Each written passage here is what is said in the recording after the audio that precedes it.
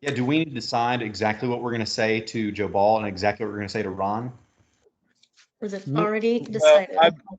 we're kind of workshopping what to say on a little I'm bit gonna try to earlier. put all the voice recordings into the YouTube video this time. Not that it matters, but I just think it would be fun. Yeah, I guess if you were vague, you don't have to do word by word if you don't want to. But what information do you share with Ron as you're leaving town?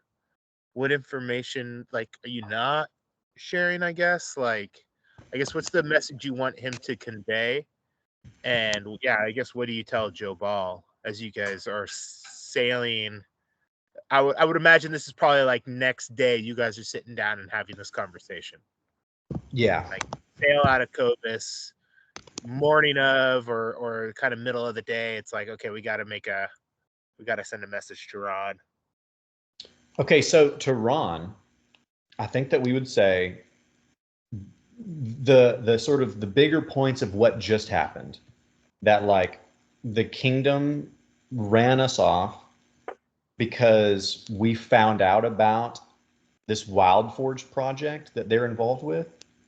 I think yes. So we need to find a way to explain why we're leaving, why the kingdom hates us, and also drag Newcraft on the way out. Maybe tell them all about OEC and what they've been doing because it's evil. And I think as we're thinking about the message, we haven't listened to the video from Alpha. So or have we? When does that happen? Surely that would take a little while to sift through all the stuff, all the intel. But so the kingdom ran us off because we discovered it was their fault that the judgment sank. Mm-hmm. We discovered a Wild Forge, which people in the crowd are going to be like, what the fuck's a Wild Forge? It's Wild Folk merged with Warforged, used for military purposes, right? It keeps it vague. It tells and Ron the crowd was here for some of that. Like Ron was there the first time you guys got OEC. The first time, yeah. He was there for OEC in the beat, and to see the zombies and to see that so that all he can easily relate. Now the zombies, Val had some qualms about at least explaining the zombies truthfully with the kettlebell, because that's a key piece nobody really knows about, or at least Commonwealth side doesn't seem to. Yeah, I don't think that's really that useful for the public to know necessarily at this point. I think it's not only not useful for the public, but should be kept a secret from the public until we can find more stuff out about it. Because the more people who know about the zombies, about the necro, whatever is happening, they're going to go underground and we won't be able to dig more information. Yeah, more roadblocks are going to be put in your way to find out more information about that stuff. If nobody knows then you kind of can slide past, barriers easier. So we tell and that Ron... one, we don't even know, we don't know if the kingdom, like if Albrecht and kingdom folk know that we know that part. They came upon us at Newcraft with OEC, so we know about the Wild Forge, but the other thing, as far as we know, is a secret. Is there anything else that? Yeah, we need to make sure that the public knows that Newcraft is the one that has developed this technology, and they're working for whoever they're working for, but it's not good for wild folk, certainly. Okay, so the stuff about OEC and the general stuff with Wild Forged, Newcraft's involvement, the kingdom's involvement, why we left most directly, and then just to our adoring fans. See you at the next run. Yeah. Also, we got to shout out Michael Arcane's Emporium. Throw him a little more business. With much sadness. Okay. Ask him to plug Michael Arcane's Emporium in the name of Save My Baby will sadly not be representing the fabulous magic shop of Michael Arcane. Should we shout out Boots' publication as well? Boots PI's rag journalism? You know, The Daily the thing, Inquisitor, was that it? Something like that.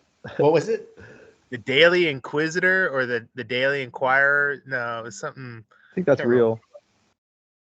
If the pro is, yeah, we could say like to get more information about these happenings, you know, follow Boots PI's publication, but that could also make us look worse. It could mean that we're like That some is true. crackpots and they shouldn't listen to us. So I think maybe not. Listen, there's wheels in motion that you cannot direct. These things might happen, they might not happen. Okay. Boots' Is that paper is Ron's probably the message? by Daily Inquirer. So, okay. Okay, so that's message to Ron. So what are we gonna say to Joe Ball? Because the last things that we had talked about were, hey, we had to take off because of the kingdom, and we could tell him the details if we need to, but you know, Lono wants to go with you. We're willing to hand him over, but we had to leave. We're going to Mulajara. If you can somehow pick him up from Mulajara, that's where we'll be. I think that's the best plan. Yeah. That's the only real way to guarantee Lono's safety and still to maintain, if Joe Ball is actually looking out for his safety, you know, keep him with us for a little while longer till he can get to the Pirate King, which is, you know, ultimate safety if they're super allies, you know. Yeah. Any other details that he needs to hear about? I don't thought trust we telling should him complain much. to him that Lono Yeah. was under attack, but now I just think Yeah. basics. Yeah, but I mean, because if he knows, then we don't lose anything. But if he doesn't know, then obviously it would be advantageous that he knows there's this cult that's like trying to capture his son. So yeah. Sorry. 420 early. Oh, that's right.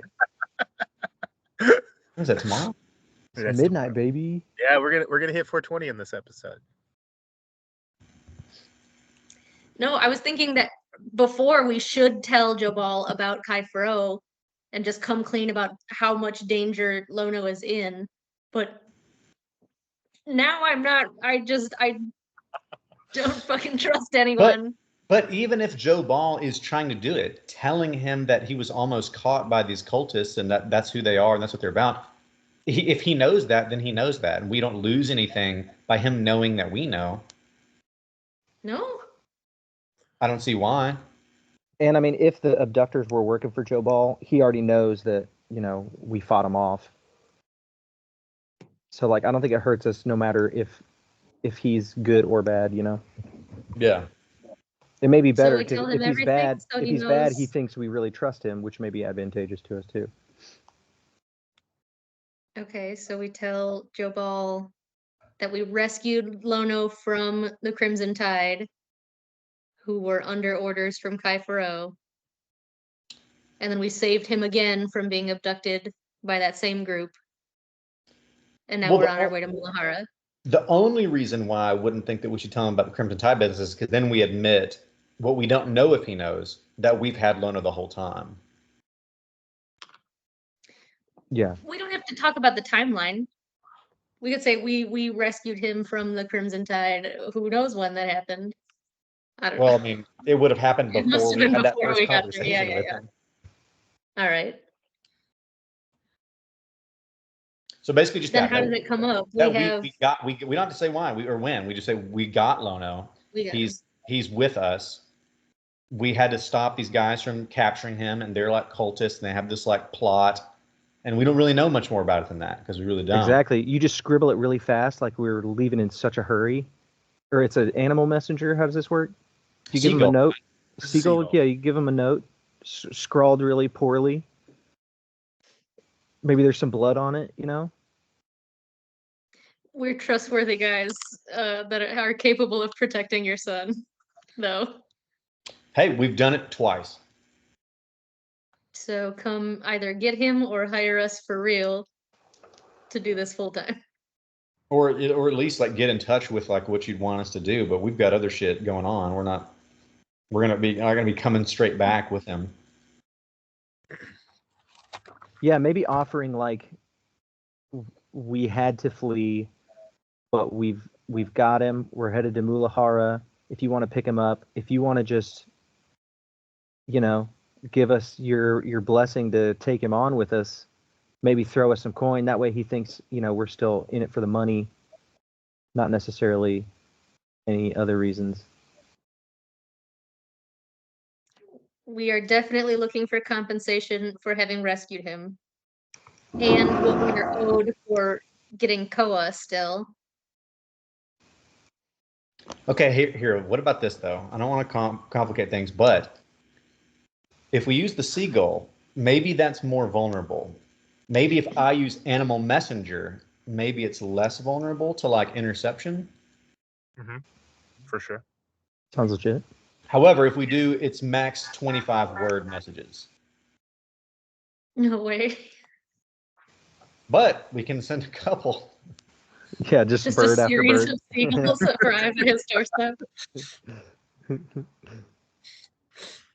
3 little birds. Hey, they're your spells, man. Hey, we're on the boat. Maybe nothing's gonna happen, and we don't need them. I think we can say what we need to say to Joe Ball in one message. Sure. What do you say, Jacob? Do you want us to do it word by word, or do you want to just figure it out? I think. Give the gist of it. I think that we can. You guys probably figured it out and did that within 25 words. I think we can go ahead and say that. I don't think you have to come up with it word by word, but I think the point of the message that you just conveyed, that, yeah, I think that would work. So just remember those details. I guess that's why we have the videos here. Because I was also writing things down as you guys were talking about that. So, yeah, but you conveyed that you're going to Mulajara. You have Lono. If there is a transfer to be had, it can happen there. Okay. Those are the important parts. Okay. Okay. I think. Go ahead. What? Go ahead. A few days ago, we start the game now. It is crowd is roaring wild. Streamers, banners, confetti fly through the air as the end of the golden run happens. The dinosaurs come in for a photo finish, and it is a team of 3 people on the back of a dinosaur that has purple flames streaming off behind it from some magic spell as the race got heated up at the end, and the crowd is just roaring with excitement. There's a lot of sour faces in the crowd that lost a lot of money though.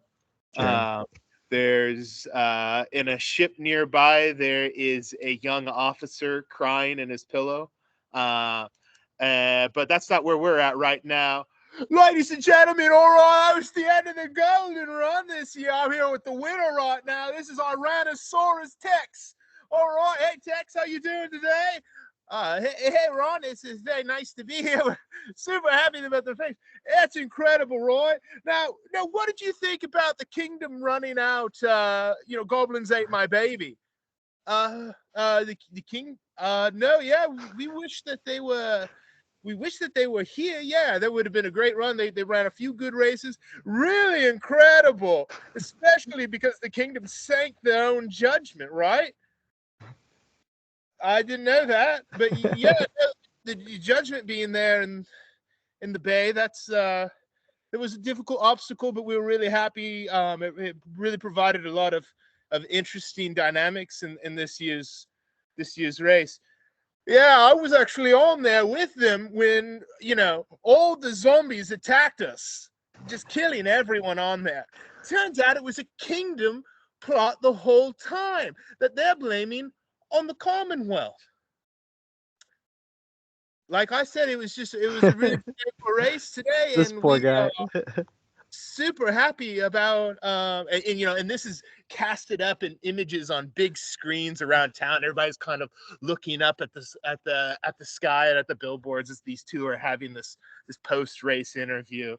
Now, while we were on the judgment, mate, right, we found a little autofolk, and he was actually a mechanimal. It's what we're calling it these days. All right, he was half cyborged out with Warforged technology and everything. What do you think about that? What? I didn't see that in the race at all.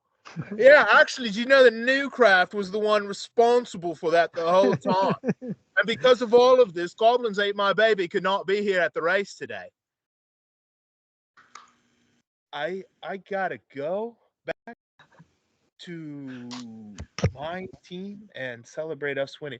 Again, beautiful race, great interview, a lot of great points here. Again, this year's winner, Iranosaurus Tex.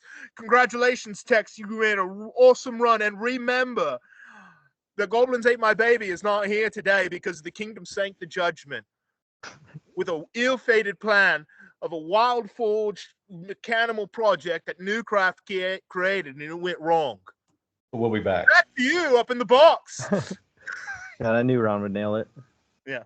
Oh, wait. I have a message. Yes, for any sort of magical deals, visit Michael Arcane's Magical Emporium of Wonders. Thank you. That's all for me down here on the floor. That was Ron Abuelo, Master of Ceremonies. With some thoughts. Of the race. Another beautiful golden run. Thanks, Ron, for all of those messages. All right. This feels like a Kanye and Mike Myers, George Bush doesn't care about black people moment. All right. King Zed doesn't care about wild folk. He does not. So that happened a few days ago. Since then, on the Rising Sun, our heroes are sailing off away from the island. But that's not the last contact you have with the island. Actually, a few goals arrive for you guys. The first, Boots PI sends you a couple of newspapers. He sends you one. That's not his newspaper. It's not the Daily Inquisitor. No, it's some kingdom rag that you open it up, but it is of interest for you as it does have all of your photos on the front page. Wanted photos of known associations is the Rising Sun, the Irregulars, possibly Commonwealth spies. Headlines include salacious lies from the Commonwealth, Kingdom investigating egregious attacks. Each of you are wanted for sedition, for property damage, for murder. And there is an article in there about the Newcraft facility being attacked twice by Valerie Hawk. Is there a bounty? Twice. Yeah, they have it twice. I think the first one they just have a blurry photo of what looks like Zenith sparking a control panel. Fucking hell. Well. However, that's just the first. That's the Kingdom rag, right? Hang on, but is there a bounty? Wait, what's our bounty? Do we have a bounty? Do we have a good one? The bounty, it's definitely for questioning. There is a 10,000 gold bounty for you guys. Alive. As a group or each? Alive, or... yeah, definitely alive. Yeah. Then you get Boots paper, right? You get a little package. It's a hefty goal. It's an albatross that sends this to you. All right. You paid extra for this. Boots, the Daily Inquisitor, actually front page, you see another photo of a member of the Rising Sun. It turns out that Owick did stop by, and his picture is on front page. And it just says, "The truth will out. Kingdom undergoes horrific experimentation on wild folk with the aid of Newcraft." It's a long headline. Sure. Mechanical project is real. Goblins ate my baby. vindicated. I imagine this is multiple stories on the same page. Yeah. Quick panning to the different headlines. Yeah. And it goes on to talk about kind of not really the truth of the matter of why you guys were expelled, but it does have articles in there about the interview with Oic, about what he knew about his backstory. It kind of introduces Cobas, or the world, a little bit to the Mechanimal project, to the Wild Forge project. Talks a little bit about Rockcrest. There is an op-ed with Ron Abuelo called "The Man Behind the Steering Wheel," and it's kind of like, he's like got a photo in there. It's kind of like a GQ kind of photo shoot where he's just like doing like glamour leaning on the rudder of a, yeah. His hair's real feathered. But it's talking about his night. It's just a story about his night, his experience on the judgment and what he saw. And so kind of the truth is out there. Now it is from the Daily Inquisitor, whatever that means to you all. But Oic's picture on the front page is definitely a sight to see for you guys. You don't know the splash, the impact it's having on the real world right now, but in there, kind of towards the larger picture that you get from it is that the actions of what have happened has sparked an escalation of events, and there's predicted to be attacks happening again on the Commonwealth and on the kingdom. It looks as though right now that there can be no peaceful solution to the situation between the Commonwealth and the kingdom. So that is one seagull that you get. You get another seagull. Valerie gets it. And it's a beautiful scripted letter on it. And it just says, Valerie. And you can almost hear the voice who wrote it. Mon cher Valerie, I hope that you are well. I hope that you have found yourself in a safe and isolated position. It is with great regret that I did not get to see you and your wonderful friends. Tell Miwo I said hello before you left. However, I have very good news for you. Along with everyone in the island knowing your name, and there being a high price on your head, in which that you should not return to this island anytime soon, you will be happy to know that you, Valerie, are of the noble 12th house. Congratulations on all of your hard work. Yours truly, Jean-Philippe. Uh-oh. Hell yeah. Mm-hmm. That's rad. Mom's gonna be mad, huh? I wonder why. So, those are the letters that you guys got. I'm going to say that with all the information you got, you guys learned a lot. You guys have access to a lot more information than all the little voice memos and everything I gave you. So if you want to like ask a question or learn something more, I'll give you advantage on like history checks or something like that now, because you have the resources on the boat. So if you have a specific question, Jacob, do we know anything about this? Do we know? I'd like to learn more about this line of thinking. If it's in regards to, I'm going to say, Kaifaro, what do we talk about? The Cobas Pyramid or the Mechanimal Project? Those three things. That's like the three topics of information I feel like you guys have gathered a little bit on from your new craft excursion. Would you say that's fair? I couldn't remember what the information was that we like the resources were that we grabbed. It was a bunch of random ton of shit books about and maps and just a bunch of random shit. recordings.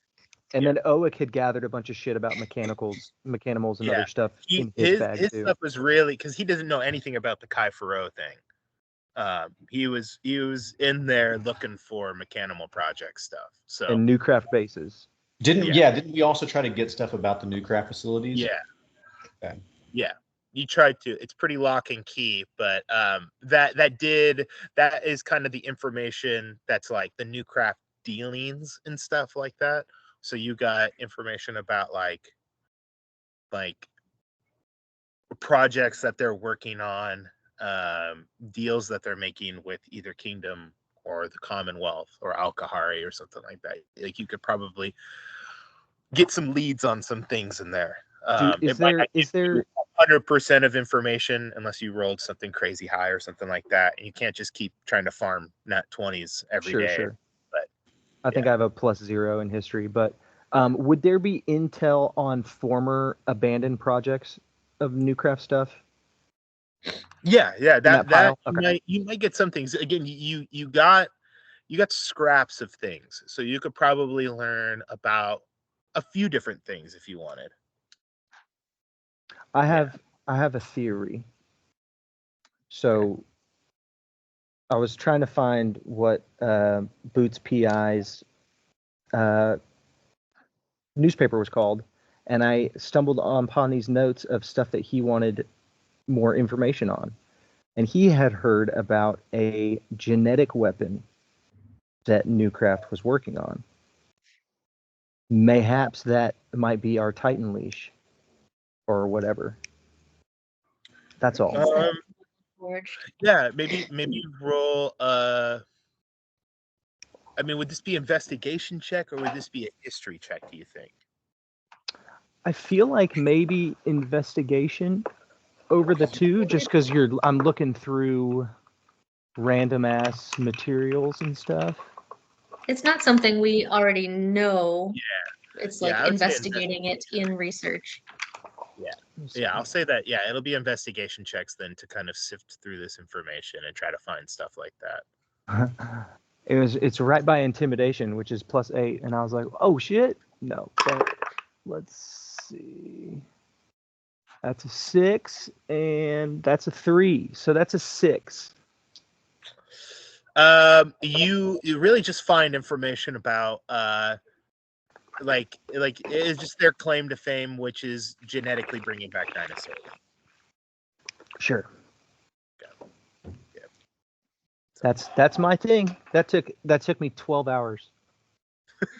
You're like, I'm just out of it's tough when we reach the dead end like that. They brought back the dinosaurs. They sure did, Sinclair. I could have told you that. I should have already known that. I would like to confirm that the Commonwealth has always been the ones funding the Wild Forge project. Okay, yeah, this is there is some information on this. Go ahead and roll with advantage an investigation check. Now that you've got this letter, this message from Akin Alpha, you're confused by it. It mentioned the kingdom, it mentioned fire, it mentioned Newcraft. Follow the paper trail. Yeah. It's a I'm sorry, 27. That's good. That's damn good. 27. I'm very intelligent. What were you saying? I don't know what the thing is from Akin Alpha. Was that what clip you sent us? That was the newest clip I sent. Oh, okay, I don't know what that is. Oh, you gotta listen to it, dude. So I would like to know about this. Yes. Okay. What was that? It was essentially a pre-Golden Run message that was sent to a Director Mendel.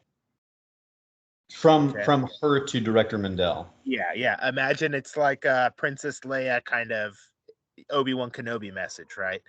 But and how did we get it? It was in the bag. There's like a bunch of these little recordings. It's like a little orb, and Zenith kind of projects a beam through it and kind of play the message was sent through it. essentially saying that the king or the Commonwealth, two things in it. One, that the Commonwealth could not be associated in any way with the Wild Forge project due to its involvement with Rockcrest and Green Gates. That they're excited that not, that the tragedies of those two projects like bore fruit, and that not all was lost, but it's not in line with the image of the Commonwealth, essentially. Resistance fighters Yeah. turned slave grabbers. The second part of the message was that they're interested more now in transferring their resources towards a project called Titan Leash.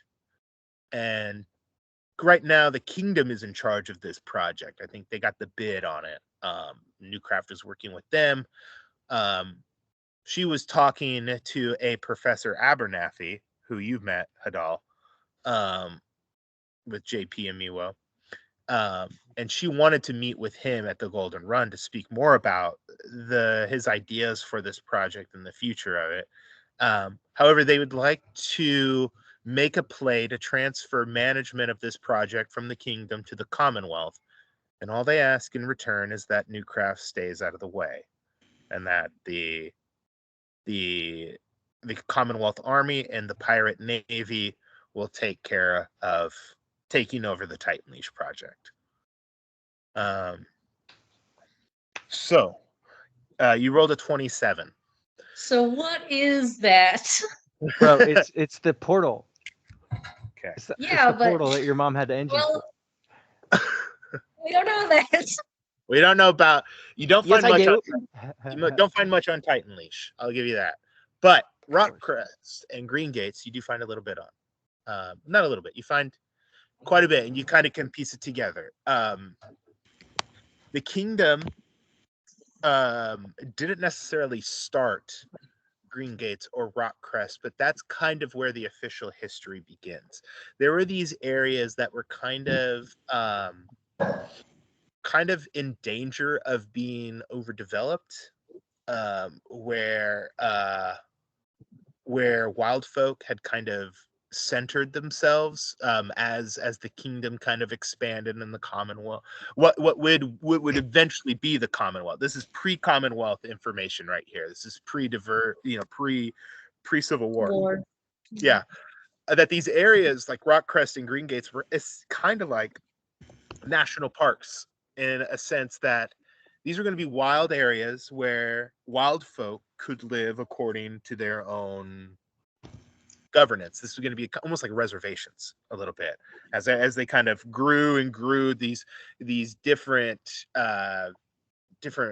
species of wild folk actually converged in certain areas, and the kingdom went about kind of protecting these areas. A few kings before King Zed.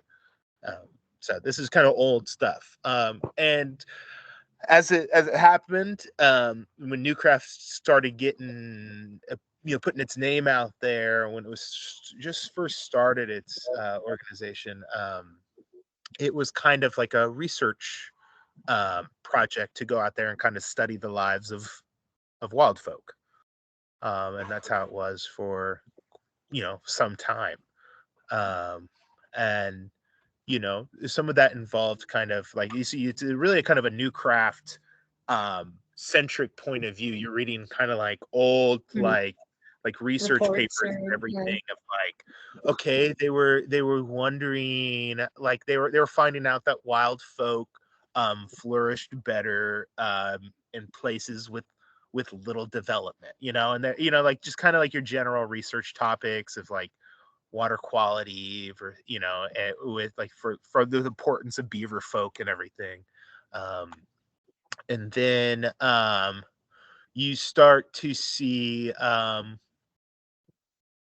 kind of like prosthetics being made for some, of like people trying to like create like help injured wild folk and everything, as the debate of what, like how much do you get involved in everything kind of grew and grew.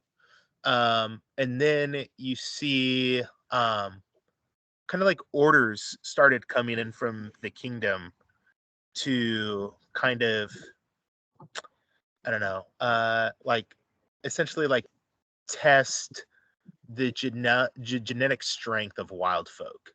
Like, there's plants in the Amazon that we can get that might cure cancer. What do these wild folk have in them that we could possibly get something out of? You know, do they have like Innate magic and stuff. innate magics, anti-venoms? You know, like certain different species have certain different things. And then you see what was eventually a harvest order from the kingdom once the Civil War had happened. That there was a standing order to go into these communities and take them for what would be called the Wild Forge Project. And later on, you see that the Commonwealth actually put money forth to take over this project, much like they're trying to do with Titan Leash.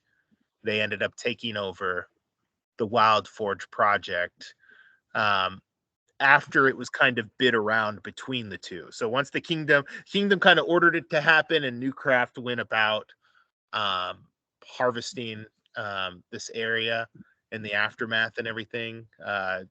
Kingdom, Newcraft working together to do this. And once the subjects were gathered and the kingdom fell on hard times and the Commonwealth arose, Newcraft took a position of neutrality and ended up shopping the idea to both of them, with the Commonwealth kind of getting the bid for this project.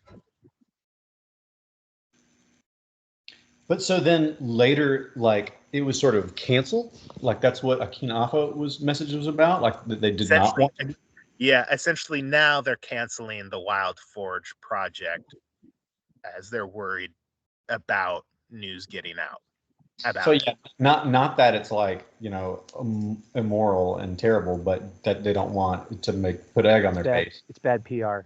Now they're worried.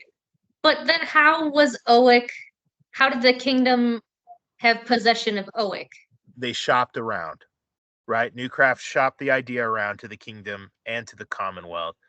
Owick seemed to be a demo. Yeah, kind of like a shiny, hey, look what we brought you, kingdom. What do you think about this?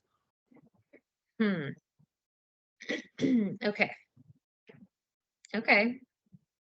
So, well, started off as the kingdom, ended up in the hands of, looked like the Commonwealth was putting money into the development of the Wild Forge. The Green Gates was a natural community that was taken over, kind of protected by the kingdom, but then eventually became kind of like a farm.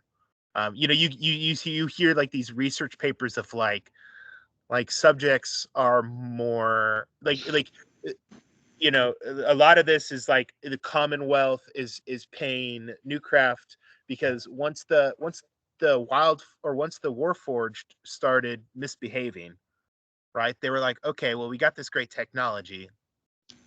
What if we put it towards something that was a little more mindful, something that we might be able to control a little bit more, or like at least like a little more civilized, right? Like a thinking creature already. What if we just beefed up a thinking creature? And okay, what are these? These wild folk have these innate abilities that like make them superhuman in some ways, like, and they seem to be tamed a little bit, or at least domestic in some ways in their own communities. And then the last final research papers is them wondering if they need to find wild folk that are more in line with the values of Newcraft in order to keep them kind of well-mannered. Are there names in these papers, like specific names of scientists or people who were giving orders that we could narrow down, like who is the head of these decisions? yeah, a lot of names from the Commonwealth that you get is definitely a Kinafa. You get a lot of medical reports being sent to Five Rings. What is her name? She's a medical. Jessamine? Yeah, Jessamine. Thank you. Good pull. Yeah, you don't really see Joe Ball's name on anything. You don't see Javier's name on anything. You don't see, Waka's name on anything. In terms of Newcraft names, you definitely see Director Mendel. You don't see Abernathy. You see the doctor's name that I don't remember the name of. It was the pre-stream name. The guy So- that Owek killed. The It was guy on that the- Noah killed. Yeah. Hmm. We're gonna call him Dr. Isaacs. Okay. Seemed to be leading up kind of the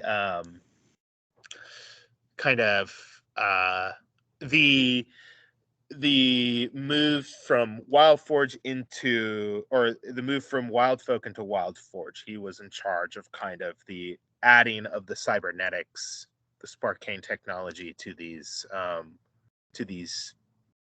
people.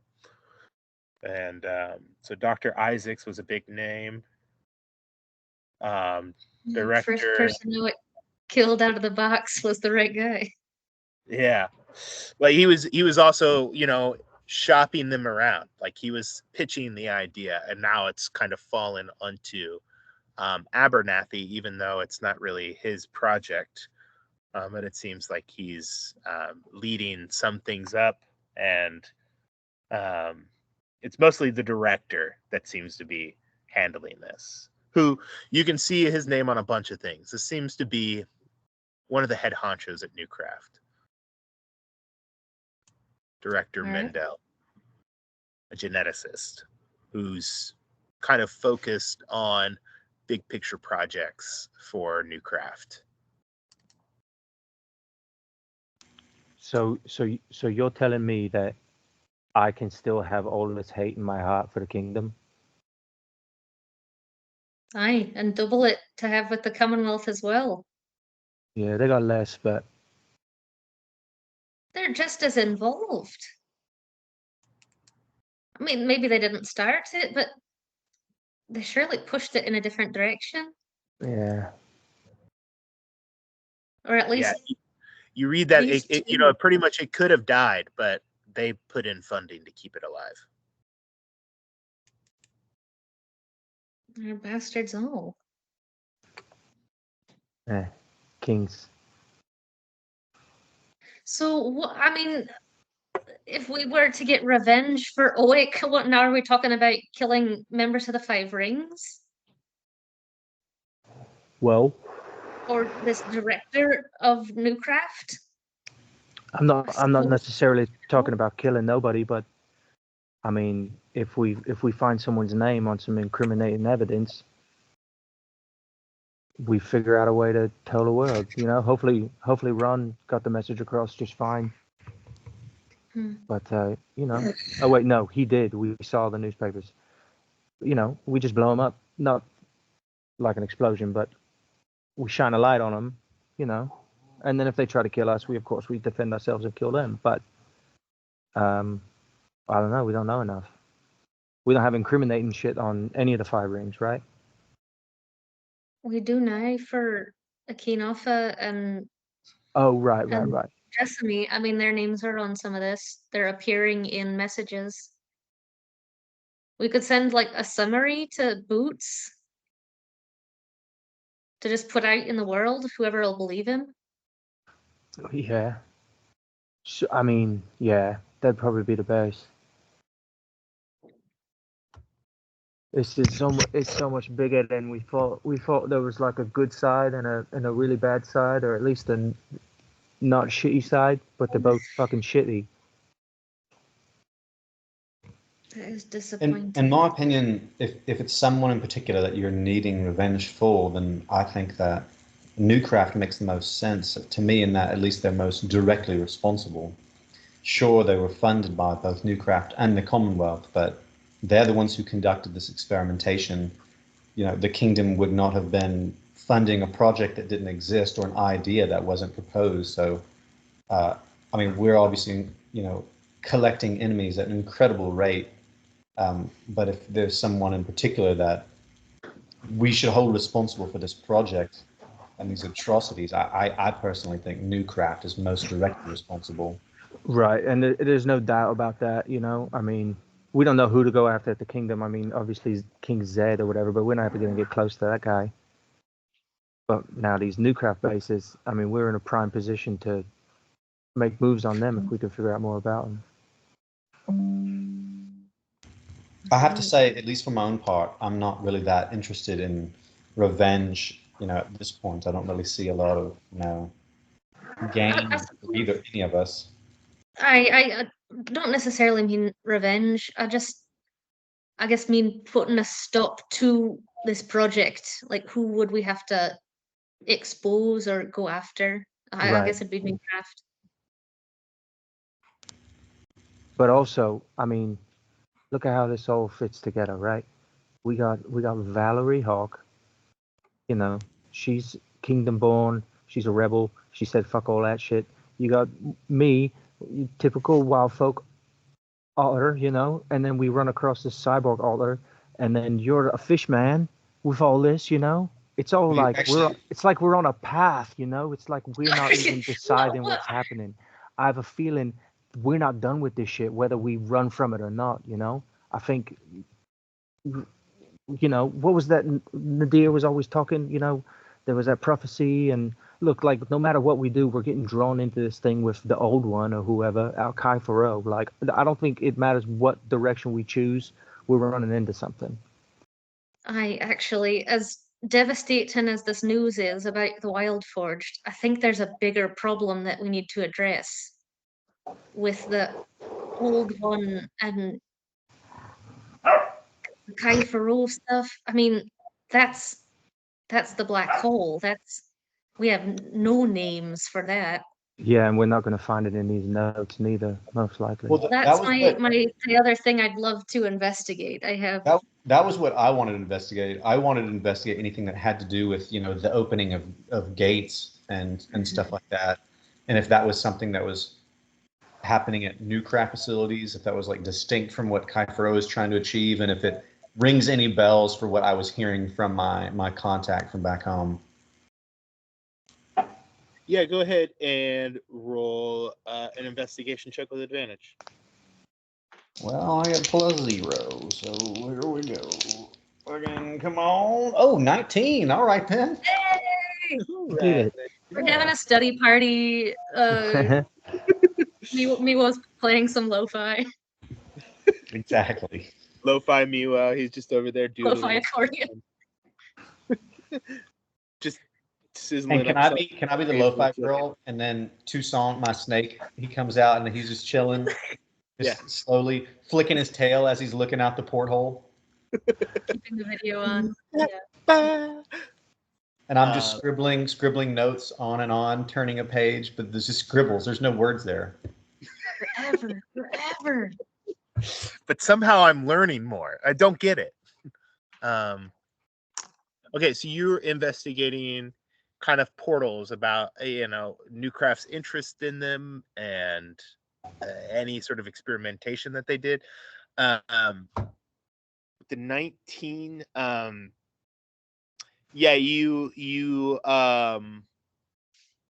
you see, what would you find? The 19's pretty good.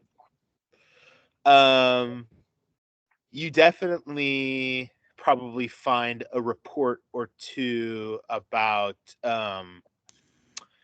trying to, one of the benefits of maybe working with the Commonwealth on the Wild Forge project was that there was kind of memos sent between Newcraft people about possibly working with Wako Tamu about interplanar travel.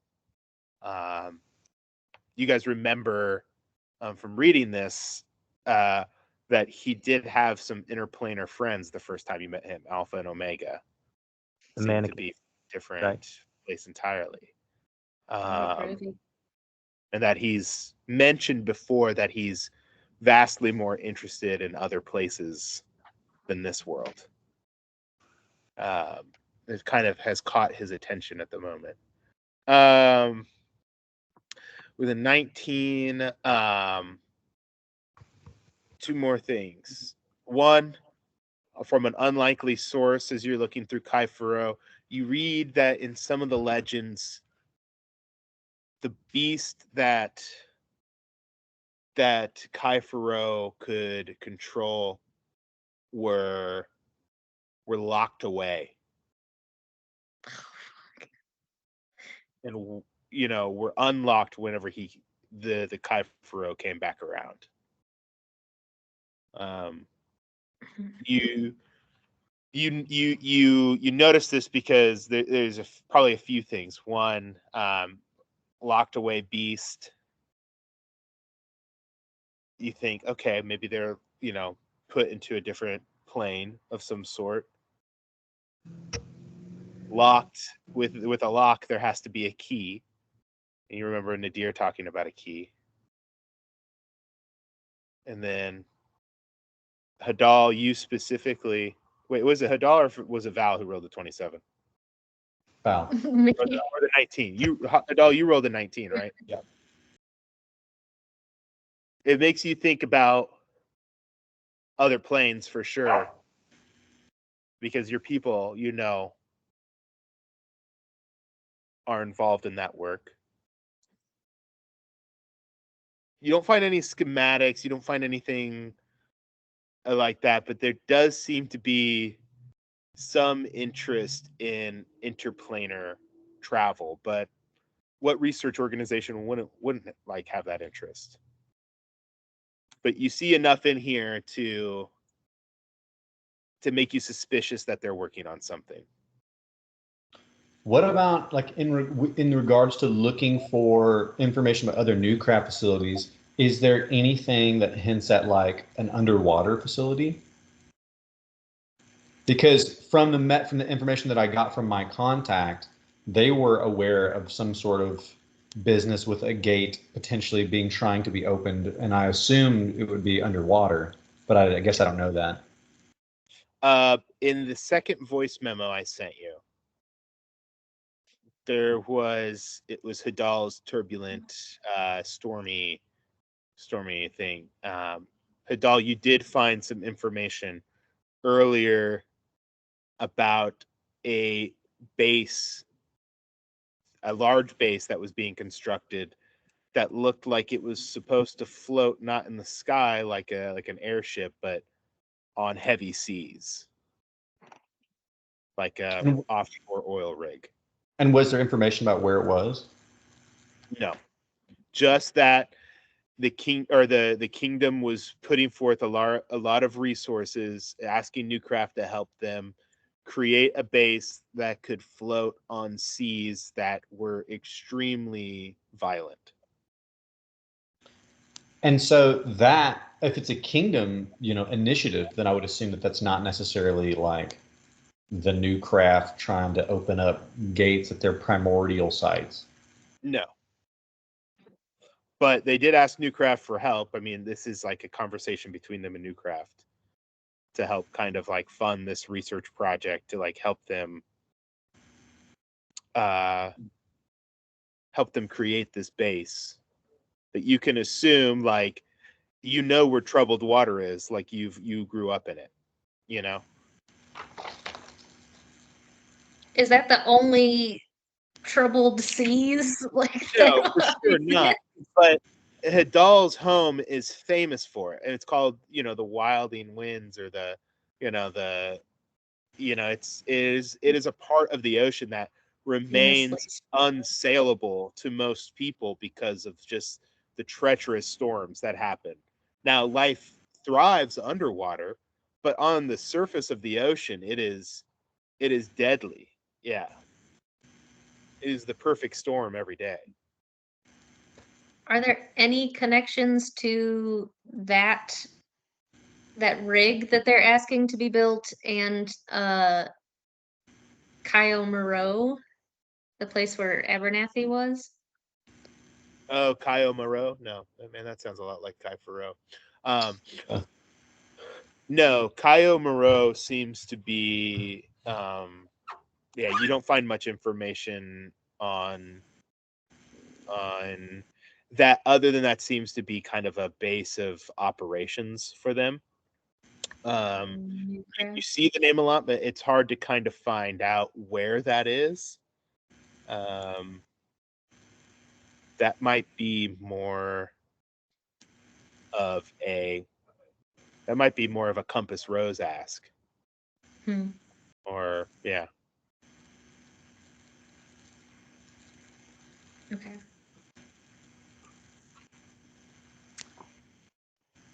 I have more Kai Faro questions. Okay. If we're still researching. Okay, what's another Kai Faro question you have?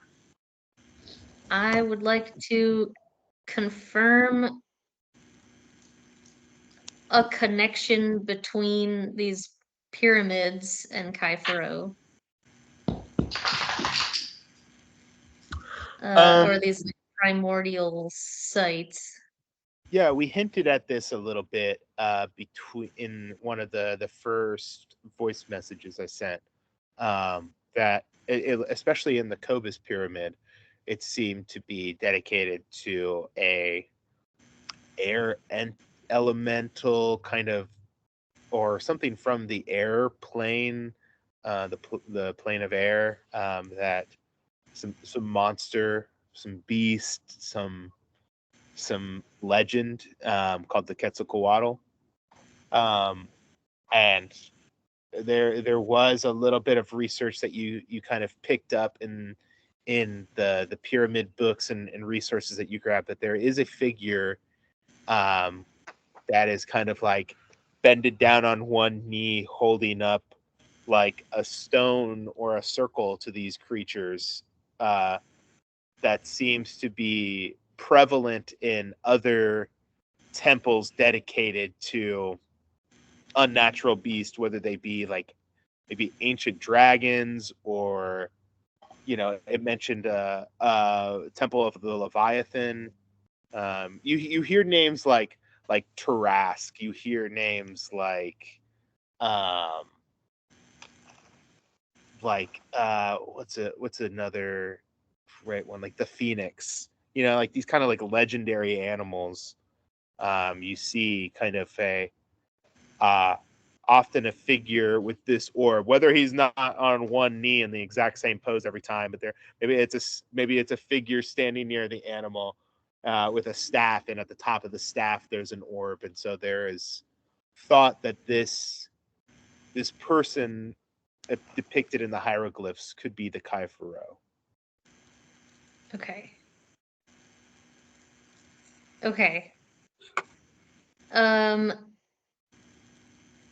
I would also love to find out anything that points to who is the current cult of Kai Faro.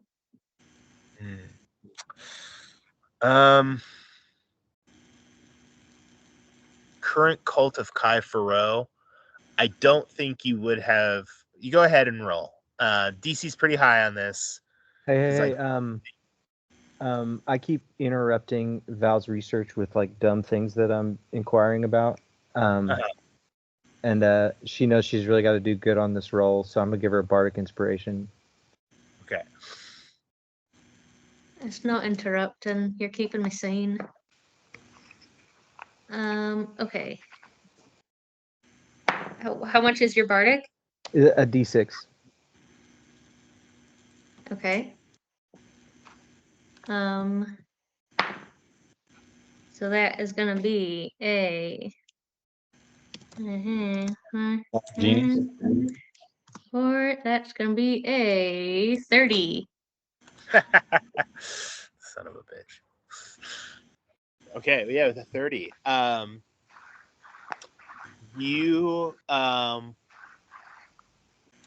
would this be phrased? Let me figure out. How much can I tell you? I think this is like the main vein of research that she would be focusing on. Like Yeah, after everyone else is asleep. How much effort Newcraft would put into this. Wait, so are you trying to say like Newcraft? who is in the cult, or like what is the cult? What is the cult? And yeah, like these days, who is it a separate entity? Are they like Is it secret, members or of people other? like, do people wear a pin on their lapel, or is it like secret organization? I just want to find anything because we really It's don't know. it's got to be You get- extra secret. You get Like, a little I bit mean, of history on this cult, and from that you might be able to deduce signs from in the future and the present day. This cult is an ancient religion in Al-Kahari.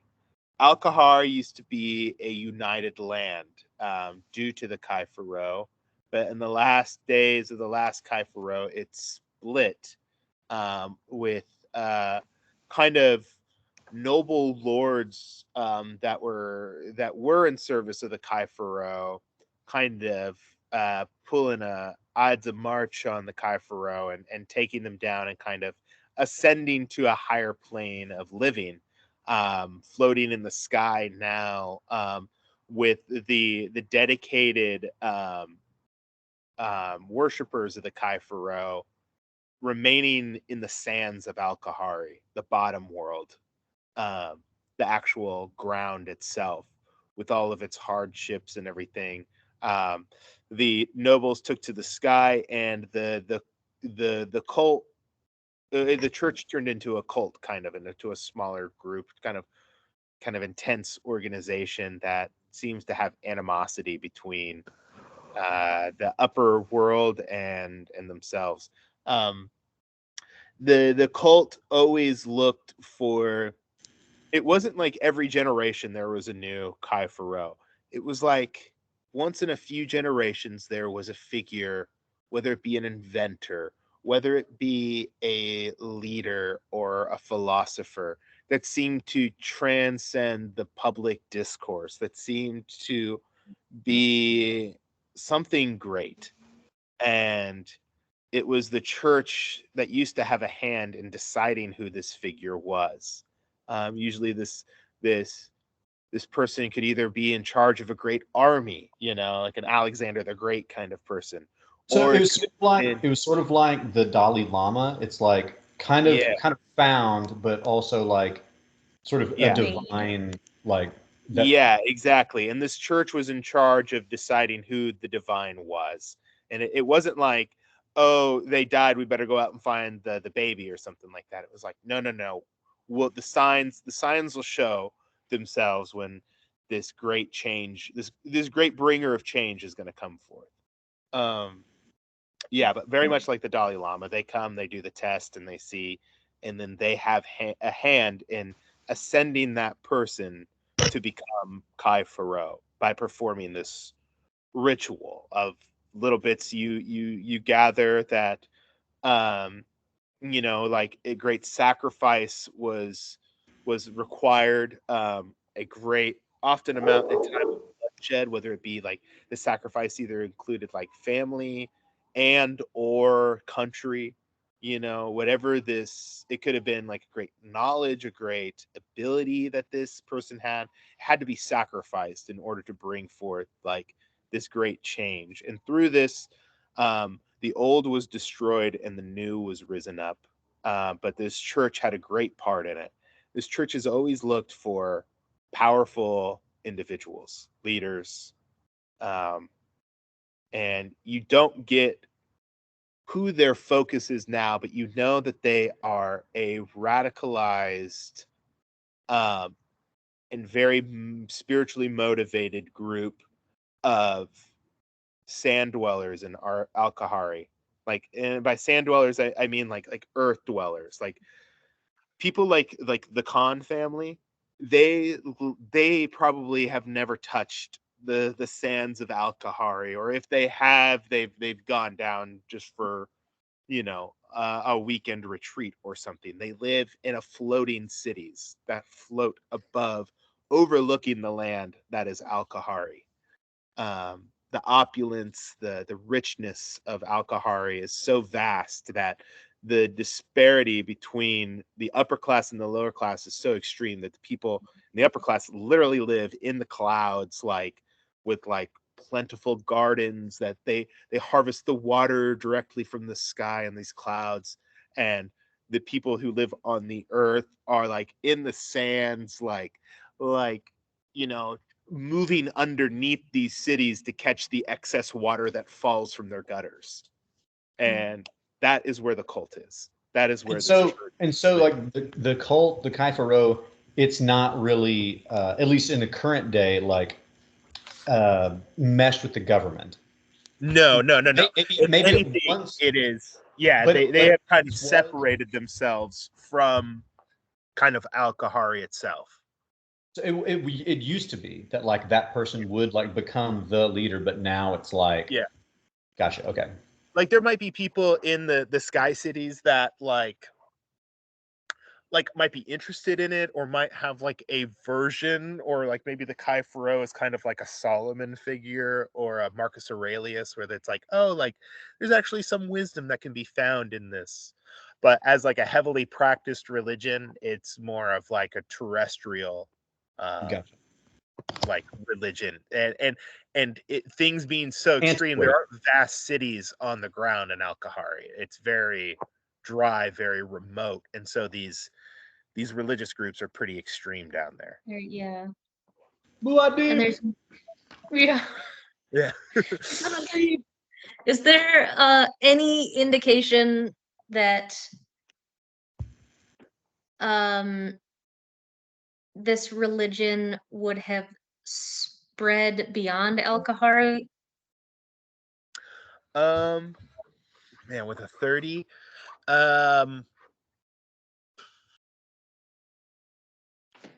I just want to know if there's like other. My theory is there are Al-Kahari cultists embedded in other structures of power.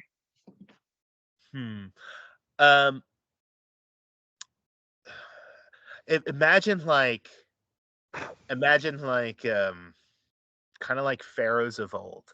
You knew that there were pharaohs. You knew that they were so powerful, but like nobody calls himself a pharaoh anymore, and nobody believes in pharaohs, but we all believe that they were there, and that the influence they had, or like somebody like Genghis Khan or something, like, yeah, but like everybody kind of acknowledges its existence. Like you can see like one of the myths of the Kai Pharaoh is that the place that was the 10,000 islands used to be a luscious bridge between the worlds, you know, between the continents. And but there was just great strife, and the people had like lost their way, and it was excess and war all the time. And so the Kai Pharaoh sunk the land, but a few temples still remain, and you can see kind of like images of this power. So there is like this kind of like myth in this religion that the Kai Pharaoh created the 10,000 islands, or rose the seas and didn't let them set. But like other people are kind of like, yeah, but we have our own religion, we have our own like pantheon of gods, and the Kai Pharaoh doesn't really fit in there anymore. That's more like weird necromantic stuff now. You know, it was a lot of blood magic that eventually turned into kind of what we call necromancy in this world. As far as like power structures outside of Al-Kahari, like there's not a lot of people that practice this religion that used to be huge, but now it's kind of just, it's ancient. Like it's, yeah. Well, now this is making me think of like in like the occultists in Victorian England. Like, are there modern day yeah, just like how necromancers that are like very into this ancient. Yeah, there's people now that kind of like believe in Thor, and believe in Odin, you know. There's people that practice witchcraft in you and I's world today. So kind of like that, maybe outside. Like you might be able to find like strange shops and everything, but like for there to be this like underlying web of like a hidden ancient religion infiltrating all points of the world, like some sort of Illuminati, it doesn't seem very likely. You guys know this world too, and this is all kind of new stuff to you. It seems like it's the kind of thing that's still like removed enough in time that only like the hardcore zealots would really be into it, because it's been a long time since there was a Kaifro. I would expect a lot of people wouldn't believe maybe there ever was, or if they did, it's long gone. So that it seems like it's not the kind of religion that could catch on very easily, because it doesn't seem like it's very, current or applicable. So I would expect it would be hardcore people that were pretty on the low. Hardcore people specifically from El Kahari?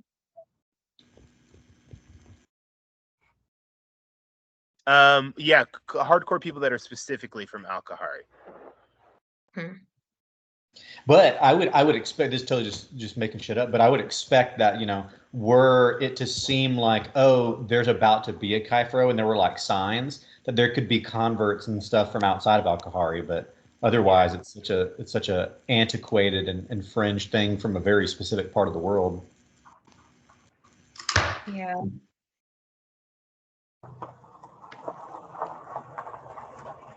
Yeah. And it seems like something that someone obsessed with necromancy and immortality would want to find and support. Very much so. Or, yeah. I mean, you can see maybe a connection between this cult seeing a leader like King Z.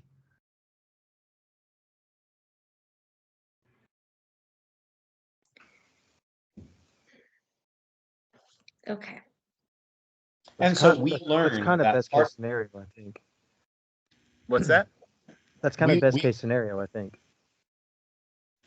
That it's some separate group. No, that it would be Zed who this is all going towards, just because that's kind of what we've been thinking for a while. That is what we're thinking, but I'd like to confirm it somehow. Exactly. Sure. I feel like it's worse. I feel like it's worst case scenario because he's powerful enough to make it happen. Exactly. Like, if they found him or he found out about them and is convincing them that he should be the Kaifro. Yeah, but he's also turning off his inner circle with all this shit. Allegedly, we're assuming from that message. So, wait, from Keen Appa's message? From Appa's message. You haven't listened to it? It's like three minutes long.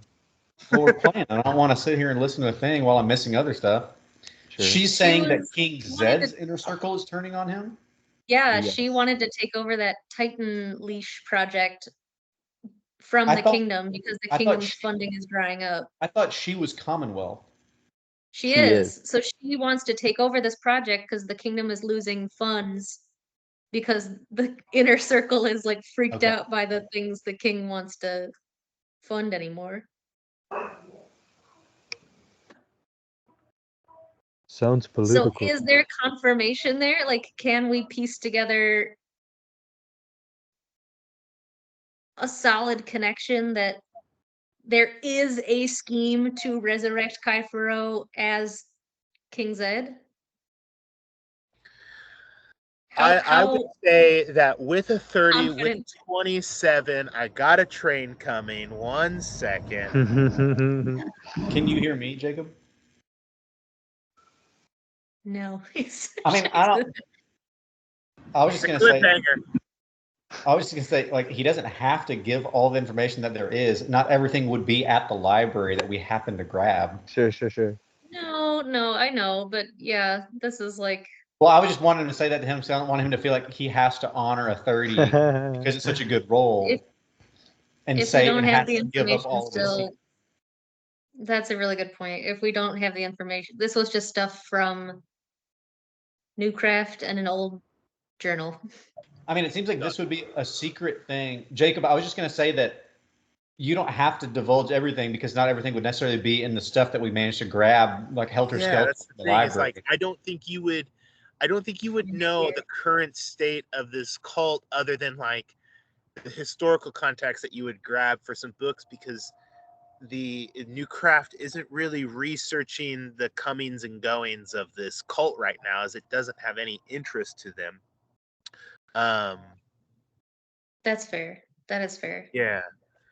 So it's still I want to respect a 30, but I don't want to tell you every thing about it. I guess you just need to go ask the cult itself. That's fine. If the information's not here, it's not here.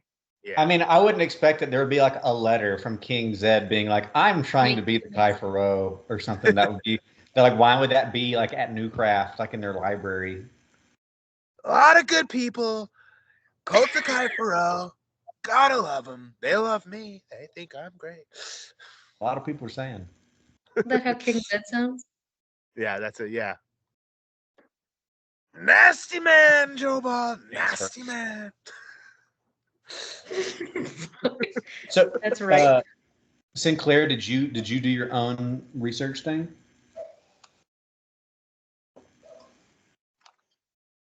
I'm having some connection issues right now, but y'all are doing much better than I was. I would like. Am I still here? Mm-hmm. I would like to seek out anything about a genetic weapon, unless that's just the Wild Forge.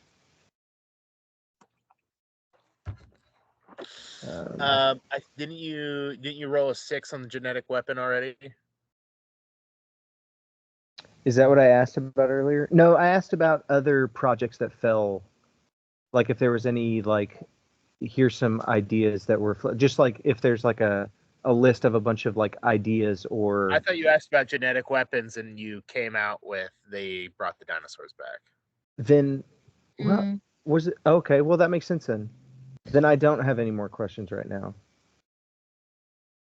Okay. Sorry, we can review the tape and.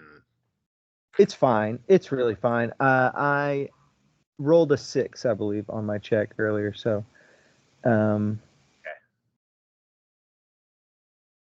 There's other stuff going on the ship that we have to worry about besides. That is true. Yeah, my personal downtime project for the journey and the next journey is I want to learn proficiency in water vehicles, training with the crew. For the DM and for y'all's knowledge, I just confirm 10 weeks, 10 work weeks is what it takes to get proficiency in a new thing like a language or something. So, how long is this voyage? Yeah. I'm looking that up right now. I was thinking at the beginning of the session, I was like, wow, so much could happen if we're on like a 2-month journey to Mulajara.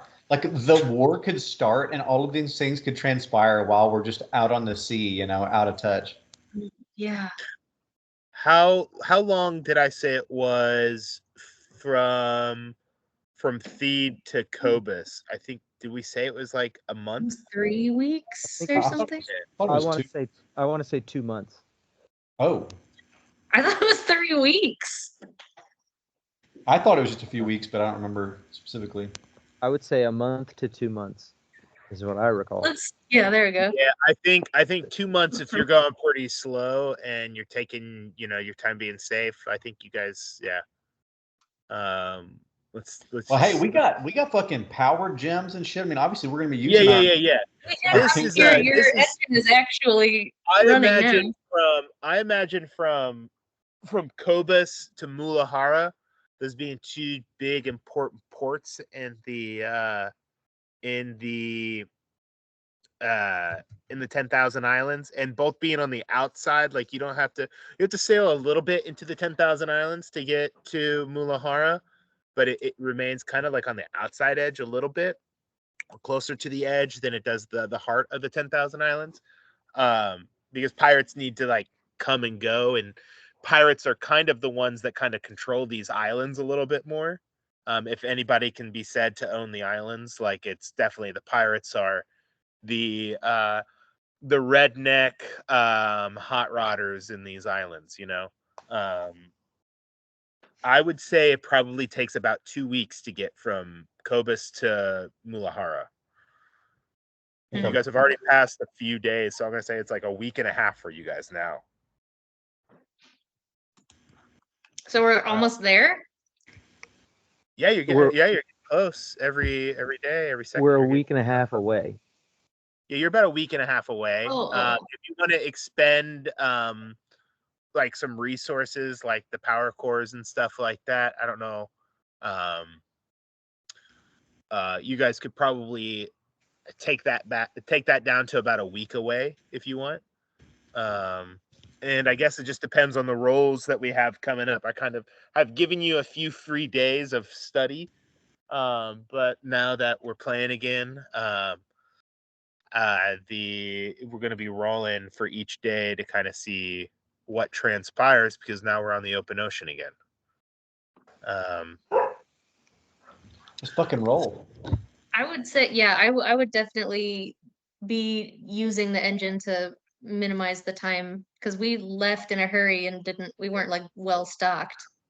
I'll say it took you a few days just to get it up and running, because it was broken when you rolled into town.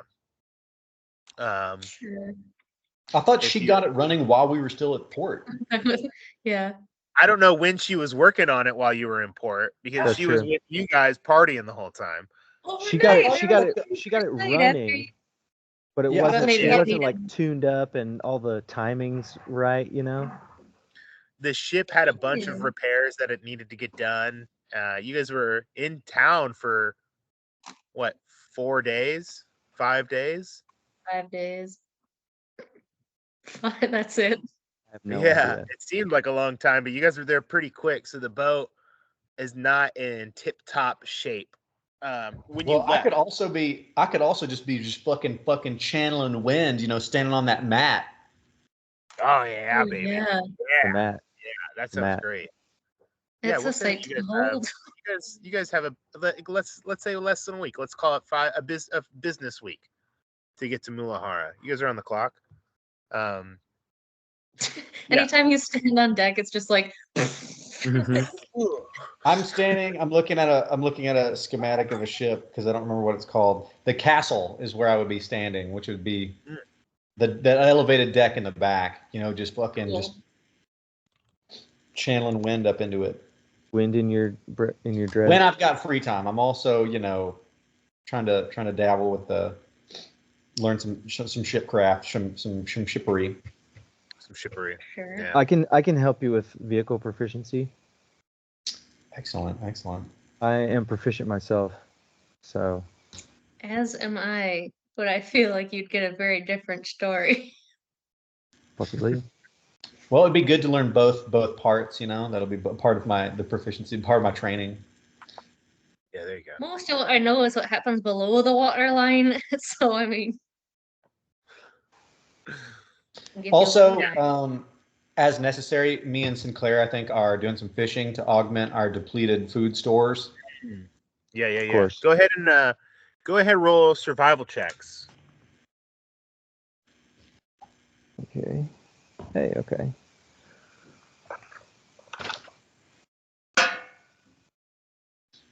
19. Whoa! I imagine you guys both are pulling in a big one together. I got one over here. Really, it's just like the two hooks underneath. Hold on. There's not gonna be any like hook and line fishing. We're gonna be fucking in there with spears and shit.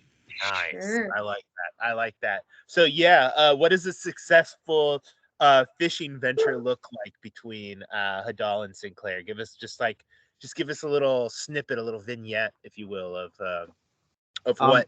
I'm a net guy. Yeah. I'll be throwing that net out there. I'll be catching them fish and just hauling them in all day. I got way more fish than Hadal did today. How do you guys work together to do it? I have a totally different strategy. I mean, for me, it's not a net. I'm doing the water world thing where I'm like on a rope being dragged by the ship, like with a fucking trident, diving down trying to like spear stuff that happens to come by and investigate me, like a fucking something big, like a big old tuna or something. Yeah. So you put yourself out there as bait, and you're just floating behind.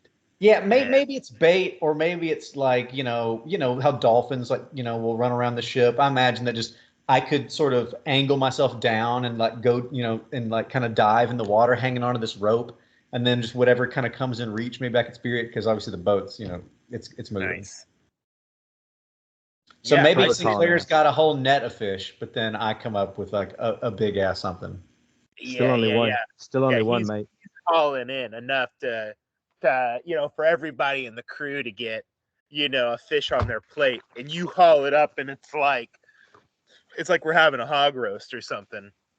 And if there's any pauses in the journey, then I would try to collect things, cockles, mussels, clams, kelp, Yeah, try to a lot of like the passage that you guys are coming through.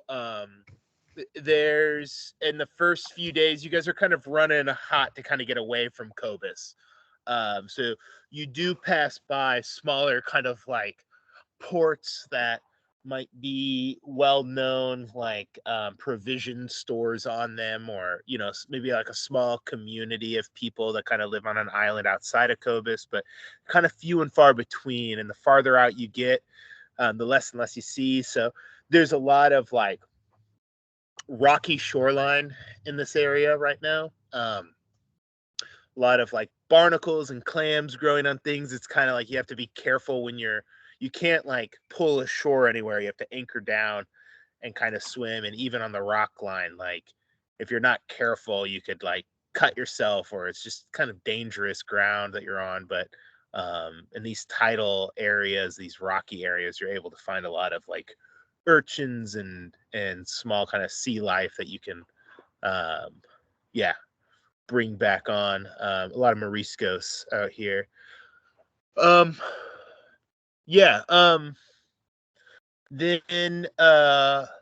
go ahead and somebody roll for kind of like the first of the 5 business days. Somebody roll a D100 for me. I can do it. Hold on. Feeling lucky. Let me get my hundreds. I don't have them out. It's too slow. Oh. Did you do it? Yeah. I didn't do it. Oh, okay. Well, then I got 33. 33, beautiful number. Beautiful day. Believe. Let me check my document. Oh no, terrible day. Oh, actually. I think like I think I was trying to make it so where like certain like lower numbers in the 10s were kind of good days. It's like from like 10 to 14 was like a good day. So I think it's pretty good. But so you're saying that the higher the number, the worse? Well, I started it, and listen, there's I would tell you guys everything that's happening behind the dungeon screen, the dungeon master screen over here, but it's just a lot going on, I honestly, I would rather you didn't. In Critical Role, yeah, I'm not going to because it's a low number, but he never confirms like if it's like totally random or if like the low numbers are good and the numbers are bad when shit like that happens. Yeah, I'm not going to. And oftentimes, if I want something to happen, or if there's something on the list that's like close to that on the list that sounds really awesome, that usually that's what's going to happen. So yeah, there's a lot of DM discretion over here. Sounds like cheating. However, this is a beautiful day.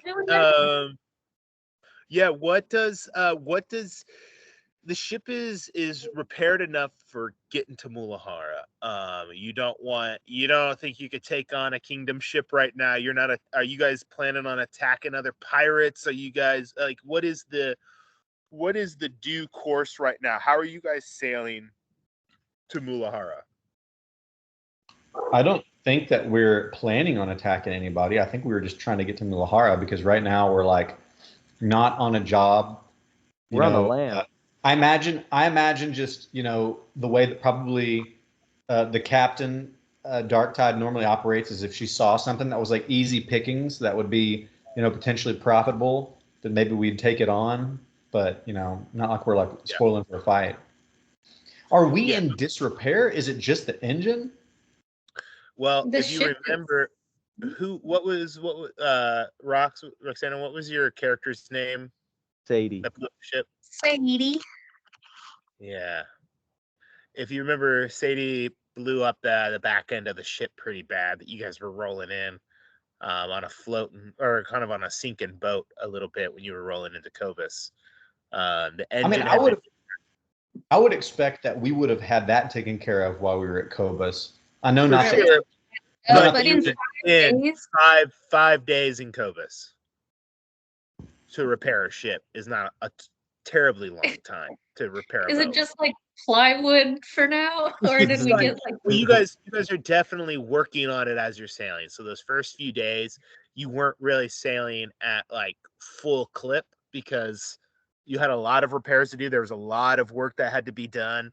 You guys left in a hurry, so it wasn't like tucked away, ready to rock at full steam. You guys are finally now up at full steam. I guess that you guys are probably sailing there directly, but you're not necessarily like sprinting full blast, like pedal to the metal. This is all we care about is getting to Mulajara. So you're kind of taking your time. You're stopping. You're getting provisions along the way, like you're fishing and stuff like that. You're taking time to take care of the crew, which is great. Are there like morale up routes between Mulajara and Cobas? Like yes. like shipping routes or? Yeah, there's All right, 1 second. My dog sounds like it's going crazy in there. Sorry. I bet there's like direct routes, and then there's also ways cutting in more through the 10,000 islands. If we got to give somebody the slip, I'm sure we can bail into the 10,000 islands and just pop out wherever. Just stay at the edge of it, like. Yeah. Fair. But those routes are dangerous. Well, so would be just like. Well, that's like a question that I have is kind of what standing the Rising Sun has with other pirates. We're probably legends now.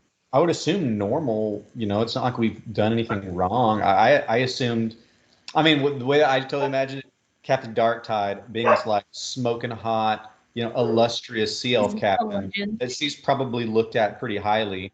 And I think that we've probably got a good record. I don't think that we're like, hunted or, But now we got a bounty now. Yeah, but raise our status if we came across fellow pirates. I guess it would take a lot of time for like the news of our bounty to get around to ships out on the ocean. I don't know, Albatross out here delivering FedEx packages. Yeah, but I don't think there's like a fucking web of albatrosses going to every ship out on the water just to let them know about each news bulletin.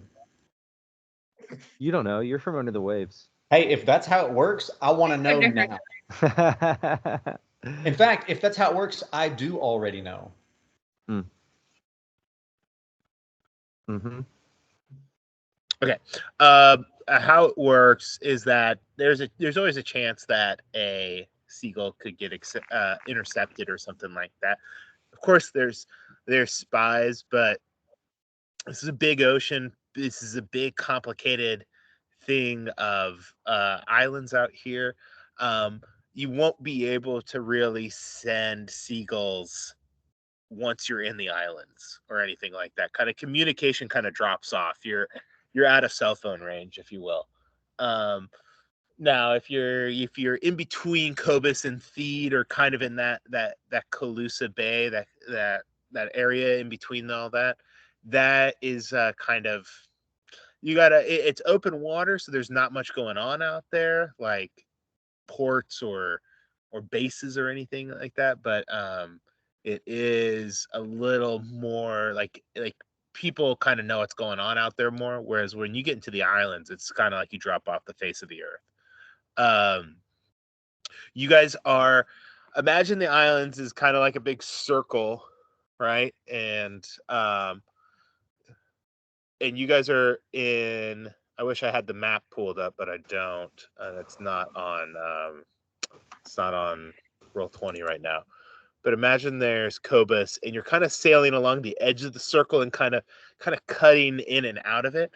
There are maybe not a sailing route that's pretty popular, but any pirate knows how to get from Mulajara to Cobas. It's kind of like the main highway in the islands, if there is one.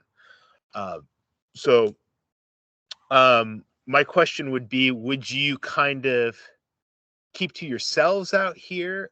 Would you kind of like take the road less traveled, or would you just be like going kind of down the interstate towards Mulajara? I don't think that we would keep to ourselves that much. I think that we would like, stop and like get news like we normally would, but like, keep Lono below deck and shit like that. Okay. Though we now know that there's a bounty out, like I expect that like the captain and the crew we've had bounties before that like, if it's a kingdom bounty, like this is still the fucking Wild West. Like it's not like everybody out here is like serving the kingdom. So like, are they going to try to tango with the Captain Darktide over 10,000 gold? Some maybe, but some not. So if like somebody looked like a threat from a distance, we'd probably avoid them. If they didn't, we might hail them for news or whatever. Yeah, I imagine that like in some bars, when you guys kind of like make anchorage and like trade the goods or the fish that you have for other rations and supplies, like in some cantinas, a wanted poster might get you a free drink, rather than like somebody trying to collect that bounty or something like that. So pirates, used to having wanted posters out there. The higher the bounty, the kind of more the notoriety of the pirate. So it all goes to that infamy level that you want. So it's just an awesome day out here. You guys are sailing. This is kind of what it's like with sailing down to Mulajara. You guys start to get into the islands more now. There's times where you look around and you just see like a green line of trees around you, because there's a lot more mangroves that grow out here than there are like beaches and islands. The water starts to get tight in this area, really skinny water in terms of just the depth of it. There's areas where you kind of hear a grinding, and the captain has to take the wheel and be very precise in certain areas because it's dredged out in certain lines, and those people who are not pirates, they don't know how to sail this area, would be prone to wrecking or running aground or ripping their ship apart on the coral that lies below, so close to the water surface. But you guys start to navigate that. You get to really tight areas.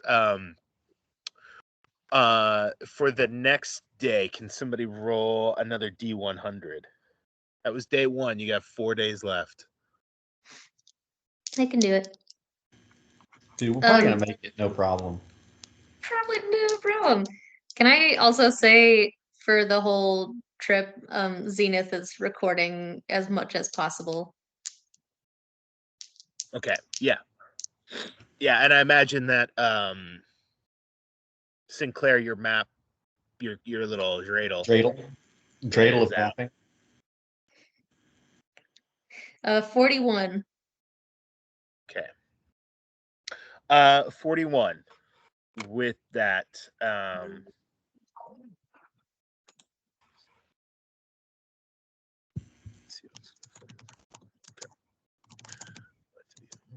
got a few different maps that thankfully old Jacob got ready a long time ago that I'm very excited to use. Okay.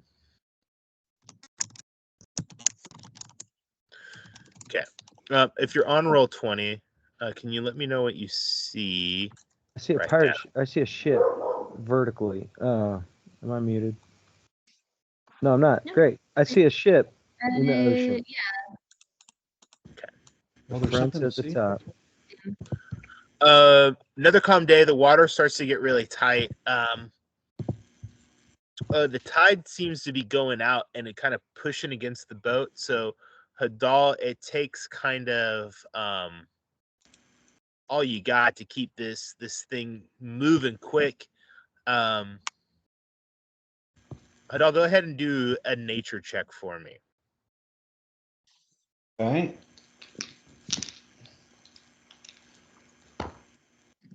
Oh, we go here. Oh, fuck. What's that? I think it is.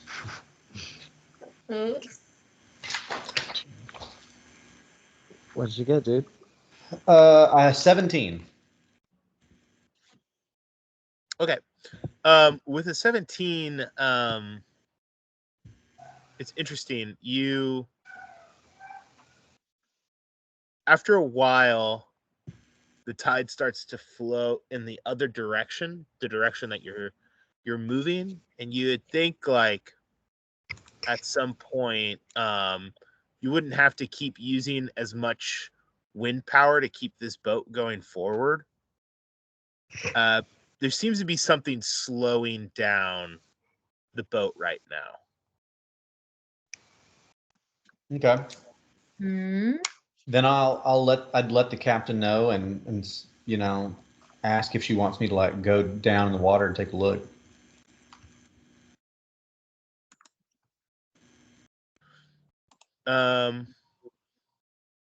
Yeah, she says to you,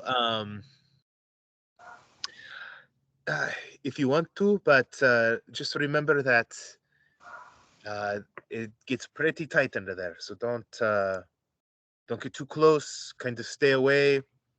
If something is on you, or you know, it just gets tight down there. So just be careful. Don't get pinched in between the rocks or anything. Do I know? Are we scraping like the bottom right now? No. You don't feel like you're scraping the bottom, but there are like little like rocky alcoves and everything like that that do kind of appear around you. And yeah, they would almost look like little oyster like islands and everything that kind of appear around you, like kind of rocky alcoves. I'm gonna try to put some up on the map here. But go underwater and do an investigation check for me, or a perception check. Okay. Sorry. You need a handmate? Bye. Yeah. Yeah, you could come down with me. I was thinking that I might just being as shallower instead of diving off like I might normally do, maybe just sort of kind of lower myself down on a rope and just kind of peek down. Or like a bucket? 17. Yeah, with the 17, it's shallow enough water out here that you can see pretty clearly under here. There's on the sides of you, it gets really shallow. Where you're at, Marana is steering it down kind of a dredged out kind of trench that runs through here. You guys have fished under here during this time, and so you're kind of used to it. But what strikes you now is there seems to be a large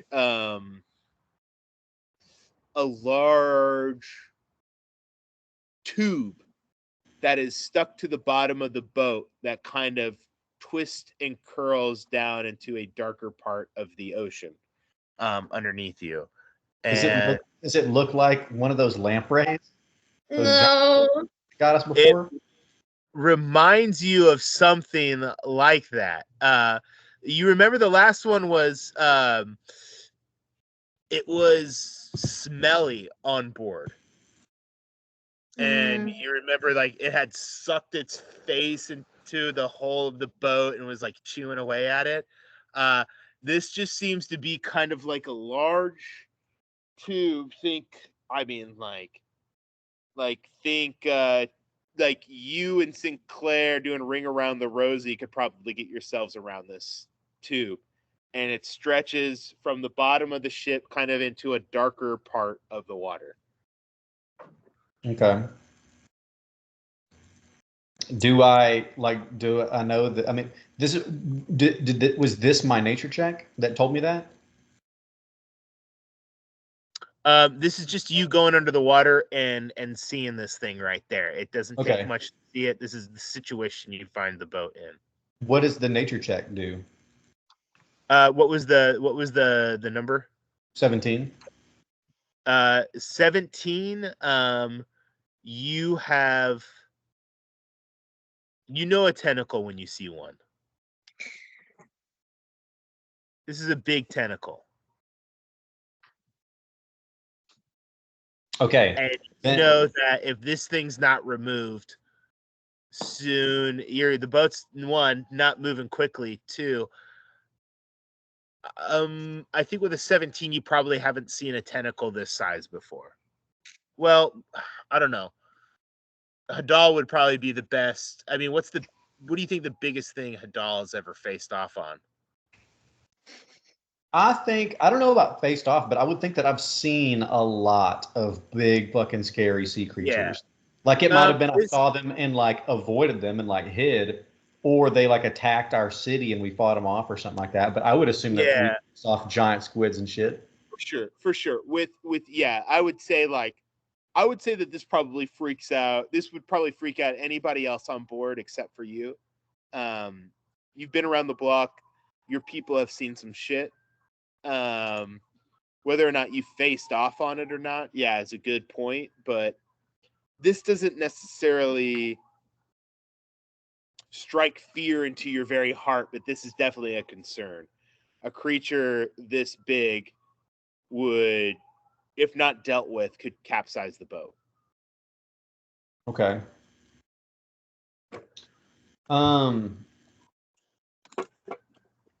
I guess I would go ahead and like shimmy back up the rope, and just tell the captain.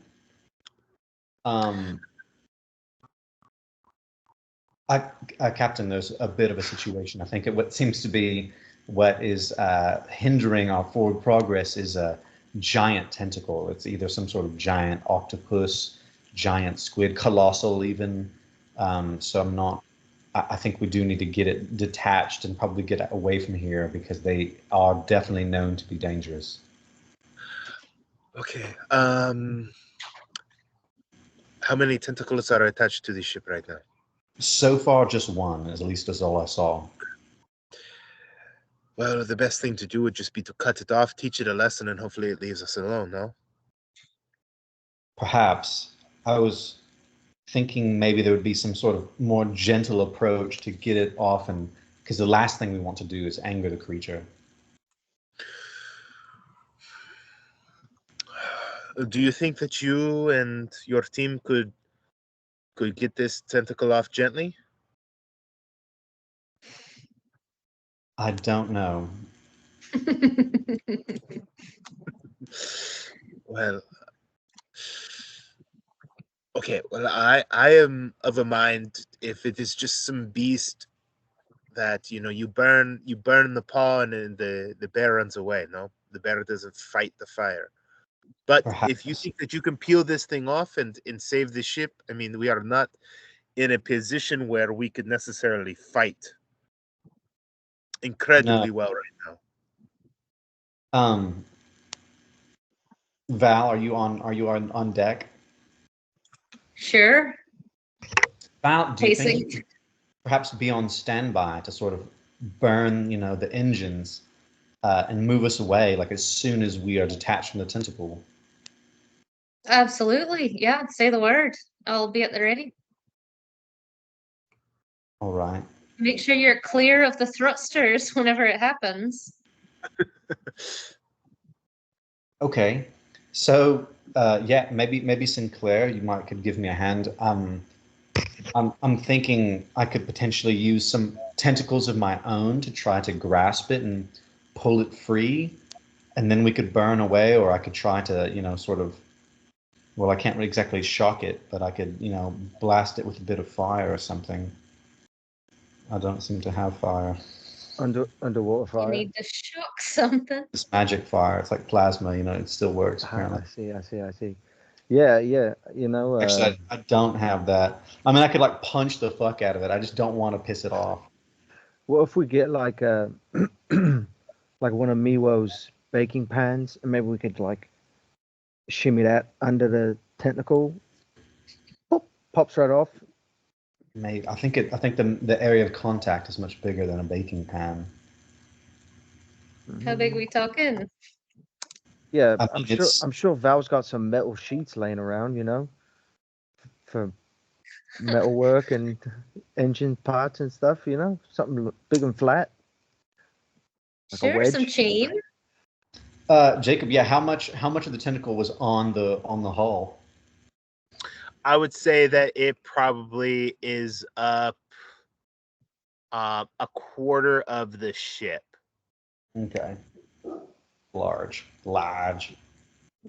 That's a big boy.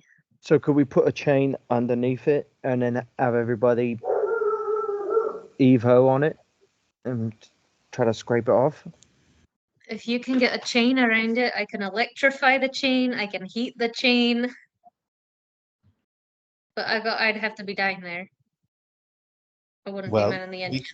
we could have a length of chain, say 20 feet, enough to wrap it around the tentacle a bit and have, the length up on the deck, heat it or electrify it, and then, release the chain as soon as it lets go and try to, burn away. I like that option because then at least we can do it all from the deck.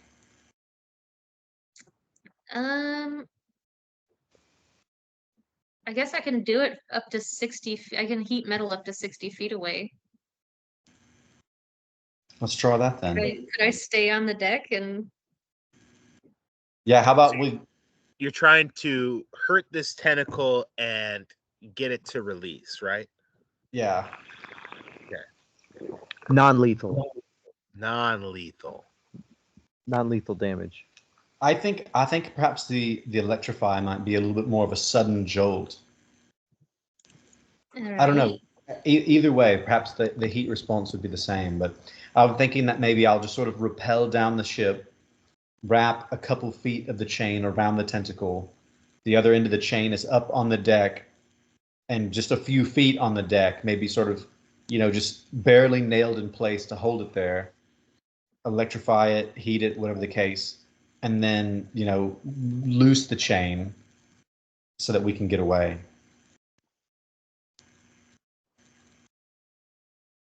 Does that make sense? Yeah, makes sense. I can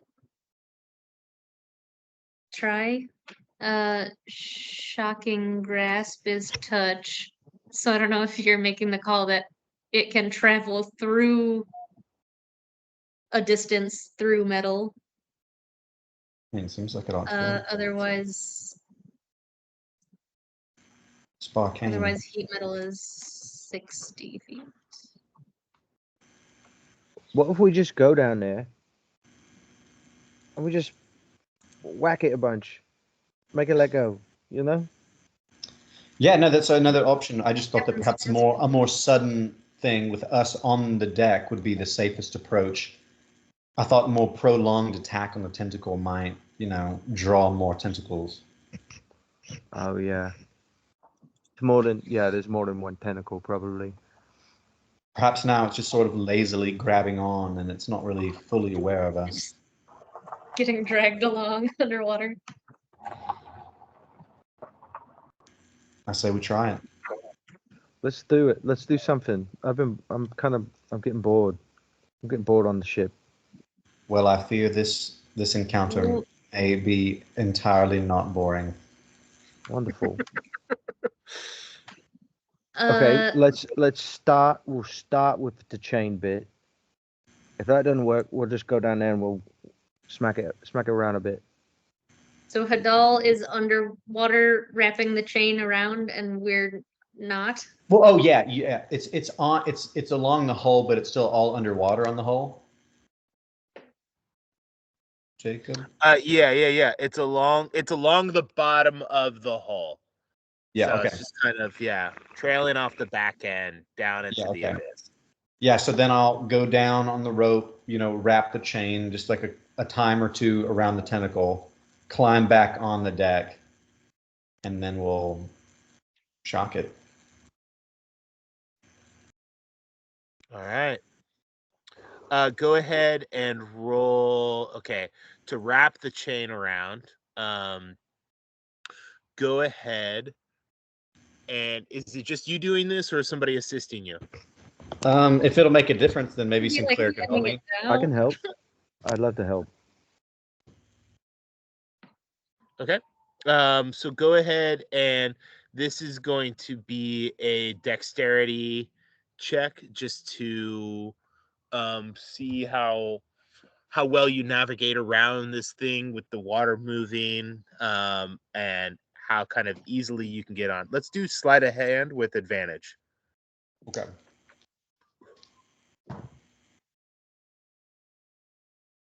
Uh, 14.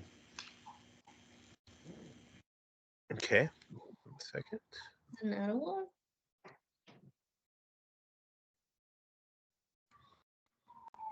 Let me. I'm staying within 10 feet of Hidal through all this because I'm helping. Yeah. And how are you helping? I'm watching his back. I picking passed up picking I up a passed the little bit chain of the around. slack.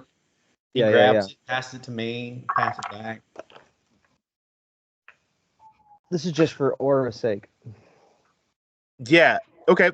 You get the chain around. And we're doing it gently.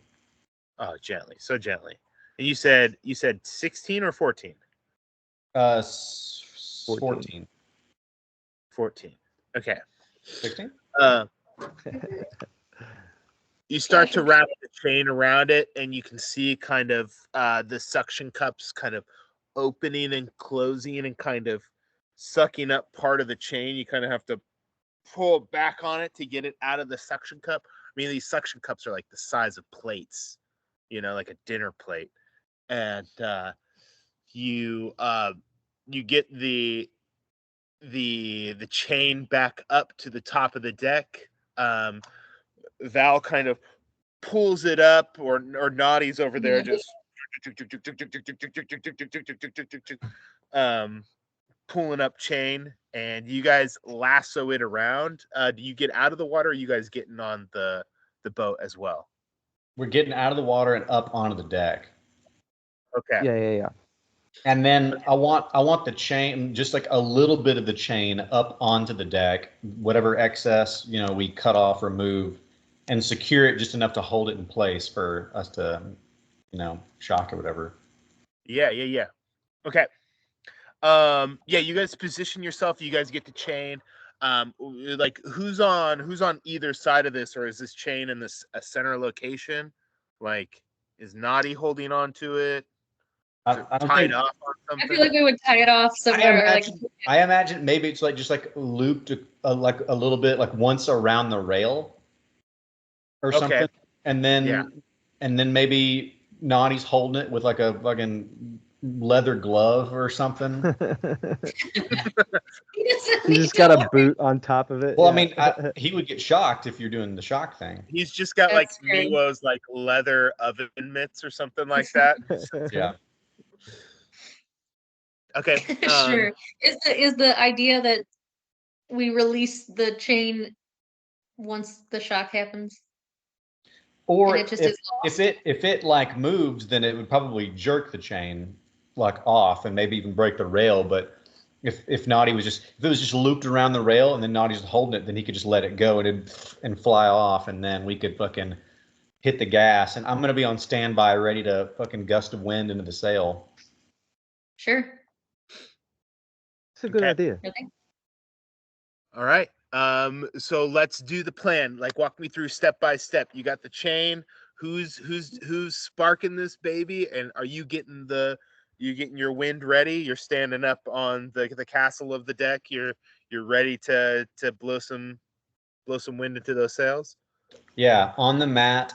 If Val's on the deck about to do this to the chain, then maybe we'll have, I guess, somebody else in the engine room, if that's how that has to work to hit the engine. Mm-hmm. They push the wrong button. I imagine there's like a pipe that goes from the castle down into the engine room, so you can just be like, go. Oh, for sure. One of those like little at a kid's playground, one of those like little things that you just go for. whatever. All right. Yeah, I'll have showed Agathor or someone how to just like press go. and for like whichever crew that can, I think we'd want them on standby with like crossbows and bows, maybe like, you know, pitch and like ready to flame arrows, because maybe we'll have to fight this thing. Okay, cool. So yeah, there's like a small like brazier burning in the middle. People got like cut crossbow bolts like kind of in hand with the crossbow and the other one ready to light them on fire. And likewise ready if there's like ballista or cannon on the castle in the back end of the main deck, that would be ready too. Okay, yeah. Everybody, all hands on deck. Everybody's prepared. The captain's got the wheel. Hadal, you're on the castle. You're on your deck mage mat, I'm imagining. I'm gonna put a little white thing on here eventually. Okay. Sinclair, where are you at? I'm backing everybody up. I'm just ready to do whatever I got to do. Oh wow, there's the tentacle. Okay. Jeez Louise. Oh boy. Okay. I'm trying to move myself, but my screen's freaking out. I'm just gonna be over here with you control. Hadal. Then I'm just grabbing the screen and moving it. I'm gonna move the tentacle out of the way just so I can move Hadal to the very front. Move Sinclair to the very front, and I think I had Val on here too. Val's in the middle. Yeah. But yeah, I'm gonna be up with Hadal, just ready to do whatever I got to do. Okay. It's right there. Okay. All right. Who lights it? Val, you sparking this thing up? What does it look like when you do it? Shocking grasp. So both hands on the chain, just like the welding sparks, and I hope that they travel down under into the water. Okay. Make an attack roll with shocking grasp. That is a 23. Okay. That is good enough. Lightning rips down the chain. You see the chain kind of in between the links. Sparkane energy shoots through. You see the water kind of steam up a little bit as light continues down into the darkness of the water. And so the spell is successfully cast. What do you guys do next? I think we're waiting to see if it like yanks the chain and lets go. Okay. Like looking over the rail. You feel no movement from the chain. Actually, the chain shifts a little bit. It starts to pull a little bit, like something's tugging on the chain. I don't know if it's released, but it's definitely pulling. You want me to give it another go? But it's, yeah, I guess, yeah. I'll shock it again. All right. Is this a cantrip? It is a cantrip. Okay. Shocking grasp again. Roll another attack. Cool. Okay. 28. 28 hits. Or the spell is successful. Another burst of energy rips through this chain. This time you feel no reaction from the chain. I don't think it's It's working. not taking the bait. I don't know if it's feeling it. Yeah, do you think it needs something a little more stout? I Crank can it up. try something a little more.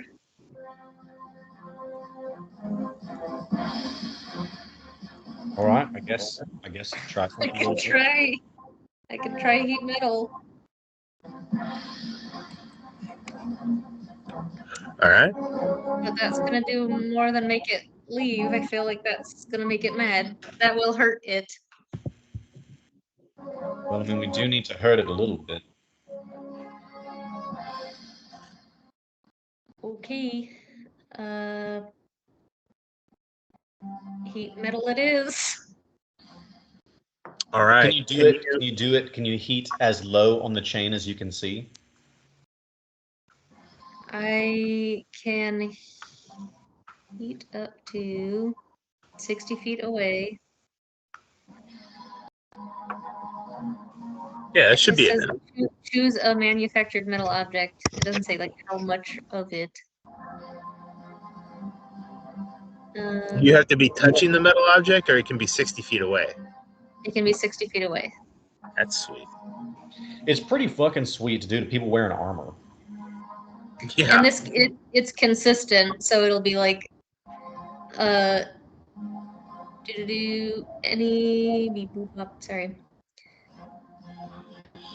Any creature in physical contact with the object takes 2d8 fire damage, and it is continuous. I can keep doing it as a bonus action to cause that damage again and again until the thing is it stops touching the metal. And what's the highest level you can cast this at? Second. Oh. Yeah. All right. Cast away, my friend. Okay.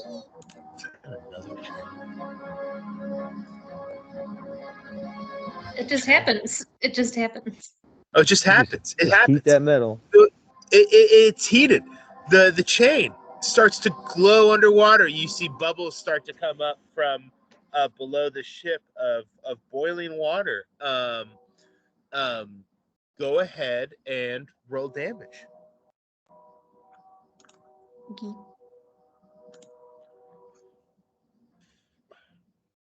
That's 8 damage. 8 damage. Okay.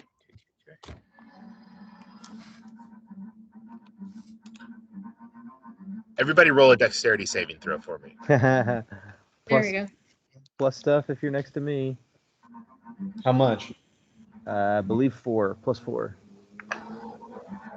16 for me. 16. 17 for Sinclair. 16. What was Sinclair? 17. All right. You all managed to keep your feet as this ship lurches forward a little,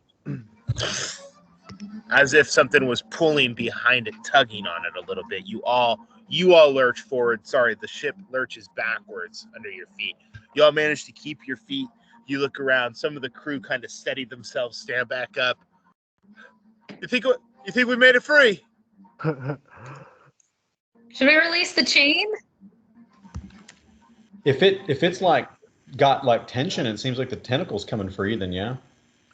All right, we talked about this. Hadal, we need to get in the water. We need to smack it around a bit. I could thunder wave it. I could blast it away. That kind of thing. All right, let's give it a shot. Should we release? Yeah, I think. Release the chain! Some people scream on board. Did the chain become tight? The chain tightened up a little bit, yeah. But a little bit, not like I expected this thing so strong that if it was like really loose, that like the tentacle would like yank the chain off unless we released it. It did not do that. Well, Still attached. The chain is tighter. The chain is tight. It is tight. Then I would Like release. But as far as I can see it, I would Don't continue. release the chain. Do release it. Do. Do? No. Do not. I do release it. Oh, no. Okay. Yeah, now release it. Release it or not release it? What did you want? I said release it. Original. Do the first thing. Belay my last. Do the first. We're getting those guys out of here when we get to Mulajara. We're not having any pirate antics on this ship. None of that. We don't need NPCs. None of the crew or can love- be We don't need any All right. bumbling. Those are the They're- two characters they're on Pirates of the Caribbean. That is how people die. That's how wormed accidents. their way into main characters. All right, Sinclair, Hadal, you guys dive off the side of the ship and go underneath. Yeah, I wanna I've go- got a rope on me. Yeah, I wanted to attaching go me. down with a rope. At least there'd be a rope that we could grab onto to get onto the ship Nice. and tell them to like Just punch it. cinematically, you both dive off the back end on either corner with ropes underneath. Now, below deck, you see what's tightening the chain. It's a second No. tentacle. Damn it. Is it holding on to the chain? It is mashed the chain up into the boat as the second tentacle has come and tightened the chain around. It itself is not inside the loop of the chain. Imagine the chain kind of zigs and zags in between one tentacle. It's around one, the original tentacle. The second tentacle has come up and has slapped the chain and tightened it against the boat. Okay. It's got our chain, mate. Okay, I've got another idea. We could use some sort of depth charge to sort of attack it, beneath the boat. Do we have any depth charges? Charge? I mean, we've got barrels of gunpowder. I don't think that's the same thing, mate. I'm sure it is. That's how they made the original depth charges. You just gotta, give it like a bit of a fuse. Drop it off the Can side. I see what's cell phone to either one of you, like, what you saying? We tell her we're seeing. Tell Val I'm gonna thunderwave these guys. Okay. So while he relays that message about the death charge, however that happens, I want to swim up close to one or both the tentacles if I can hit them with this cube of thunder wave to try to push them away and let go. Okay. So they got to make a con save of 18, All right. and this is a 3rd level spell. Sick.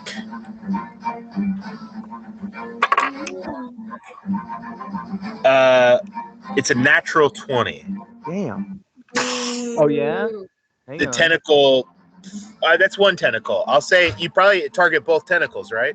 Oh, absolutely. But Okay. The second one's gonna be a 21, a dirty 21.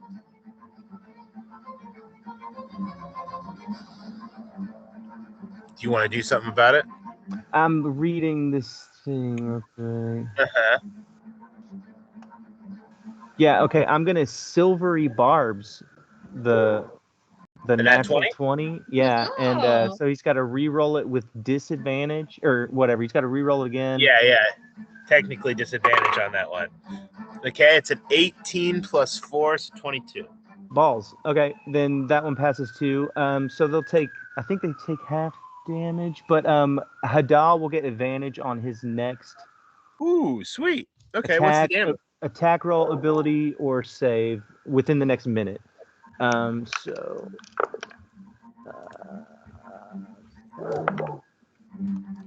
Damn. So 10 halved to 5. On each of them? Yes. Each of them takes 5 thunder damage. All right. I love it.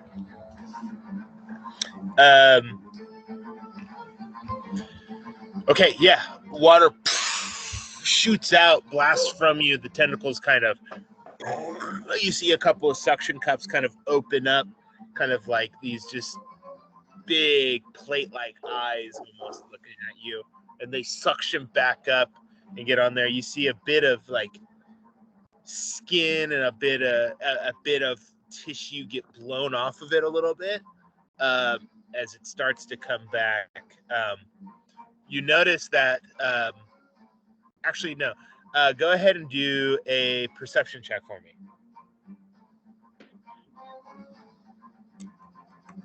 Or no, this.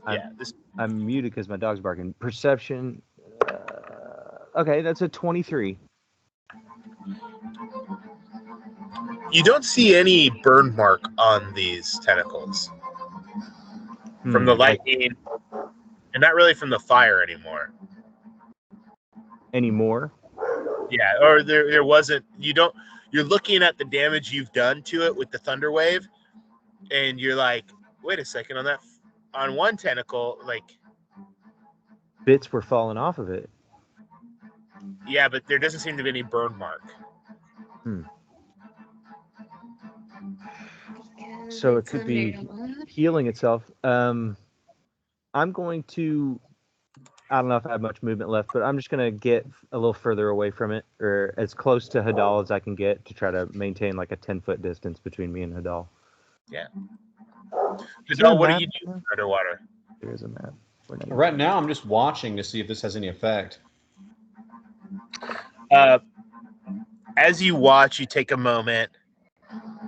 You guys are underneath the water. You both notice that where Sinclair just blasted, the skin starts to stitch itself together again. And it seems like the tentacle has this like kind of glossy skin that grows back to where Sinclair just blew it away.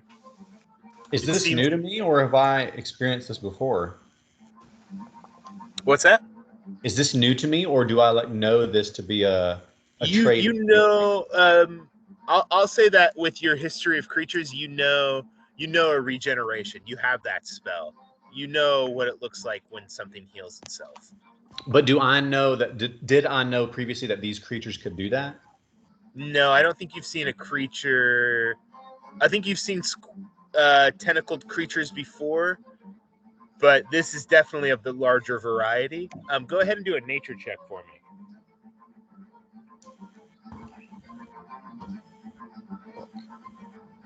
me. 7. I do it with advantage because you're a water-dwelling creature. I think like grew up with these things. Also not that great. It's silly. A 7 is silly. 17. You recognize these tentacles.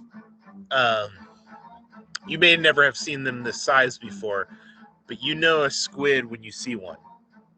However, this seems to be a creature of gargantuan size. It seems to be, you said it earlier, you've heard of them. Maybe you've seen remnants of them, or you've definitely heard tales of squids of colossal sizes before.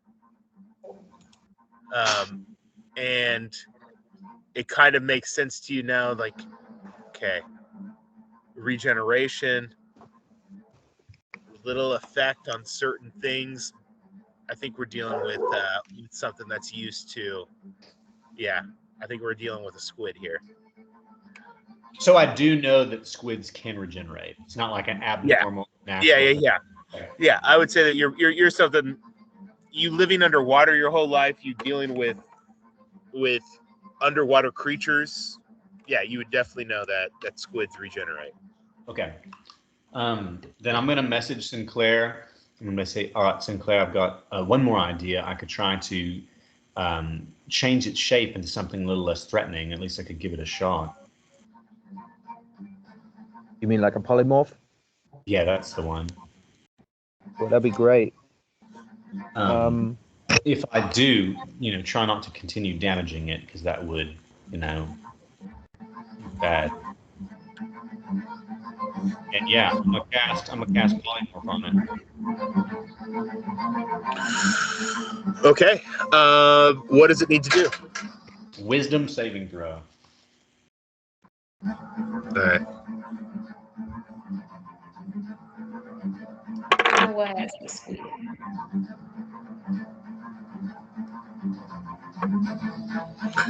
All right. It got a 14.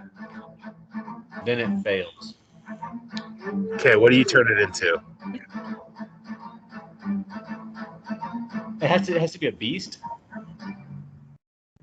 I don't know. We've been polymorphing people into chickens since. Yeah, it's a beast. There you go. I want to turn it into a shrimp. I want it to be something small, non-threatening. Something small, non-threatening, and slow. Okay. Okay. A shrimp. You find a shrimp, a small shrimp. This thing just.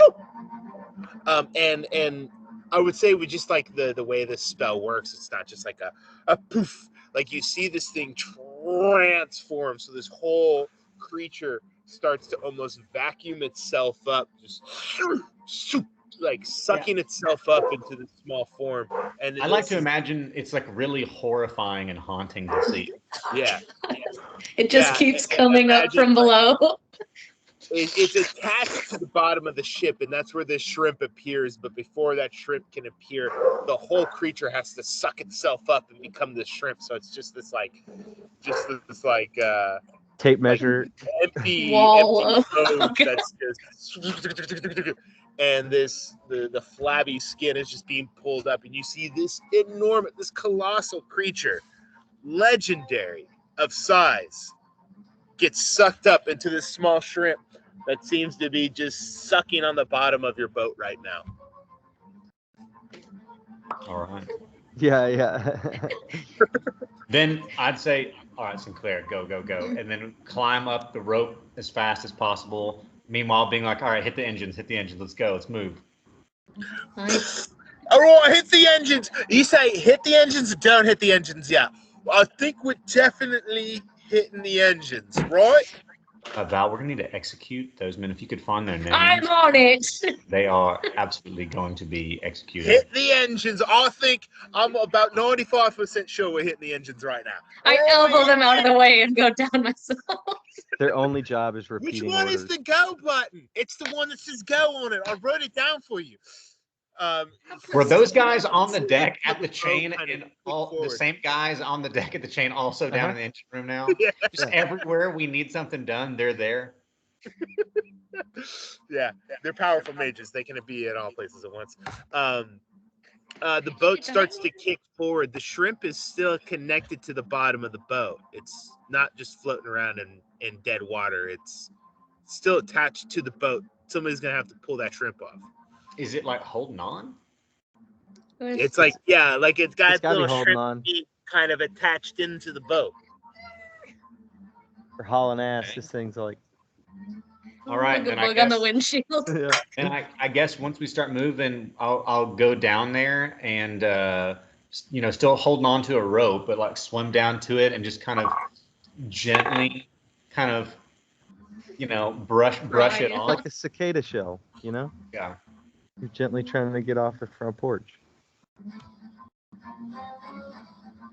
Okay. And then, yeah, I would like for you to make a sleight of hand check in order to do this. With advantage. Can't to just not damage a shrimp while I move it. Yeah. Silver barb's advantage. One hit point. Gentle. It has one hit point. The boat is moving at full clip.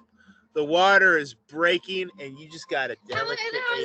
I just want to say that Colin, I'm pretty sure I could move a shrimp without harming it pretty easily. Yeah. While a boat's moving at full clip, imagine you're underneath a power boat, a motorboat, right? I do this, but I don't think the shrimp would be holding on for a living.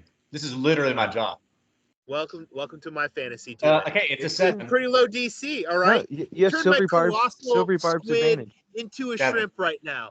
Congratulations. 7. You have to do one more check. All right. 7. You, It's a you 7. have Silvery Barb's advantage. Oh, Oh, thank God. Squish. not better. Uh, Don't. this is how a doll dies. It all explodes at once. It just has to be above a 5. Yeah, it was. It was 7. So that's good. With that, you pull the shrimp off and you throw it, and in the water, it kicks around and everything. It gets confused. You see in the distance a fish rogue, just kind of a dolphin, a beautiful dolphin. If it was within range, I would shape water to keep that fish away from it. Or if it's in range, I'm gonna ice knife that fish to keep it off. It's a dolphin. It's Oh, a dolphin wow. that's been swimming with you for multiple days. You've gone to know it. You call it Delphi. It's a beautiful creature. Oh, God. You've bonded with it. No. It's a shrimp in the water. A fish is definitely going to go for it. Go Eventually, ahead. sure. Go ahead and ice knife that fish. Is it a dolphin or is it a fish? It's going to be a dolphin. dolphin. I'm It's going to a make beautiful- you. I'm going to really pull the heartstrings on this. It's a majestic It's a dolphin. dolphin. Oh, God damn it. I'm going to make about Hadal to kill a dolphin. Okay, if it's Explode so Or if bad. it's save a the dolphin, dolphin. actually, regardless, I'm going to use speak with animals, and I'm going to beg it to not eat it for a couple minutes. All right. Go ahead and roll persuasion. What do you say? I'm going to say, listen, I know that shrimp looks absolutely delicious, but here's the thing. It's actually a giant squid, and if you try to eat it, it is going to kill you and kill us all. But if you want to try anyway, you go right ahead. Just please wait 5 minutes, maybe 10. And if you don't eat it at all, and you follow us in 15 minutes, I'll throw you some fish from the deck of our ship. You have my word. All right. Roll persuasion.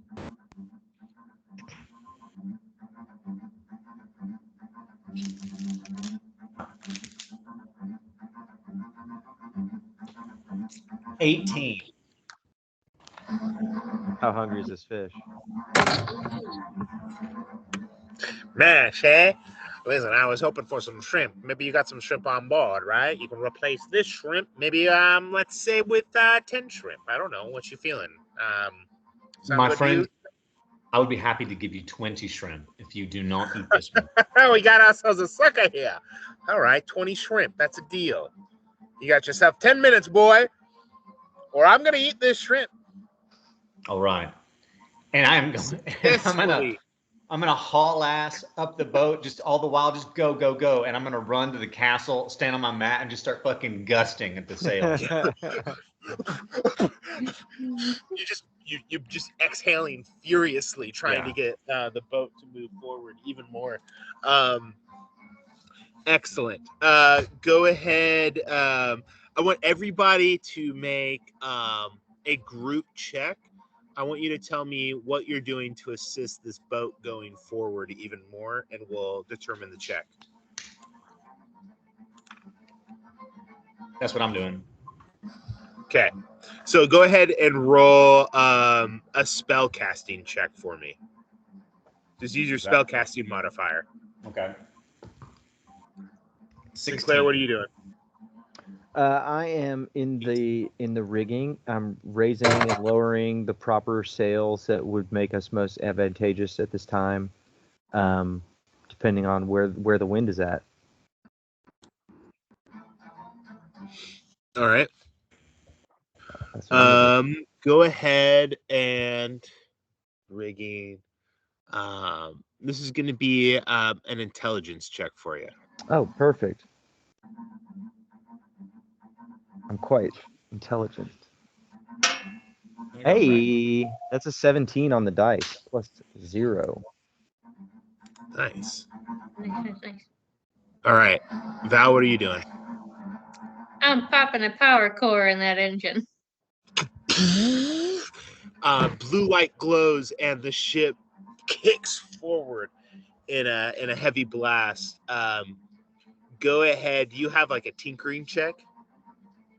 I can do tinkering, then it's just double my Proficiency something plus proficiency. Double my well, proficiency. probably plus your intelligence or something. Yeah. So go ahead and do that.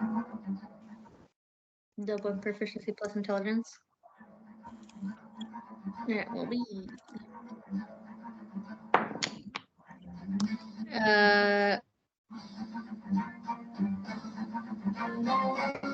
11 plus 5, 16. 16. So what are the totals? You got a 17, a 16, and a Hadal. What did you get? 18. Brilliant, gang. Brilliant. Average is 17. You had to beat an average of 16, which I rolled on my dice. You guys blast away, and it's a few moments later that Hadal, you feel your polymorph break as this beast manages to break your hold on it, and it saves against it. Or something hit it or something. But all of a sudden you look back and you see colossal tentacles in the distance. You see this creature that would have dwarfed your ship and taken it over way far back in the background. A sea monster of colossal proportions. You see tentacles rip around, and then you hear from below. So I believe we said 30 shrimp.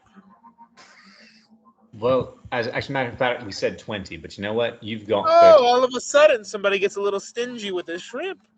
I'm just trying to abide by the terms of our deal, but I, being a generous Triton, as all my people are, I am happy to give you 30 shrimp. If you would just proceed with us out of the danger zone of this colossal squid, I will acquire at least that many shrimp. All right, you drive a hard bargain, but I like where you're headed with this. But I want 15 shrimp up front right now. Do we have shrimp on board? Surely I caught shrimp in my We nets. gotta. I mean, we did say that we were, doing a lot of that fishing and whatnot. I would say sure. You probably have 15 shrimp on board. Hey, You if gotta I've get 'em got from 30, Milo. I'll go ahead and give him the 30 shrimp right now. All right, you give somebody on board, or everybody's going to go slightly hungry, or one person's just not going to go without food tonight. Everybody coughs up their pocket shrimp that they've been hanging on to. Damn, I was saving that. Come on. Hey, everybody chip in. We have to give up the pocket shrimp. What come next? on. Oh, this boat sucks.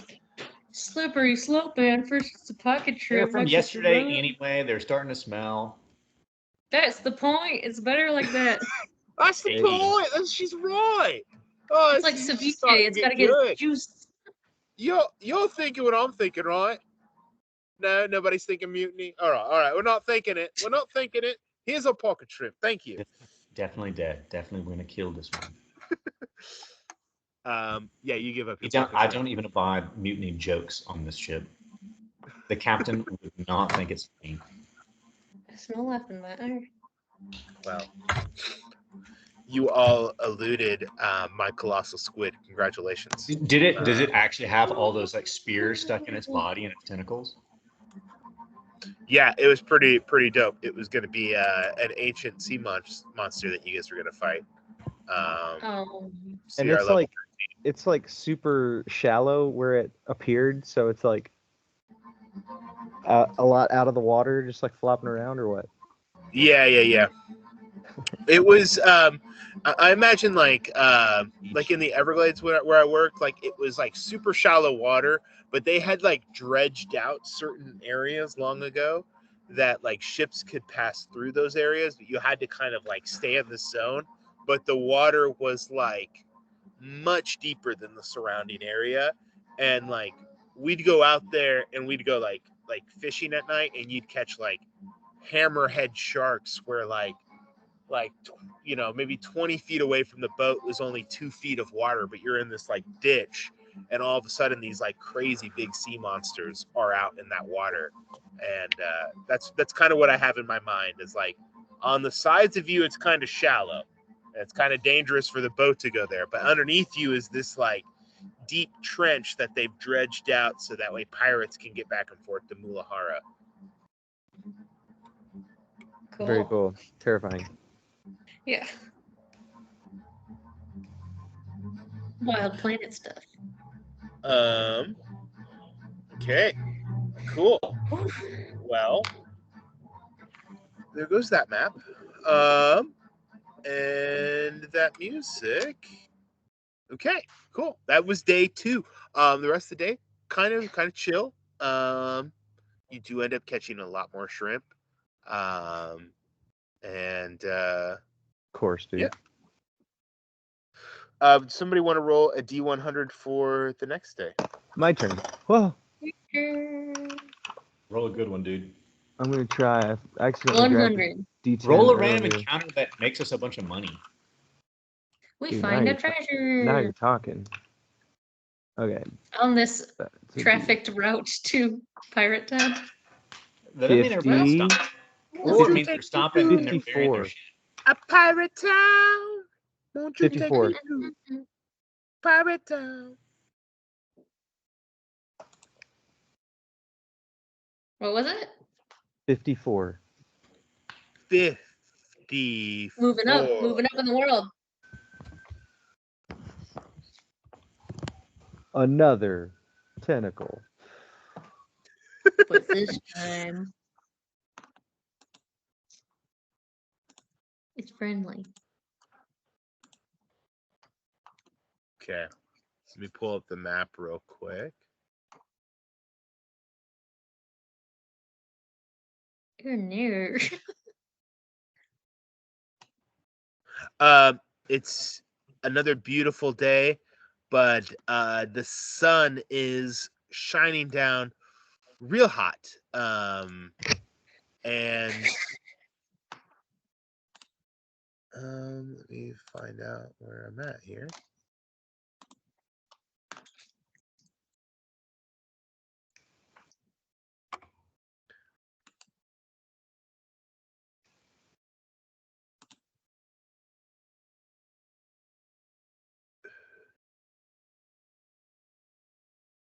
Sorry, gang.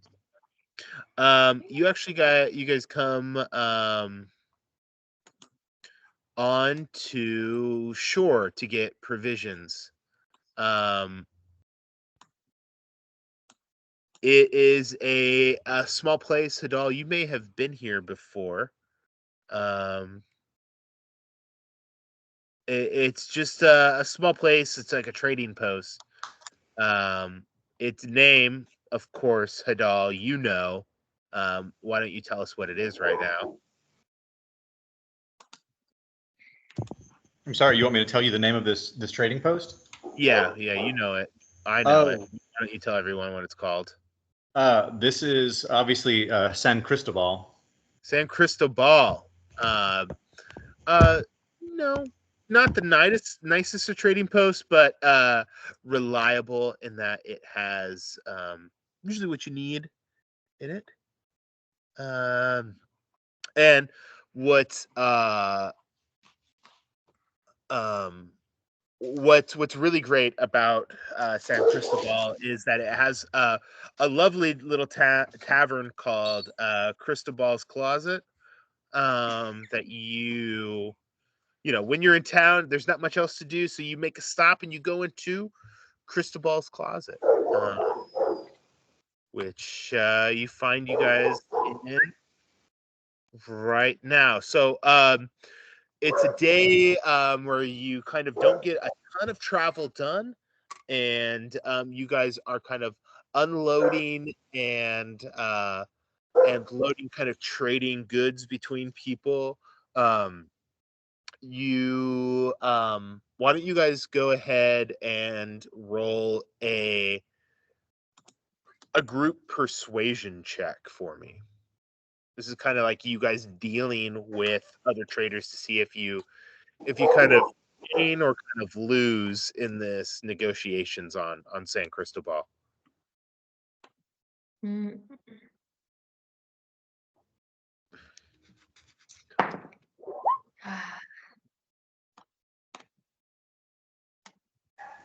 For 15. so I got a 13. 7.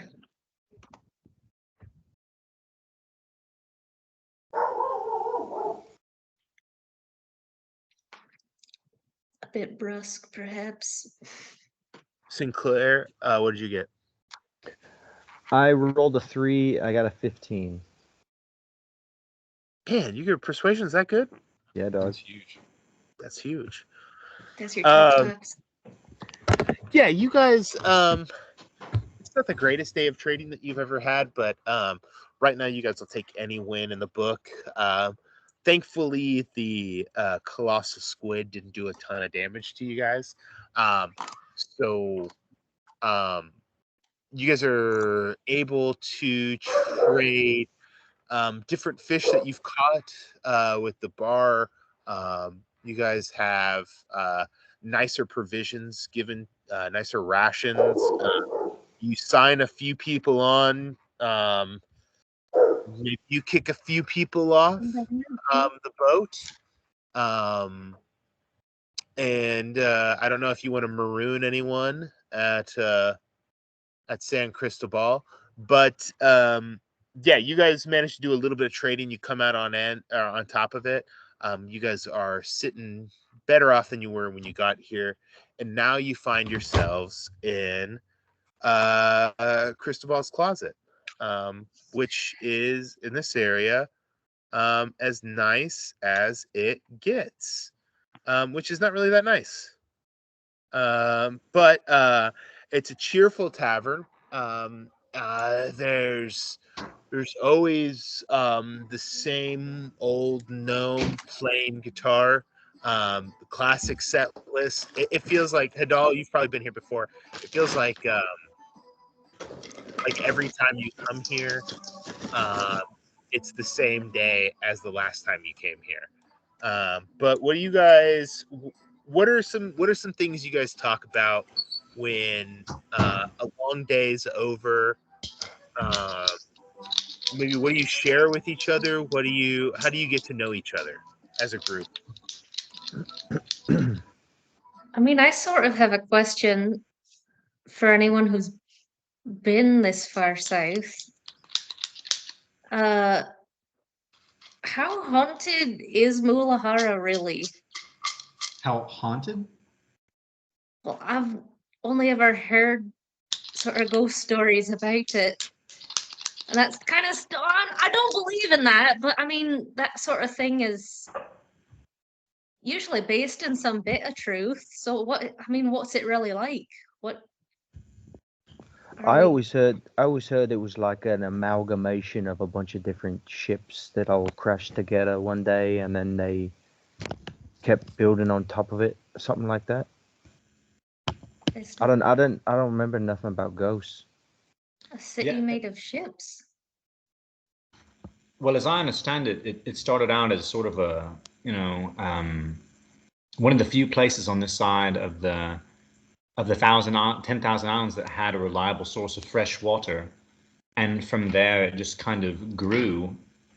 First, it was sort of a trading post, and pirates would sort of meet up there to share news and take on fresh water. And then a small town slowly grew up of people who just spent more and more time there, and it was basically just the remains of wrecked ships. Some ships that just decided to just set up shop, sort of lashed themselves to whatever structures had been cobbled there, and it just sort of grew up like that. And then it became, sort of had some value. And so then some of the more prominent pirates, took control of it, instituted, a little bit of law and order. And it remains mostly just, a free city, really. It's outside of the Commonwealth and the kingdom, and it's mostly controlled by pirates. Now it's in the hands of the, who calls himself the Pirate King. But as far as I know, I don't think that there's anything haunted. No doubt there has been probably a great many deaths there, but I mean, I don't know. I've never had any sort of paranormal experience myself.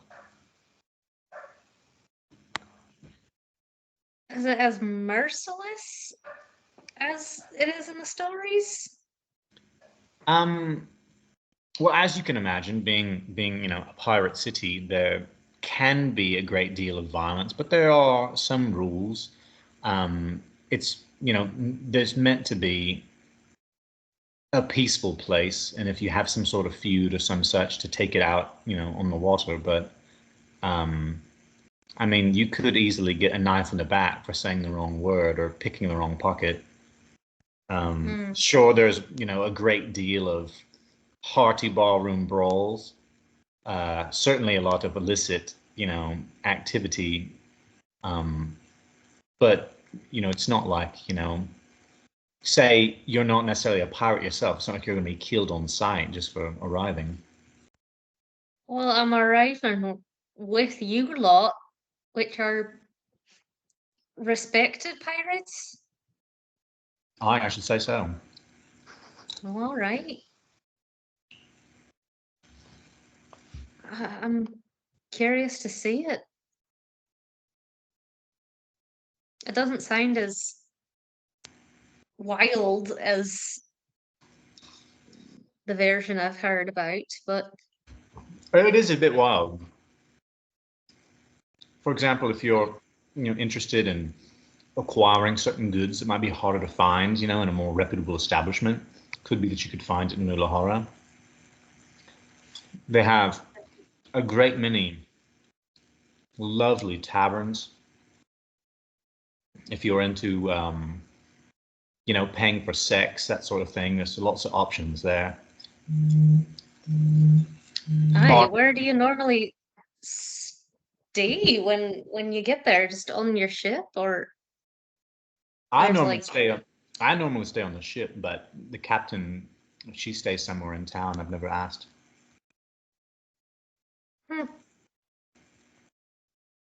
Will you be staying on the ship this time? I suppose it all depends, but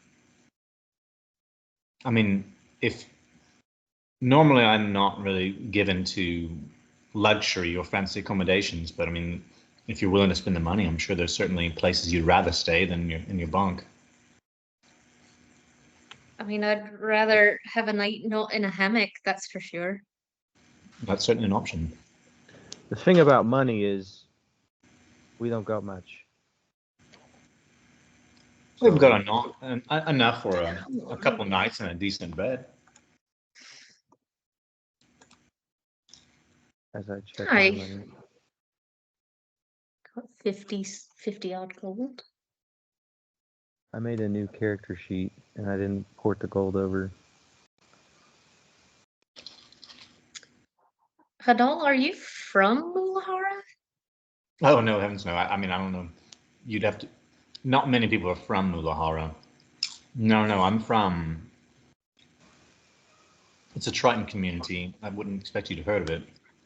And actually, Sinclair, I've been meaning to say that we don't really love being called fish people. It's not like well, I forget the different fish races all the time. But now, but I know that you're a Triton because you just said it a minute ago. So I'll try to remember that. You should carry around like a Triton with you.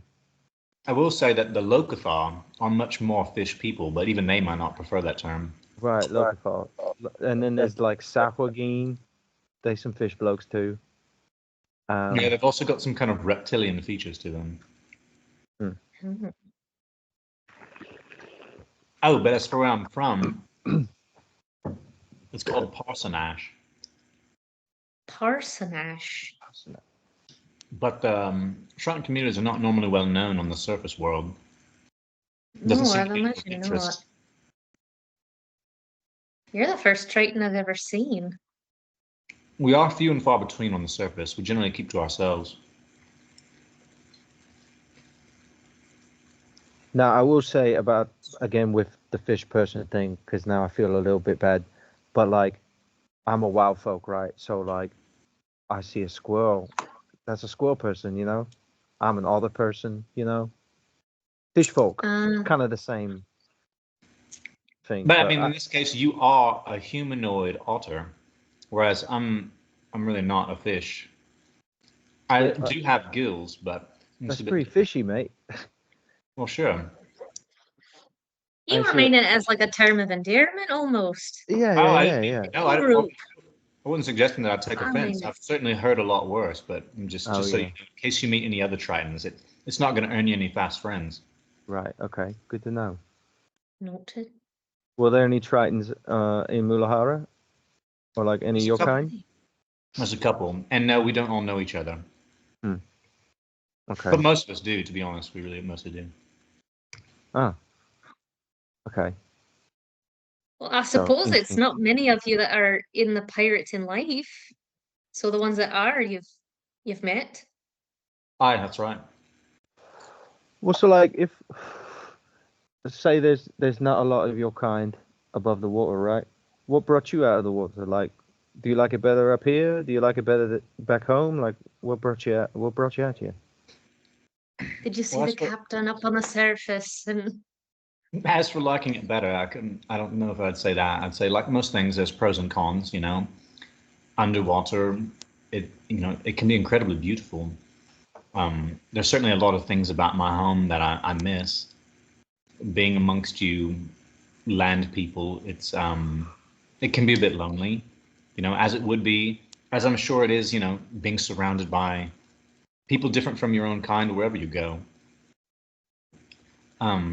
As for why I left, I was kind of encouraged to leave. Maybe not overtly, but since I was very young, I've been able to transform. I mean, you've seen me transform into different animal shapes as well as the shape of a water elemental. Yeah, that one's cool.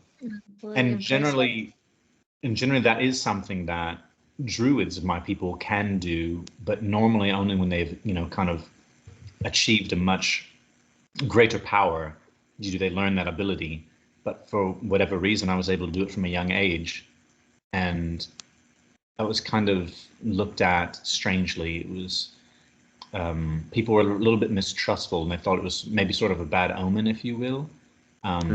Elemental creatures are not seen in a very positive light in my people, and justly so, because often they can be quite evil and wreak a great deal of destruction. And so, there was a little bit of mistrust. I wouldn't, have a lot of friends. And so it didn't always feel very welcoming in my people. And as I got older, my parents encouraged me to, go out, see the world. So I did. And I had, odd jobs here and there before I finally met up with Captain Darktide. And, because of my acumen with the sea and, a little bit of dabbling with the arcane arts, found a position with her crew, and I've been running with them for a couple of years now. Good for you, man. Good for you. You made your own place in the world, right? I suppose so. I mean, I generally take things kind of a day at a time, and wouldn't really say I have much in the way of goals, but with the captain, life is certainly interesting, and she puts coin in my pocket.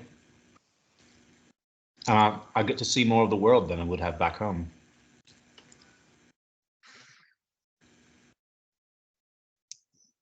That's nice. You got a nice traveling bug now. How far you been?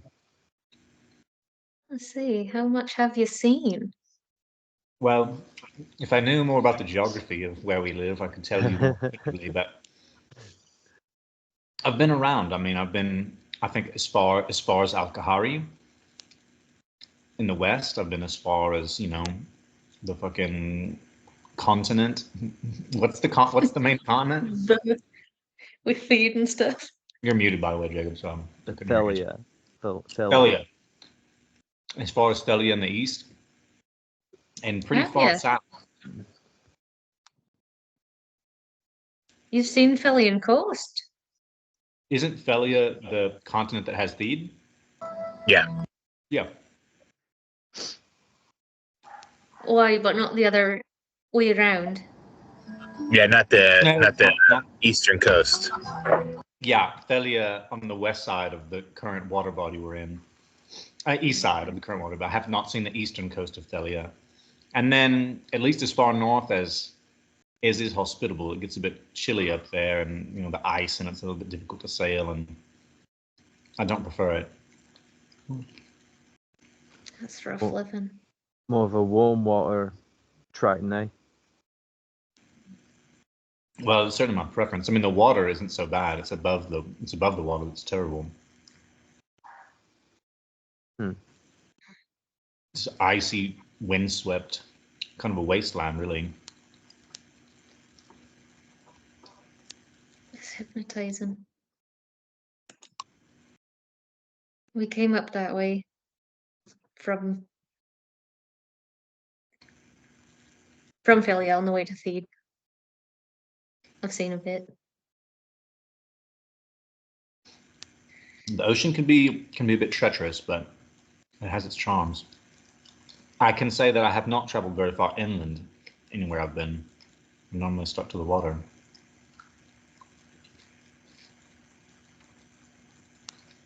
I've heard a lot of, sorry, not fish people, but aquatic humanoid races need to like pour water on themselves like every 4 hours to stay wet.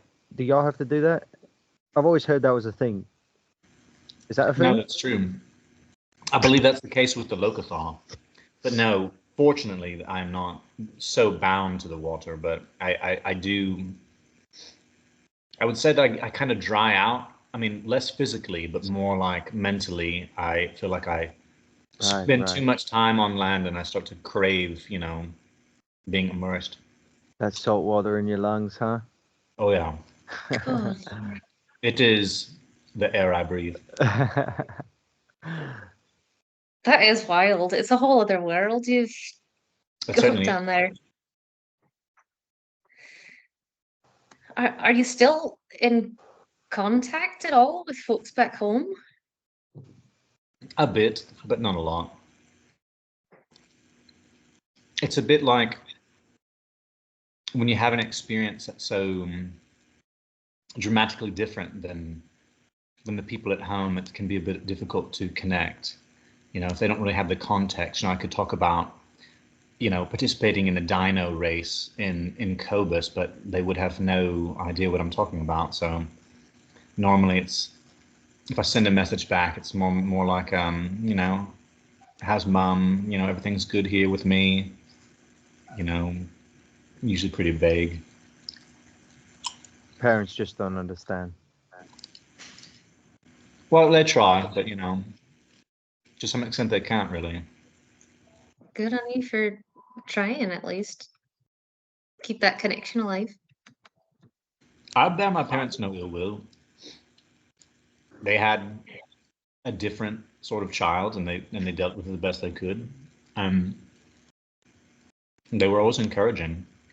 And it was them who taught me about, the magic and the mystery of the ocean, and just all of the fantastic creatures and the different types of sea environments, and it's because of them that I know a lot of what I know.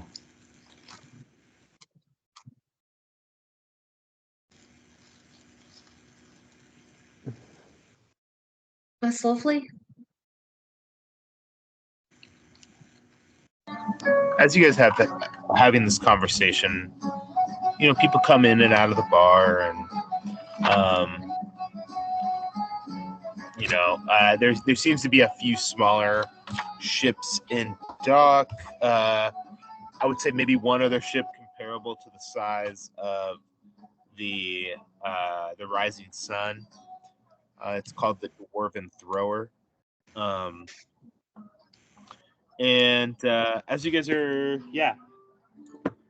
having this conversation, what's everybody's passive perception? Ooh, neat. 18. 15. 10.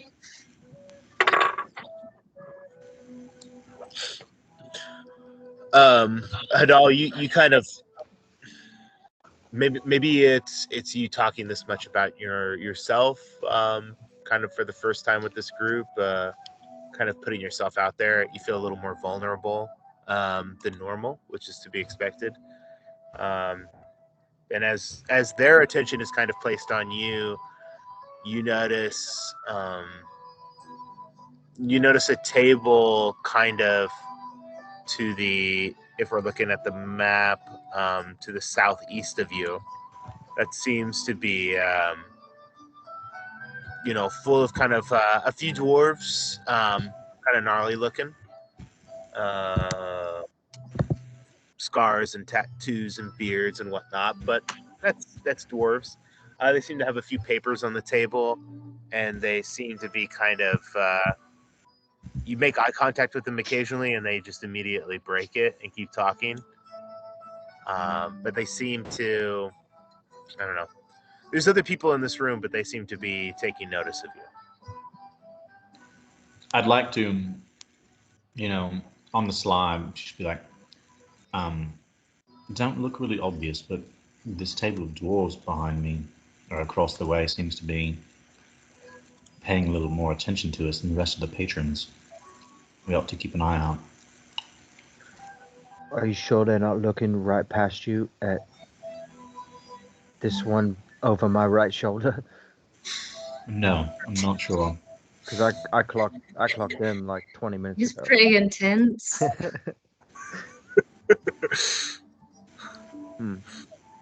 Well, yeah. Go ahead, and now that you've noticed them, go ahead and just do a perception check, Hadal. That's not going to be better. Can with perception checks, can it be worse than my passive? Yeah. Well, it is. Yeah, Now it's like, this is just you noticing kind of basics. Now you're kind of like trying to get a little deeper of a situation, and you're also trying not to make it look obvious. It's a 14. Okay, 14. Yeah, you see them kind of just kind of keeping to themselves, talking. They have a few drinks on the table. They seem to be smoking a pipe. The table's covered with papers and maybe a map. And they seem to just be kind of talking. And yeah.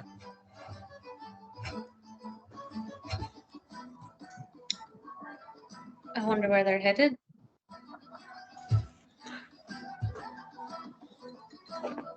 Do they look? If you feel like being social, you could ask them. I mean,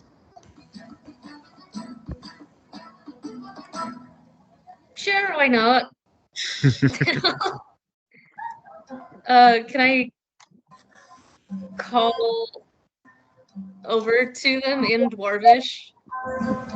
Call over to them in Dwarvish? Be like, oi, what you looking at?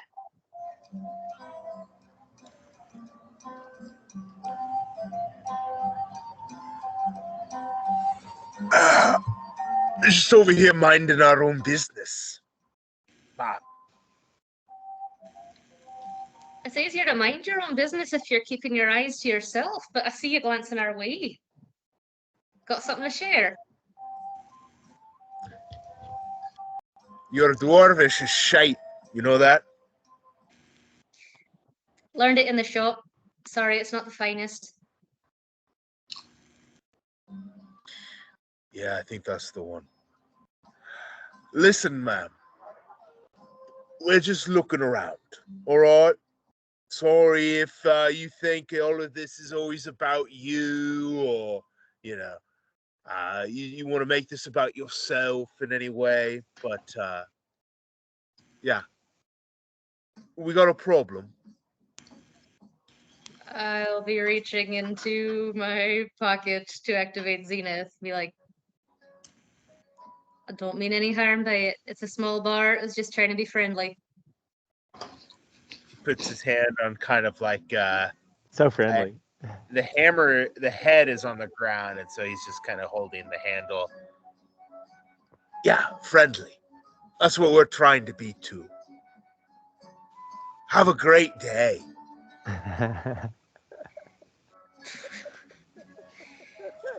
Boys, I think we better take this next round to go.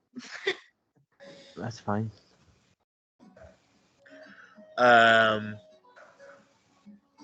Yeah. The barmaid comes up to you. So do you guys want another round? Do you guys want to more drinks? Anything I can do to help you? I've got a stew on in the back. Anything? Tell me it's not seafood. I think it's It's a seafood. fish stew, isn't it? Well, That's fine. No, that's fine. A fish stew is there's lovely. fish in it, but it's mostly potatoes. But there is fish. I'll take a bowl. I'll take a bowl to go. Okay. Anything else? I don't see any reason why we need to get it to go. If they want to start some trouble, they can. We can enjoy a drink and a meal. Are you sure? All right. 3 bowls of potato and fish stew. It is potato and fish stew. It's special every day. Yes, ma'am. Thank you. That sounds lovely. Yes, please. Yes. Excellent. Okay. All right. And she kind of scampers off. It's a little livelier here today than it normally is. And it's a little bit, as you guys are sitting there kind of just now quietly taking your drinks and everything. Oi, ma'am. And he says back in Dwarvish, haven't I seen you before? Couldn't see. First time here, so maybe in your dreams. Aye. No, the women I dream of are a bit larger than you, lass. Say, that big hunk of metal next to you, how much you worth? More than you've got. Maybe, maybe not. Can I? If you were to sell him, how much would you sell him for? Well, this one's custom. He's priceless to me. I'm afraid it's not something I've considered. Thousands. Are they speaking in common now or still Dwarvish? They speak in Dwarvish to her. She seems to be the only one engaging with them, so that they kind of just keep rudely talking back to her in their own language. I'm gonna butt in common and just be like, so where are you fellas headed? We're headed back to Cobas. You ever been? I have. I'm sorry to say, I think you've just missed the golden run. Yeah, we're not run fans ourselves, no, but we are looking to make a bit of trade while we're there, for sure. What are you carrying, if you don't mind my asking? That's your business. Well, our business is our own, but anything we kind of pick up along the way, we tend to trade, bring in. Where are you headed? Where the wind takes us? Aye. You all look familiar. You look scared. I see it in your eyes. You running from? All of us look familiar, mate. They kind of glance around at each other. Maybe, you just, got that familiar spark about you. You say you're coming from Cobas? Oh no, just that we've been there. Don't You just missed the golden run. Aye, yeah. And you be headed to wherever the wind takes you, you say? I think west for now, but we leave that up to the captain. She doesn't always share her plans, I'm sure. Captain, you have a captain. None of you are your own captain. Okay. No, you, captain? we're but humble sailors ourselves. Aye, dwarves. Well, I don't know if you all are cultured folk, but dwarves are kind of, we all take the same rank, all equal on our boat. Is that so? Yeah, you wanted to take a look around, join the crew. It must be slow making decisions. Aye, it can be, but when we're in agreement on things, it can be pretty swift. I can see that.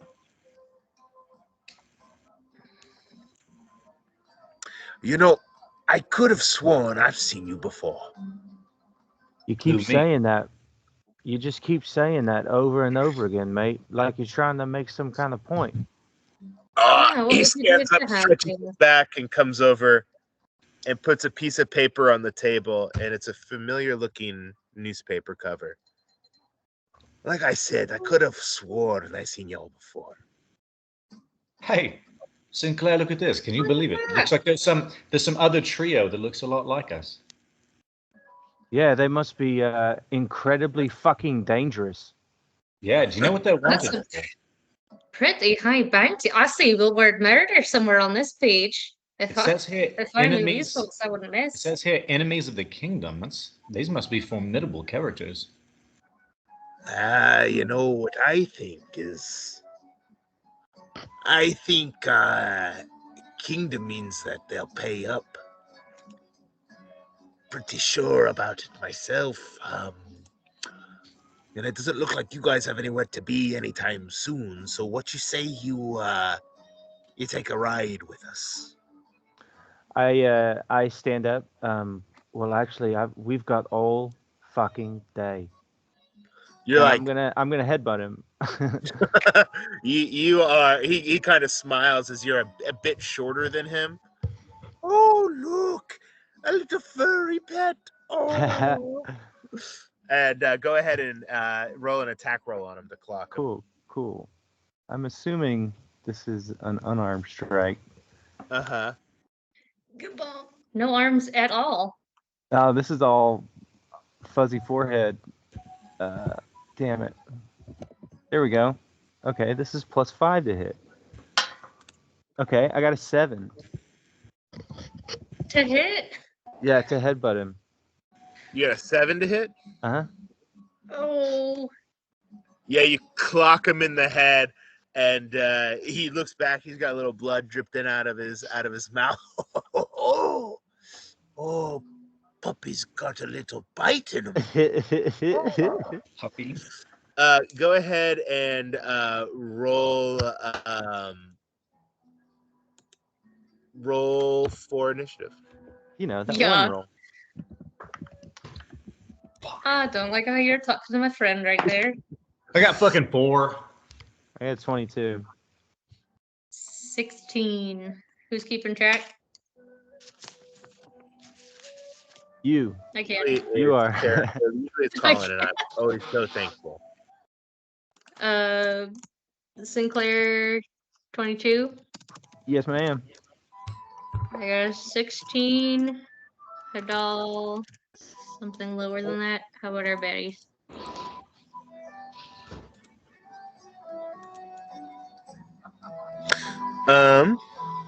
And the baddies, sorry. Okay. Oh, come on. Add, what is an add doing here? Baddies are going to be 10. Okay. Hadal, what did you get? 4. Okay. First up, Sinclair, if it wasn't that headbutt. All right. Yeah, the ambiance in here changes, and now all of a sudden, it's a little,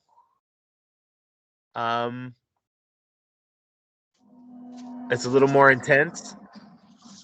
And you look around, and you see a couple of the other dwarves get up from their table in the back, and then you see 2 figures near the fireplace in the distance start to kind of peek around and look over at you guys. Okay, so the people on the left side of the screen on the far side aren't in this yet. Not in this yet. Well, no, they seem to be a part of the same crew. You look over. Okay, I got you. There's a few dwarves in the tavern, and they all kind of like look around as what's happening, and they see you headbutt one, and instinctual. Oh God, that fucking word. They automatically get up and start looking at what's going on. Cool. Wait, so everyone else in this bar is an enemy? No, not everyone else. I'm gonna put Most of put red dots on the dwarves. Okay. The 3 initial dwarves at that table that we've been eyeballing, I'm gonna cast a first level Bane on them, so they gotta make charisma saves. All right, charisma saves on 3 of them.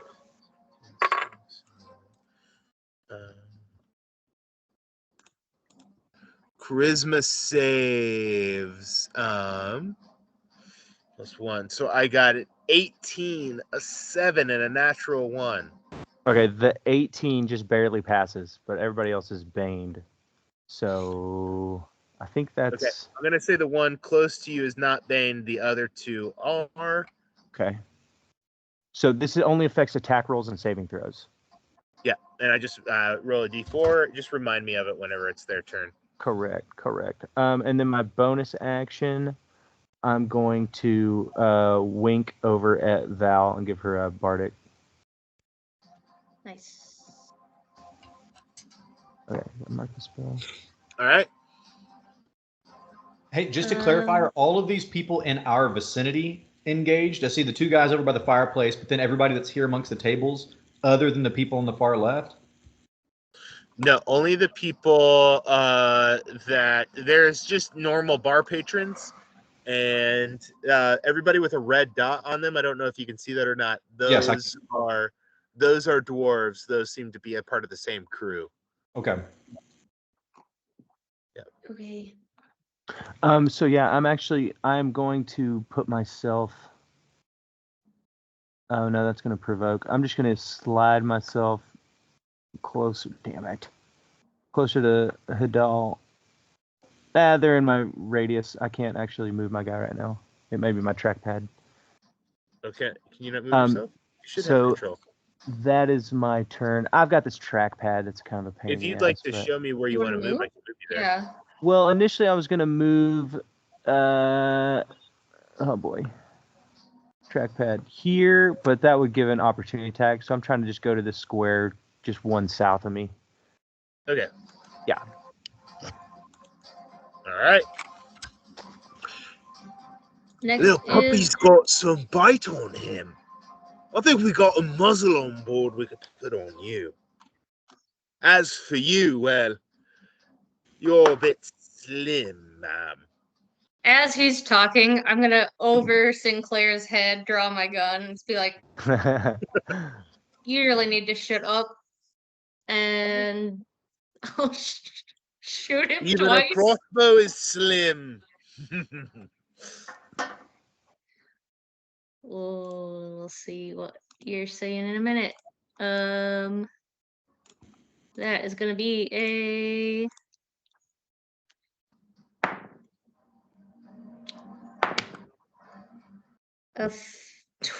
25 and a 23 to hit. You have sneak damage All on one of these. right. That's And going to hit.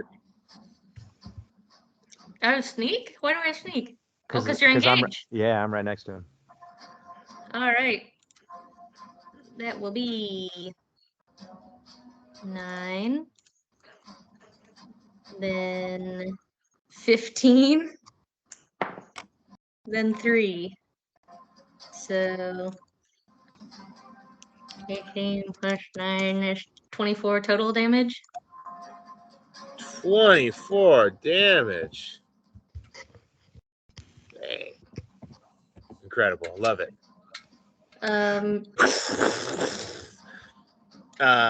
shots fire. The bar goes silent, and you just hear him moan in pain. Oh, fucking bitch, get her! And I'll turn to Naughty and be like, fuck him up. He knows what to do. Does he act on your He turn acts as well? immediately. He acts Okay, what do you immediately want him after to me. do? I'd love for him to run over and punch this guy. You have control over him, all right? And he makes an attack.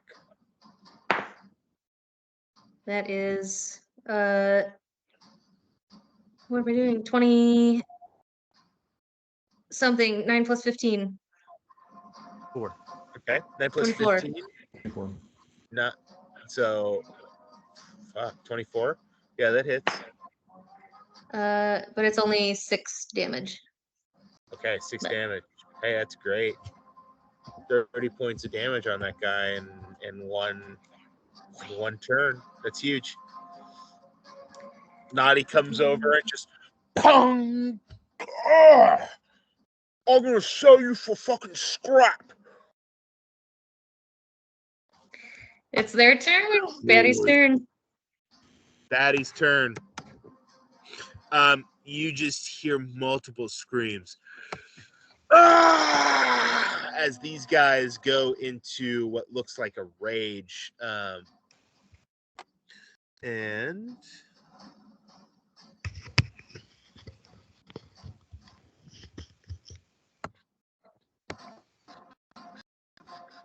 I think a rage is a bonus action. Is that correct?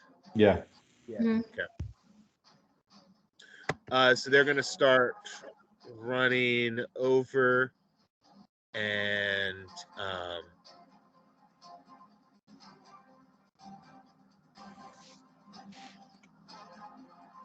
10, 15, 20, 25, 30. And these guys are going to block the exit. The exit is down here. It's this red line that I have down by the fireplace, below the fireplace. And let's just go for it. First one is going to attack Sinclair.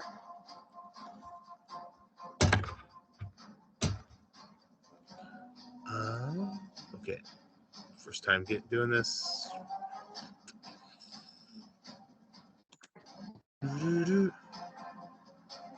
Where is my attacks?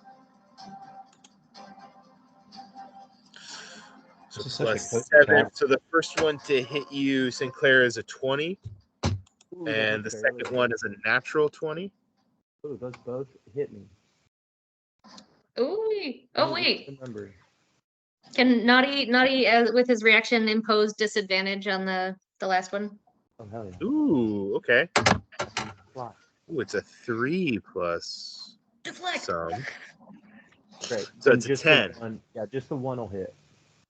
Okay, the first one hits. First one hits. Okay, that is going to be an axe swings around and tries to hit you. It's going to be 10 points of damage as it slices into your chest. The second one comes down, and it looks like it's going to hit you straight in the head. And Naughty just punches the side of the axe as it's flying down towards you, and it sticks into the side of the table. Your drinks go flying, and your bowls of potato and fish stew spill on the table. No, you motherfucker. Okay. One's going to be going for Hadal. It's got advantage because Hadal, you're flanked by another one. So plus 7 is 26 to hit on the first one, and 20 to hit on the second one.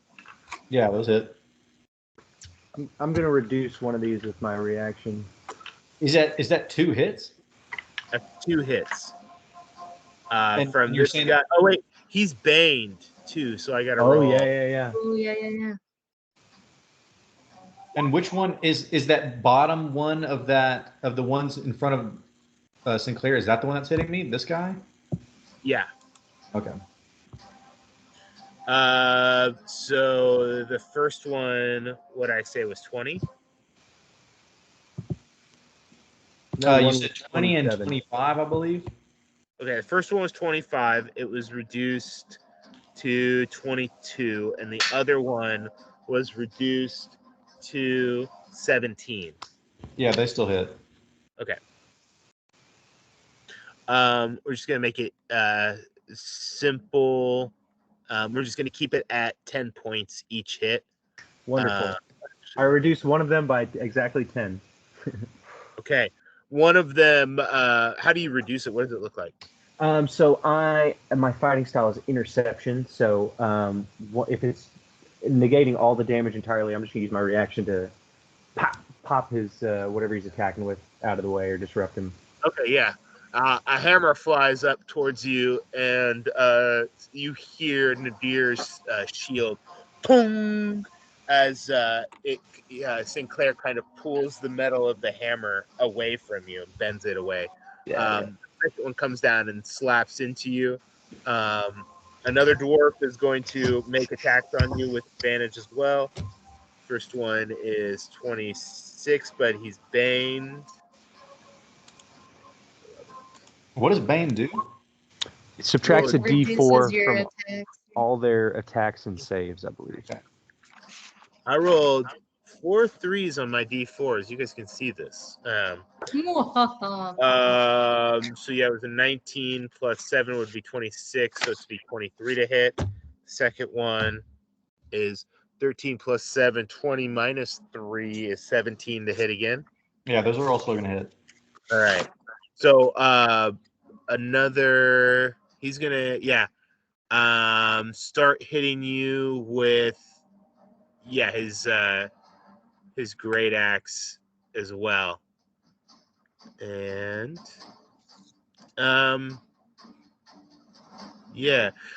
this one back here is actually not gonna, he's not gonna get that close to Val. Instead, he's going to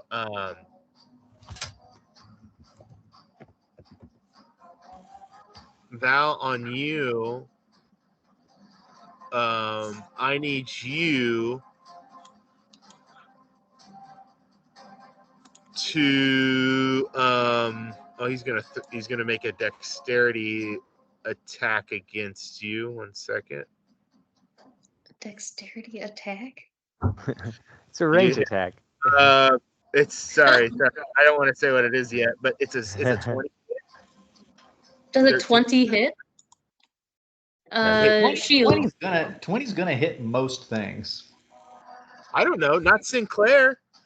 No, Yeah. mine's 20. I'm sorry. They got +7, and I keep rolling 13s. 20 hits I me. Now, he pulls out a net Oh, and throws it at you. I will shield so that it does not hit. All right. A shield blasts up, and you're able to blast the net away. It falls to the ground, and he's like, fuck. And he's going to pull out a hand axe, and 18 plus 7, he's going to throw that hand axe at you and it hits you. It's only +4, right? He's throwing a +4. net and a hand axe? He's got 2 attacks. he's throwing all Yeah. kinds of shit at you. Yeah, they're in a rage. They get 2 attacks. Okay. Yeah, so the hand axe is only 1d6. 4. It's only 6 points of damage. Okay. As he kind of like tries to like almost like back away and just keep some distance between you and him. That's their turn. The other two are preparing themselves by the door or by the stairs that lead down to the door. And then next is Hadal. Okay. All right, I'm gonna attack this dude that's down here in front of me. Uh-huh. And I'm going to use Uteli's Shockwave Punch, and I'm going to upcast it to 4th level. Holy shit. This would be a lot easier if you just come with us, buddy. Falcon Punch. Yeah. Falcon Punch. Go for it. Roll for it. It's a 16 to hit. All right. 16 does not hit. Okay, well that's my turn. Oof. Sorry. You wanna move? I mean, I'd get opportunity attacks. I don't think it'd help me. Is an attack an ability check? No. Okay. Never mind. Then it's back up to Sinclair. Okay.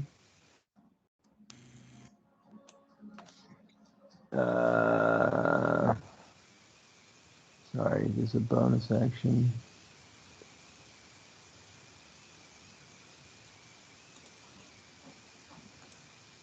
It must be, it's next to the Bardic. Okay,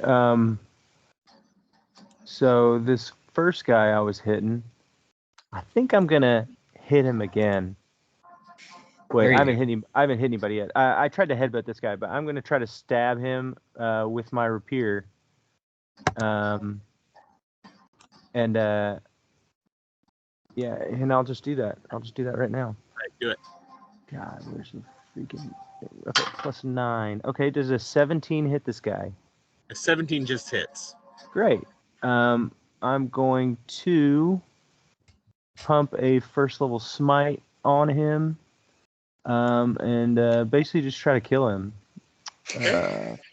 That's a good plan. Let me... Where are the smites at? There we go. Damn it.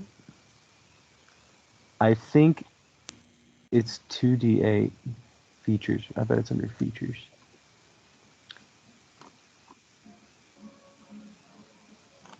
And there it is. Okay, yeah. So he's going to take 3d8. I'm just going to roll it on here.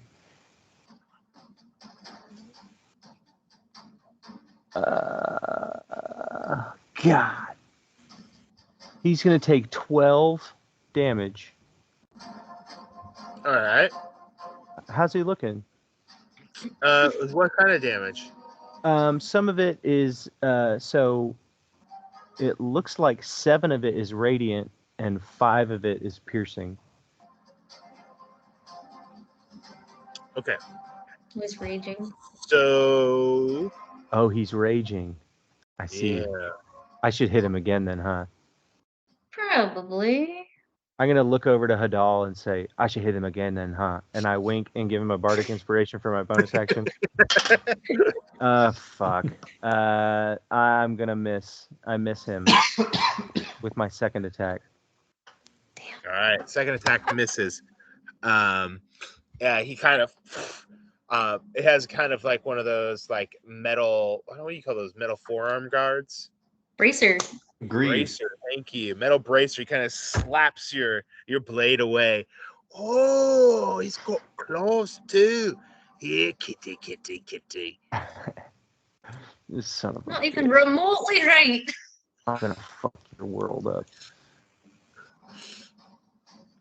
Alright. Is that you? That's me. I grit my canine teeth and show them. Nice. Yeah. Okay. Next is me. I will toss Zenith up into the air and cast Fairy Fire. Nice. It's a 20-foot cube. So I'd like to get, I guess all 3 of these guys will have to Make a something save. Dex I think 17 Dex, save.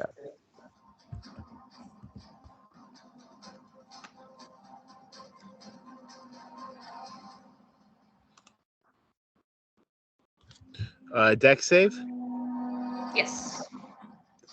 All right, we're just gonna go. How many are there in the group? 1, 2, 3, 4. Yeah, it looks Sure. like 4, yeah. Okay.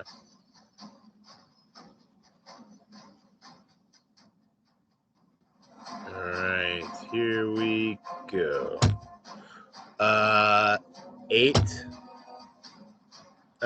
16, 13, and 10. All Perfect. fail. Awesome. Clean sweep. Zoop. Put a little purple dot on them. They've been fairy fired.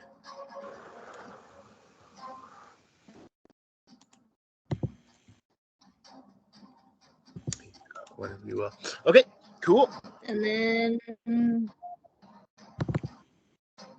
bonus action command naughty to bonk him again. Bonk them again. But now at advantage. Doesn't matter, you got the same thing twice. A 14 to hit? Nope, does not hit. Nope. Wow. Okay. Well then. That's me. Next is He grabs Naughty's arm and kind of pushes Naughty away from him a little bit. You know, I don't think the alive part of this bounty is that necessary. What you think, boys? Hi! And then they all kind of come in for attacks again. Big dude who's starting shit. He's gonna play a little dirty. He's Okay. going to reach onto the table and grab one of the bowls of potato fish soup, and he's gonna try to fling it into Sinclair's face. Sinclair, I need you to make a dexterity saving throw. Okay. I'm good at these. It'll be a 13. It's a 13. All right, you managed to out of the God, way. I thought You're I gonna take beefed it. half damage, and you're not blinded on this next turn. Excellent. by soup. That's what I like to hear. Fish soup blinding. Soup blind. All right. Yeah, you take a whopping 1 point of damage. All right. Cool. Fuck. He's going to try to punch you. No, he's going to try to grapple you with the other one. Come here, bitch. And he's going to make an opposed strength check against you. Okay. Not very strong. That's an 18 though. He also had an 18. Ooh, then is it rollies or does it go off of who's stronger? Let's do rollies. I'll do mine on the screen. I got a 4. Shit. 4. I got a 7, so an 8. All right. You managed to evade his grasp. Slippery little fucker. All right. The next one's going to go. He's baned, but he's going to try to make an attack anyway. 2 attacks on. One on Sinclair, one on Hadal. Sweet. Is he actually in the square to the left? Or can he reach me from there? I think it's the guy. It's that guy. Yeah. It's the guy with the little.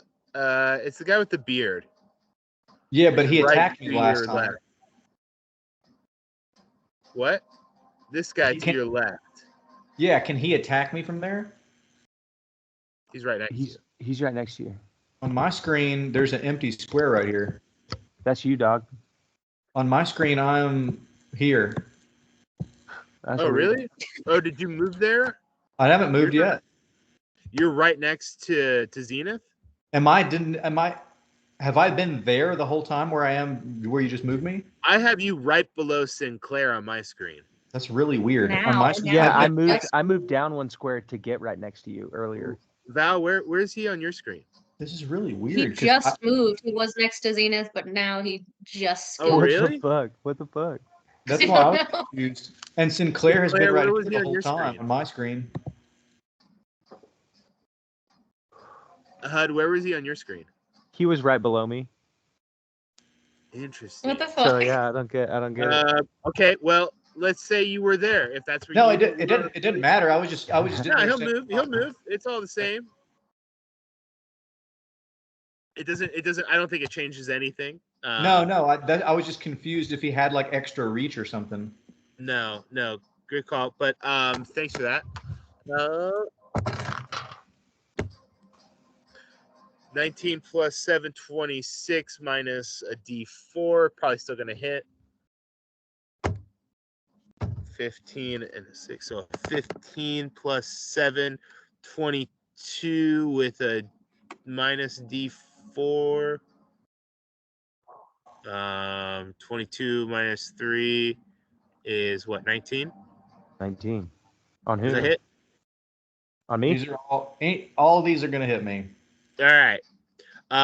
So I thought one let's was just hitting say me and one was hitting Hidal. clean 20 points of damage. Pop! Pop! Oh, I'll reduce one of those by 9. By 9. All right, so you take 11 points of damage.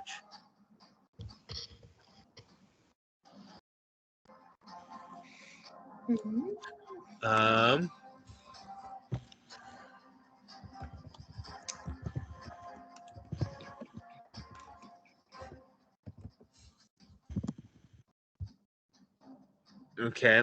This guy's going to attempt to grapple you, Hidal.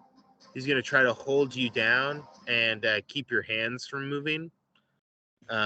He's going to roll an athletics check against you. So I need you to make a contested athletics. Near Sinclair not be grappled. That's true. I was gonna let him go ahead and be successful or not. I didn't mention it on when he was grappling me because he didn't succeed. Nice. Well, these guys don't know that. That's true. So all he's going to do is try to stop Hidal's hands from moving and casting things. So he rolled a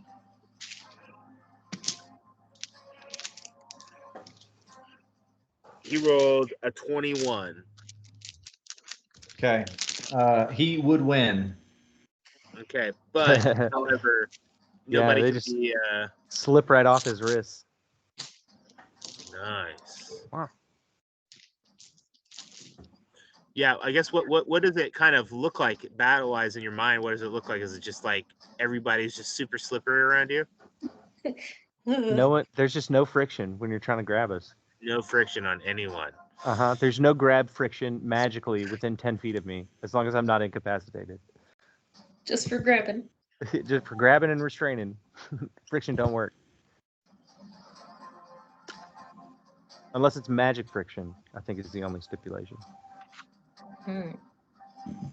Okay. All right. This guy is the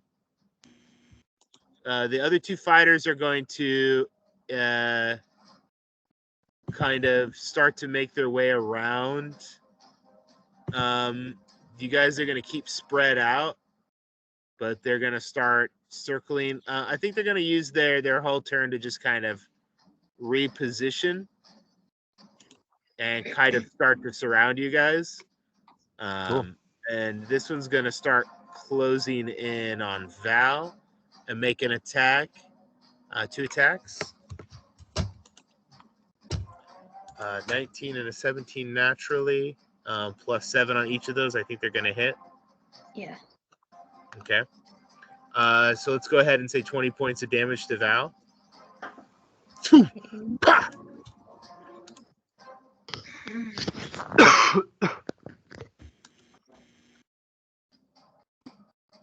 And then I guess I use their whole turn to move. Try to see what else they got. Smith's tools. Okay. Smith stools. Yeah, I'm like, what do they got? I'm like, okay. I was hoping like I could get like more tavern brawler kind of thing. I'm like, man, what can they like use around them to be like kind of creative? Anyway, And that's Miwa's not here to get clubbed with a chair or something. That's a real shame. yeah. Oh, Like a metal fold-up chair, you know. Ding, ding. if that's them, up next is Doll. Okay. Get him. How high are the ceilings in here? Great Love question. that Okay, it's question. low tavern ceilings. I would say like maybe the rafters are about 10 feet above you, and the roof, like the ceiling is probably 15. Okay. That sounds afraid of. Mhm. Okay, then I am going to wild shape into my waveform, and that will be my turn. It's forbidden Yeah. form. Turning into waveform. Can you send me the art of that again? I thought I had it somewhere. For some reason, you can't copy and paste images out of Google Sheets, which is inconceivable to me, but I will Yeah. do something here. 1 second. I thought it was in the group text. It is somewhere, but that'll take A longer than long this. time ago. Hold on, I got it right here. Here, you want me to do it in the chat here? Yeah, that'd be great.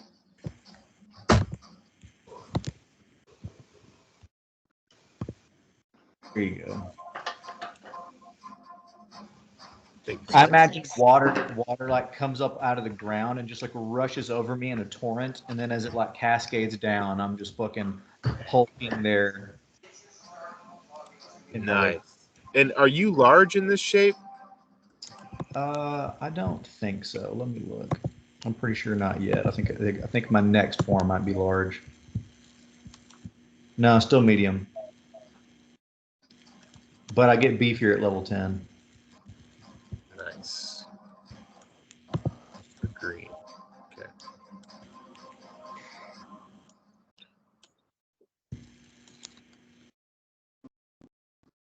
All right. I'm gonna. So that's just your whole turn. You just turn into the Hadal wave. Yeah, I think that's all I can do. Hold on, give me one moment.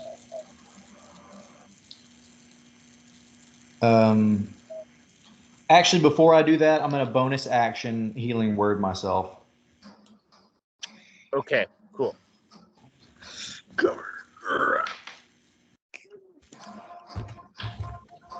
Yeah, you kind of twirl around and the water pours out and you turn into this just incredible, like, yeah, this almost like a water elemental in a way, right? Yeah, it is a water elemental. Okay, you just turn into a water elemental. Awesome. Water swirling around. The fish soup that Sinclair dodged swirls in you, and there's a few chunks of potato that float around in you as well. Cool. And what's on the docket? Next up, Sinclair. Wonderful. I'm going to continue what I was doing a moment ago. However, this time, I'm going to bonus activate my Fury of the Tides. And so I'm going to attack this raging guy again, probably twice. And each time he's got to make... It's probably a strength save, honestly.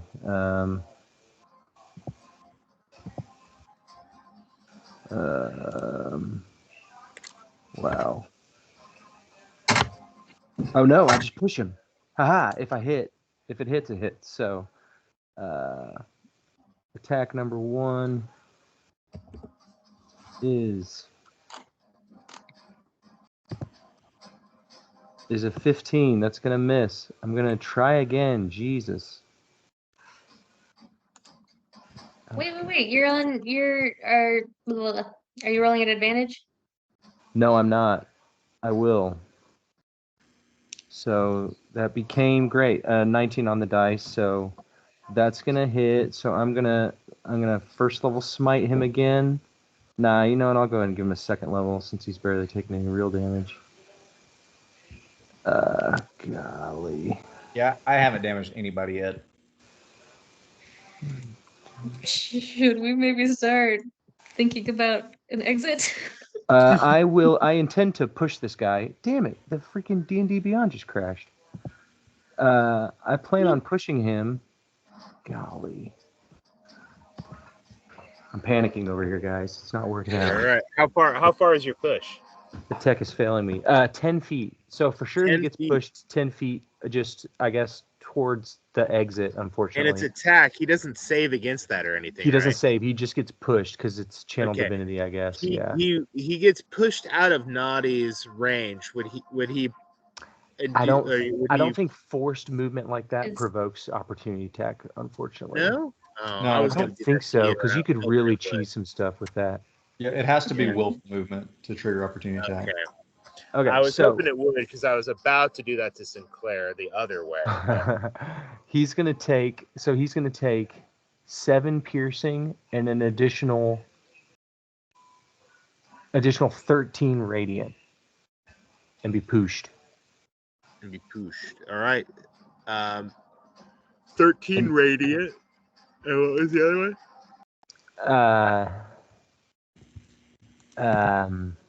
7 piercing. Okay. And then the dude to my south is gonna get the same treatment. Ooh, cool.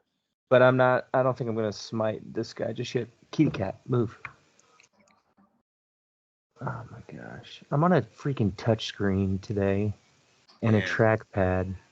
And it's just I brought the old worst. work laptop or not the work laptop, but the work mouse and keyboard. So I'm living large over here right now. Okay, Bluetooth keyboard out of doors.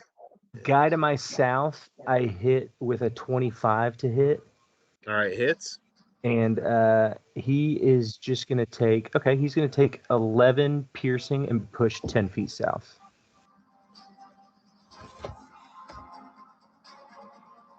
And then I'm free to move at that point.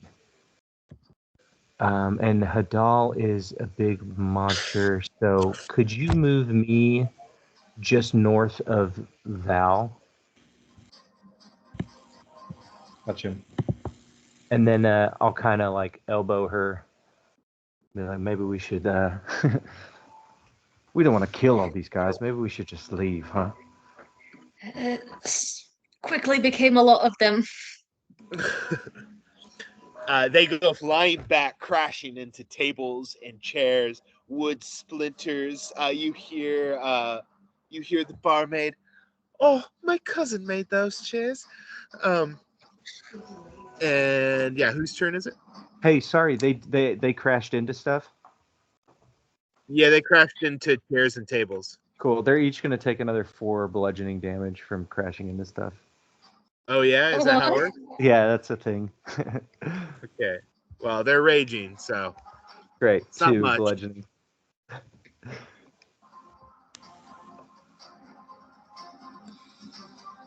Which way is the door? down here to the southeast.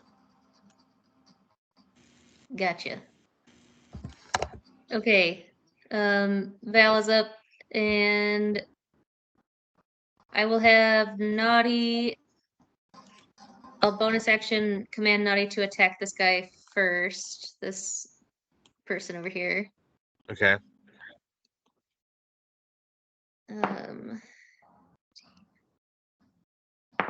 Advantage. That's 24 to hit. 24 hits. So Naughty. What does Naughty do? Oh, 5 damage. Okay, bludgeoning damage. Force. Oh, he does force damage? He does. Okay. It was how much you said? 5. 5. Cool. And He just walks over, steps up onto the table, and just elbows down, pop, smacks down on this guy. And then while Naughty is engaged with him, I will shoot him twice. Oh. That's 21 and a 29. They To both hit. Don't miss. Is your It's a gun 12. magical or is it just normal? It's always magical. Always The gun magical. is. Just, It's always magical. I use this gun. This magic moment. That is a 12 damage and then 16 damage. And Naughty's engaged, so sneak attack 1 more. Ooh, okay.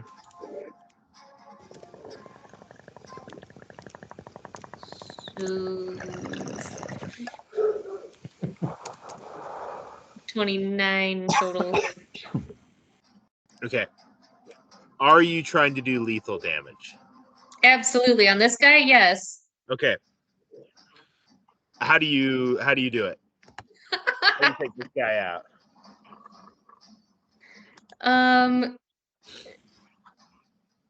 Yeah. I'll tell Naughty, like, this guy is not worth any of you dulling your blades on. So just... Fucking tin can, hit me in the face. Kill the lot of them. I don't give a shit anymore. He kind of looks over at you. Starting with that cunt right there. 1 and 2. Oh! And then I will He falls run. to that other patron. Yeah, she's just like sitting there trying to smoke a cigarette. Like, I didn't ask for any of this. None of us did, hun. We're running.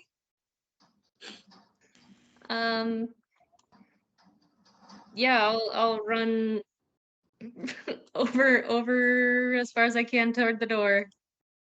All right, Naughty gonna follow you?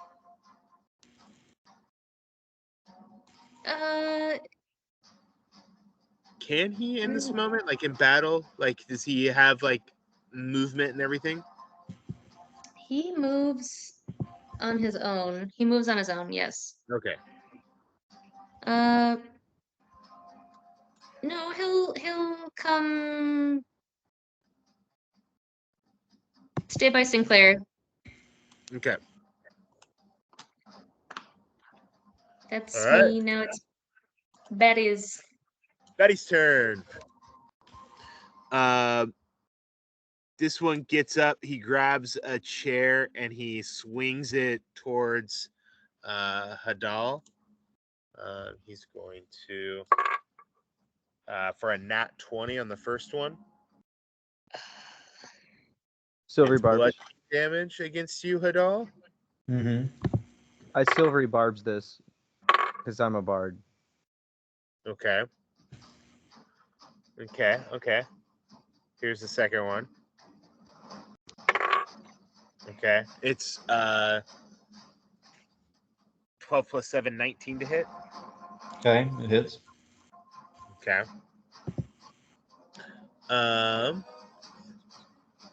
Yeah, he's kind of confused by your form and everything, so he's just gonna hit you for about 5 points to see how it affects you. Just a normal chair. And It doesn't affect me a lot. In this form, I'm resistant to bludgeoning. Okay. Can I do that? All right, just hit you with something bigger. All right. Second attack, he's gonna get out his warhammer and try to hit you with that. With bludgeoning damage. Yeah. Hey, also, Colin, you have my advantage from my silvery barbs on attacks or saves in the next minute. And so it's 18 plus 7 minus a d4, so I think he's still going to hit. Yeah. He's going to do 10 points of damage to you, but normal bludgeoning damage. Okay.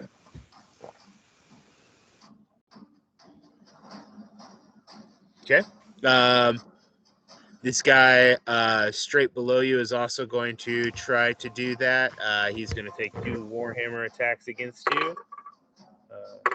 First one is, he's also Bane, but it's the same. 18 plus 7 minus a d4.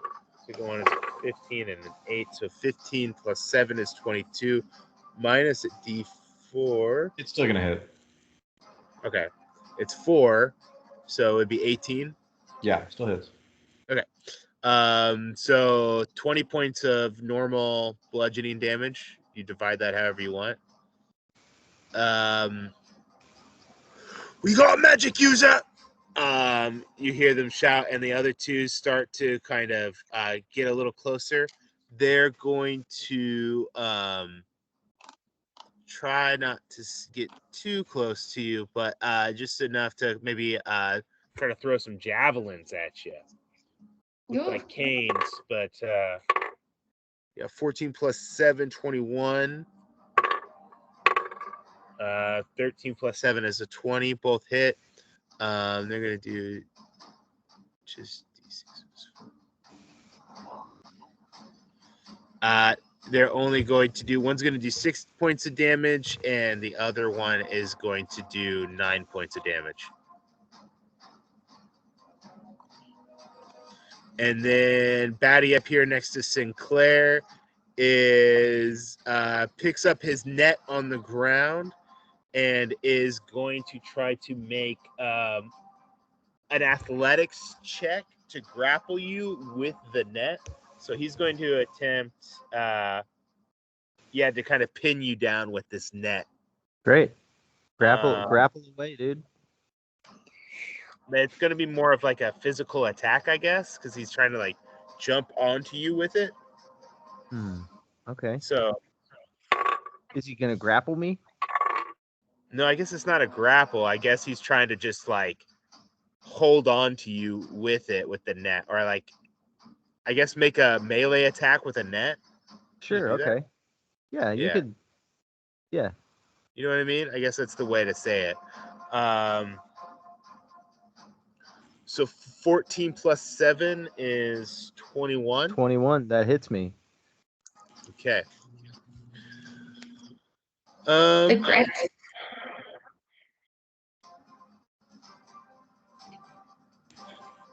All right, you are within this net right now.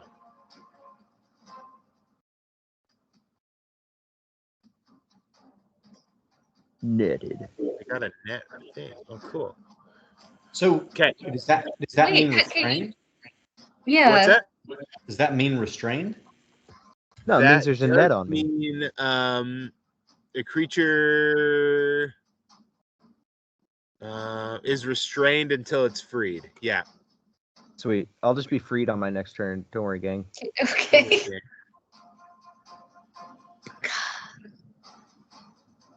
Anytime you're trying to leave a room and you see a net fall on Sinclair, don't worry. Don't worry. Okay. It's going to use its second attack to kind of just hit you while you're down. It's a natural 20. Ooh. Naughty will impose disadvantage. Yes, he will. Okay, you guys are no fun. It's we got some bases 2 covered. plus 7. It's a 9. So what does that do for you? That's gonna miss me. All right. Well, I can move really well under this net, surprisingly. Apparently. He's about to just baby seal you with this club, and Naughty just stops it. No. Just grabs it, yeah, and then Naughty's finger just. Yeah. Terrifying. All right. That's Batty's turn. Who's next? After baddies is Hadal. Cool. I'm going to attack. This one on the right is the one who actually has damage, right? Yeah. He's got some. Okay, I'm gonna attack him. I'm gonna make two. Well, we'll see. Probably two slam attacks. Okay, go for it. The first one is not good. That is a 13. That You does have not. You're you have a rolling bardic. at You still have a advantage. bardic. Oh yeah, what you're do I rolling do at with that? advantage. How do You're I all use? fairy fired. Everybody with the pink dot is fairy fired. All I right. take the red dots away because I think you guys understand who's who. Okay, Bad, yeah. 8, and so 18 on the first one, Okay, that hits. and it's gonna be fucking what is that? Oh hell yeah, 8, 9, 10, 13 damage, 13 bludgeoning damage on that one. Okay, 13. Is he still good? Is he still up? Oh yeah, he's still very much good. Okay, then I'm gonna do it You said again. 13 just normal. It's just are your attacks magical? Let's see. I don't think they would be magical. Okay. I don't think so. They're raging. They're ragers. And then another 18 to hit. That hits. And that's going to be 9 plus 3 is 12. And then 12 bludgeoning damage. 12 bludgeoning damage. Okay, cool. And am I currently in your aura, Sinclair? You are, yes. You're within 10 feet. And I would not be if I moved here. Correct. Well, no, you still are there. If Okay. diagonals are the same distance, it's kind of good All to right, keep that. then I will do that. And that's my turn. Okay. Then back at the top is Sinclair. Sweet. So was I like crouched down with this net on me?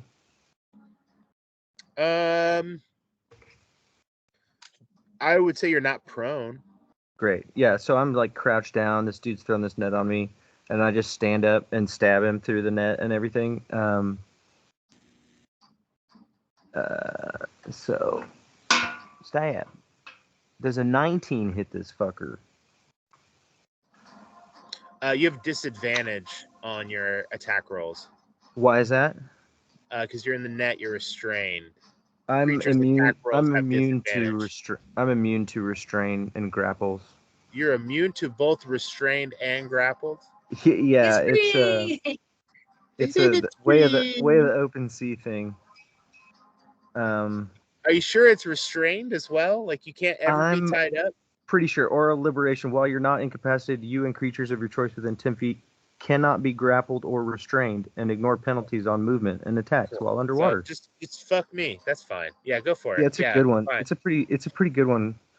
That's great. So yeah, and then creatures that are already grappled or restrained, when I show up, they can spend 5 feet of movement to just automatically escape their restraints, All right. or Well, as long as it's not like solid. magic handcuffs. Yeah. So yeah, I hit him with that one, I'll give him inspiration. and I'm gonna push him 10 feet. As soon as I track down the D8, I was just fucking rolling. Yeah, I imagine you do kind of like just kind of like one of those barrel roll flips with your rapier, and it just like slashes through the net, and it just falls to the side as you wind up and come around and just blast him 10 feet away. Yeah, blast him. He takes, unfortunately, only 6 piercing, but it is what it is. And I'm gonna use some movement. Where's my freaking mouse?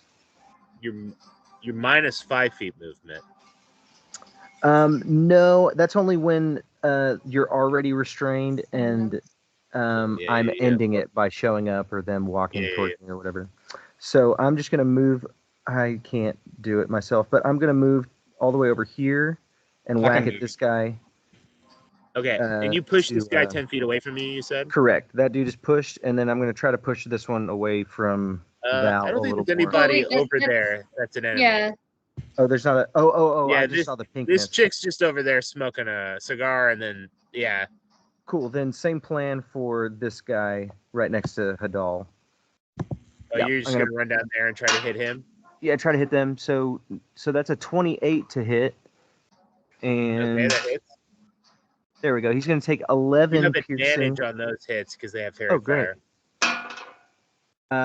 No better. So he takes 11 piercing and is pushed 10 feet south. And I'll end my turn. Cool. All right. I'm up next. I will shoot the one in front of Hadal twice. That's a 19. Yep. And a 23. Blam! Wow. So that will be Sneak. 7 and 14. All right. And 14 plus sneak. Do I sneak? That qualifies as sneak. Plus 2. 7, 14, 2, 23 damage total. Sick. Get in. And then I'll motion everybody like, maybe to the door. And Naughty will. When does Zephyr move? Or Zenith? Same as Naughty. I have to use my bonus action to command either one of them to do anything. Okay. Can Naughty bonk this guy as well? Kitty corner. Oh yeah. Go for it. Is he flanked? Pretty much. Oh, well, for rogue's sake, yeah, but I don't know. For rogue's sake. But he has it. He's got fairy fire. Doesn't it have to be one other person engaged with him? Naughty doesn't get any any benefit from this. Well, I mean, it doesn't matter because it's already advantage because of the fairy Yeah, he already has advantage, so Naughty would get advantage on him. 19 to hit. That hits. Bonk. That's 8 force damage. All right.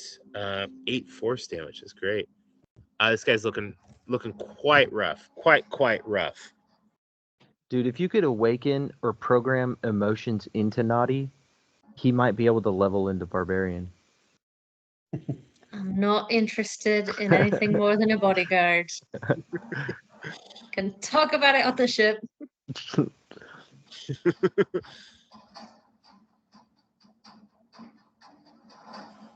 All right. Whose turn is it next? Baddies. This guy is going to call over to his buddies to get in here, and they're gonna rush over and try to get in as well. All right, let's do. This is gonna move right over here, just to flank Sinclair. So let's start with Sinclair. 2 hits. First one is only 15 to hit. No. Second one is a natural 20. That one will hit. Okay. Do you do anything to it? I think my reaction hasn't reset yet, so I won't do anything to it. You get to crit me, dude. I get a nat 20. Okay, 20 points of damage. Other guy's gonna go 5 and 5 plus 7 is not anything. 6 or 8 plus 7 is not anything to hit you. Hadal. Hey, my Bane drops. Sorry. Thank you. I was just about to do that. So 17 or 7 plus 18 is 25. That hits you. Second one is 16 plus 5, 21 to hit. Yep, Yes. those all hit. Whoever. 20 straight bludgeoning damage. And then on Naughty, this guy's going to take some attacks. 17 plus 7 is 24. And 6 plus 7 is 13. Okay. So 1 hit. 1 hits. 10 points of damage on Naughty.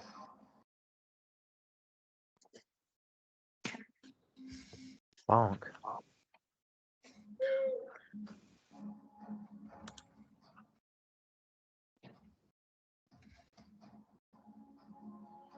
All right, it's their turn. Then Bitch, Hadel. look at you. You guys are in big trouble now. You're coming with us.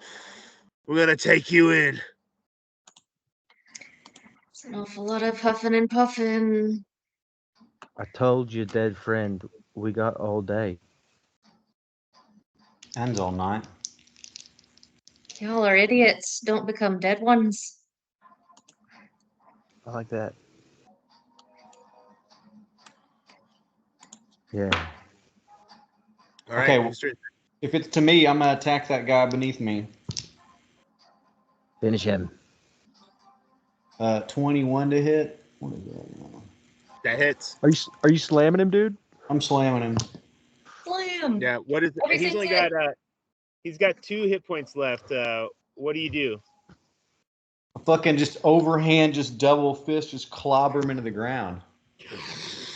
You just keep your hands on him, and the water pummels him down there, and he struggles against you for a moment, trying to get your arms off of him, but his arms just pass through your watery form, and you just drown him right there in front of his mates, and they're like, we can let you go with a warning this time. There we go. And then in response to that, I'm a clobber this one right here. Go for it. That's only 17. That hits, right?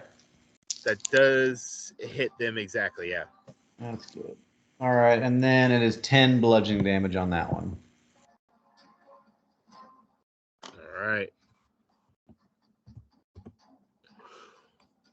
Oh! My mistake. Listen, I'm just a crew member, all right? I'm just doing my job. All right? Y'all just can go. I'm sorry.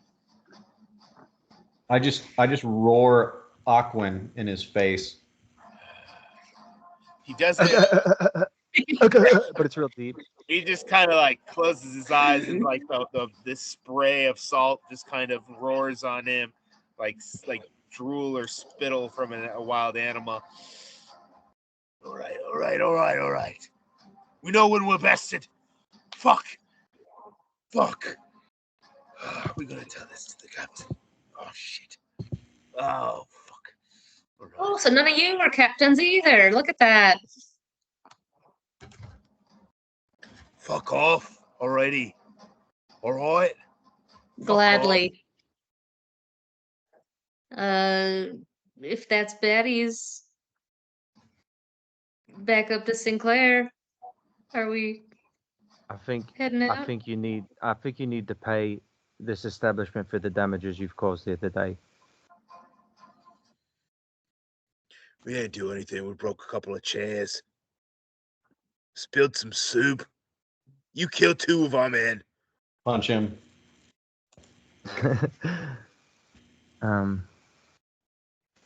No, you see, you've damaged this establishment's private property, and there needs to be recompense, and you're the one that's gonna have to make it, you and your mates. So, and I'm gonna kick him in his ass towards the bar, and roll, I guess either intimidation or persuasion, your choice. Yeah, this is intimidation for sure. Intimidation. Can I give you help by like putting my gun against the small of his back? Of course. I would love to help. Okay, it's a 17. Intimidation. Hello, ma'am. I believe that you may have splintered some of your furniture. I would like to buy you a chair and a bowl of soup. Oh, you don't have to worry about that. That's okay. There are people dead. I was going to ask if anyone's hurt. I don't know what to do. It's okay. It's okay, ma'am. 30 How gold? much chairs? There you go. That's right. Yeah, That feels right to me. she's no 30 gold stranger. for a chair. It's like 5 silver right there. It's several chairs, mate. They look pretty finely made. My cousin did make them. She did say her cousin made them. 30 gold for 2 chairs, ma'am. All right. He kind of pulls it out and kind of counts them out. There's 28, 29, 30 gold. All right. All square now. That's right, mate. I'm gonna grab the newspaper or our wanted poster and kind of push it into his chest. You Ugh. should be careful. You should be careful with these people. They're very Dangerous dangerous. All right. Well, we'll keep an eye out. All right, fuck off. All right, mates. Back to the ship. Take the bodies with us. Come on. Fuckers. Fuck you all. You know that? Fuck you.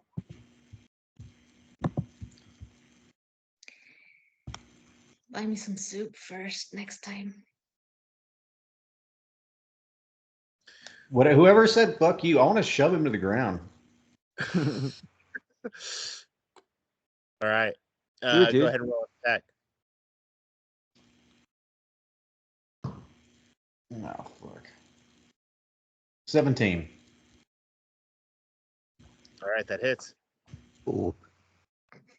Slam his And- ass, dude. Do I roll like damage? Is it an athletics check, or are you trying to like knock him prone? I guess it's just a shove to knock him. I don't know. I guess that doesn't normally knock Yeah, someone let's say you're successful. You knock him on the ground. This surly, just mean dwarf. He just gets you just drench him down and you hold him down. Oh right. He didn't mean anything, boy. Fuck off. He's just a dwarf. All right. Come down. We're going. All right. Get your fucking sea beast off of him. I'll like hold my hand back to Hadal. Bunch of fucking sore winners. All right. You got us.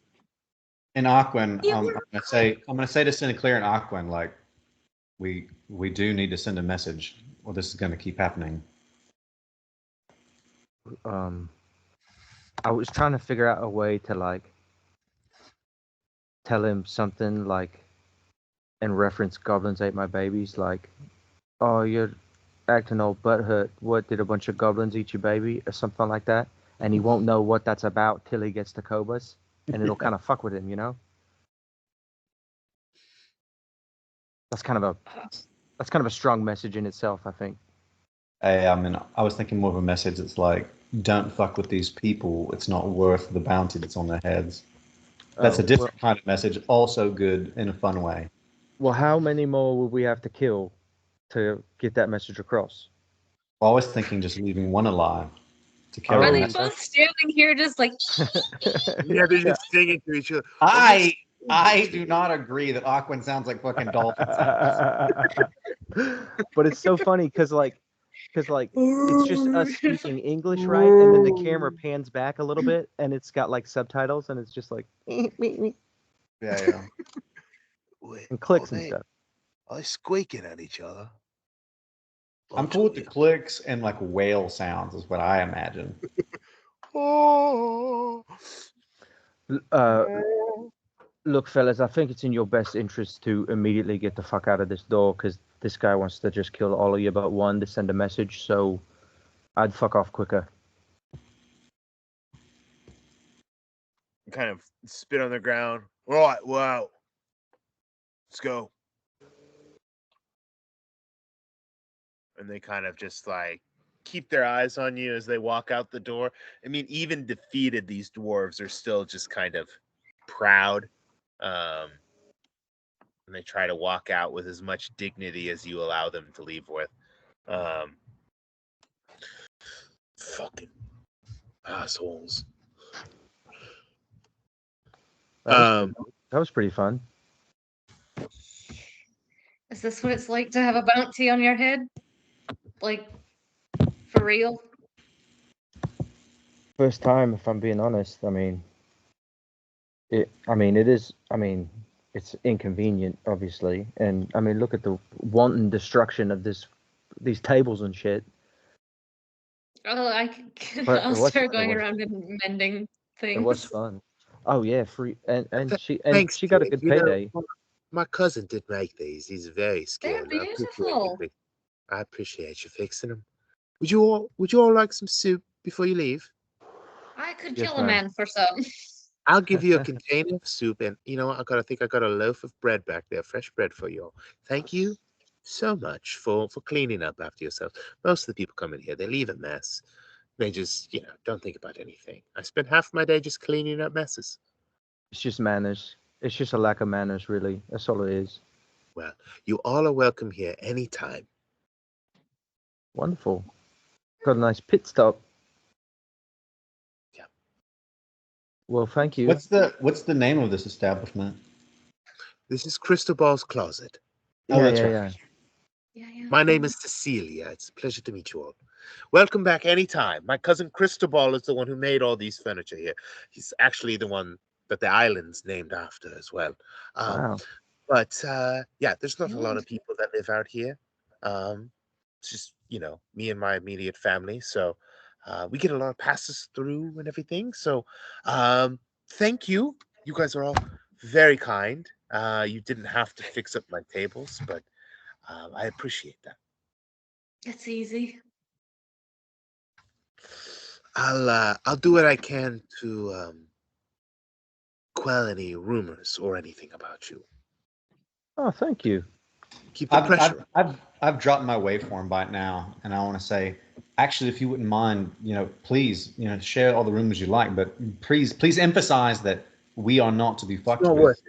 It's not worth it going after y'all. I can see that. I will make sure everybody knows that. See, Hadal, that's a clear message. Wow. It is a clear message, but I thought if we killed all of them but one, and then he left, it'd be a lot more frightening. It'd be a lot more. Well, she can just tell everybody that that's what we did. Because it's creepy to leave one guy left alive to go spread the tale. That's pretty diabolical. Sure. Now more people to tell the story if you think about it like that. And they're just assholes. Pardon me. They probably just thought you'd be easy pushovers. With a 10,000 gold bounty? Fools. Dwarves think about gold before they think about anything else. Yeah, we was outnumbered too. We should have told that, when you're spreading the tale. It was like 3-on-7 or something like that. Well, you mend a fine table. I appreciate you. All right, yeah, we best be taking our soup and getting back to it, back to the old high seas,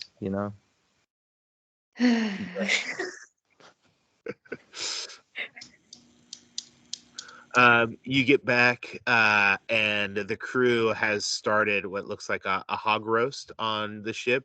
They managed to trade some of their fish for what looks like a pig, and they got on a spigot and they're kind of twirling it around. And the captain got a big plate. I was starting to worry about you all. It's quite dangerous out here, I think. I hold up the fish stew. Oh, Loaf of bread. on the table over there, Agathor is in charge of the side dishes. Agathor, the soup. All right, soup. I like soup. Oh, it smells good too. Fish. I like fish. Fish and potatoes. Well, Agathor, do you find that it's a little bit difficult to fully enjoy food without being able to smell it as well? Well, the older the fish, the better it tastes to me. It's whenever I really can feel anything. Really, is whenever it's like right on that edge of just just a little too much. Yeah, I suppose so. Yeah, yeah, you know.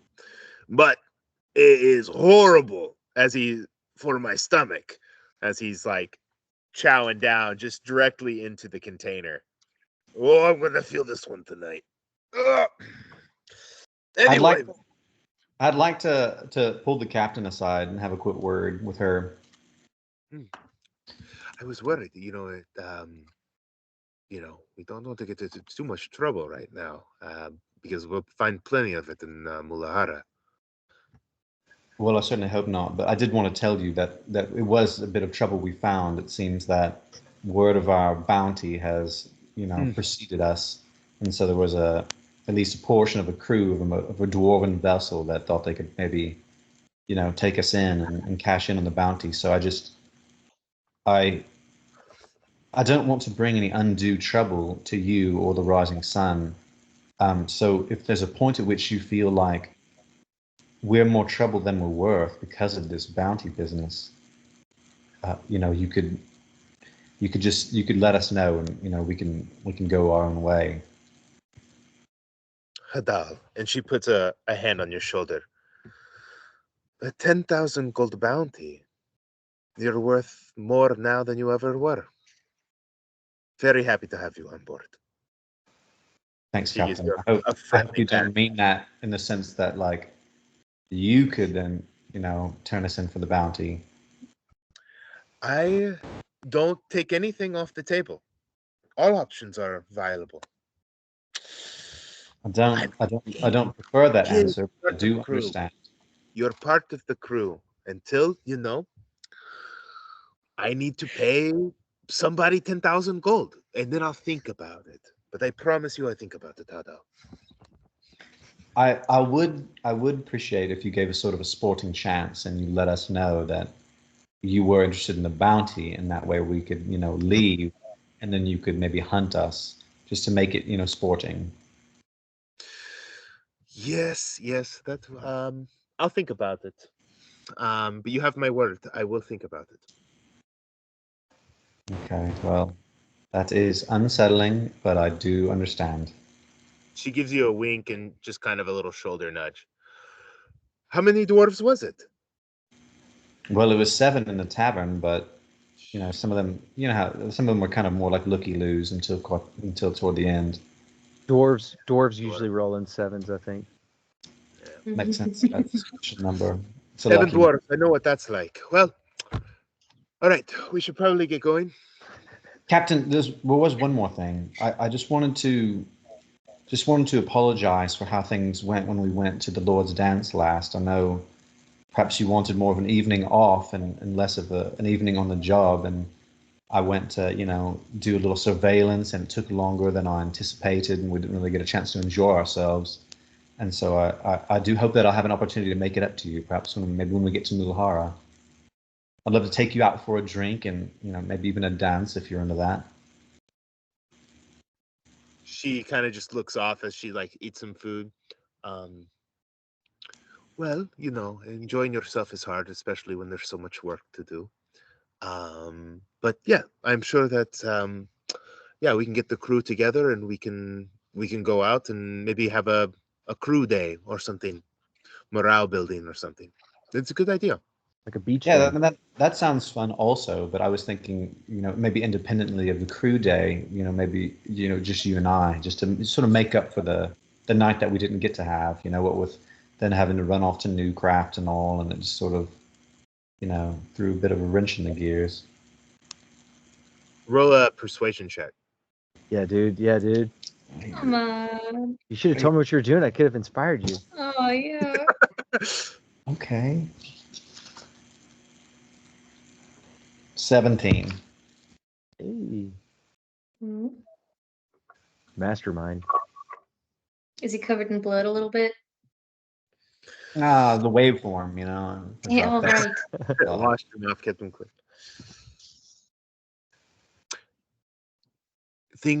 I have a feeling that things are going to get crazy when we are in Mulahara. But Maybe before they get crazy, we can have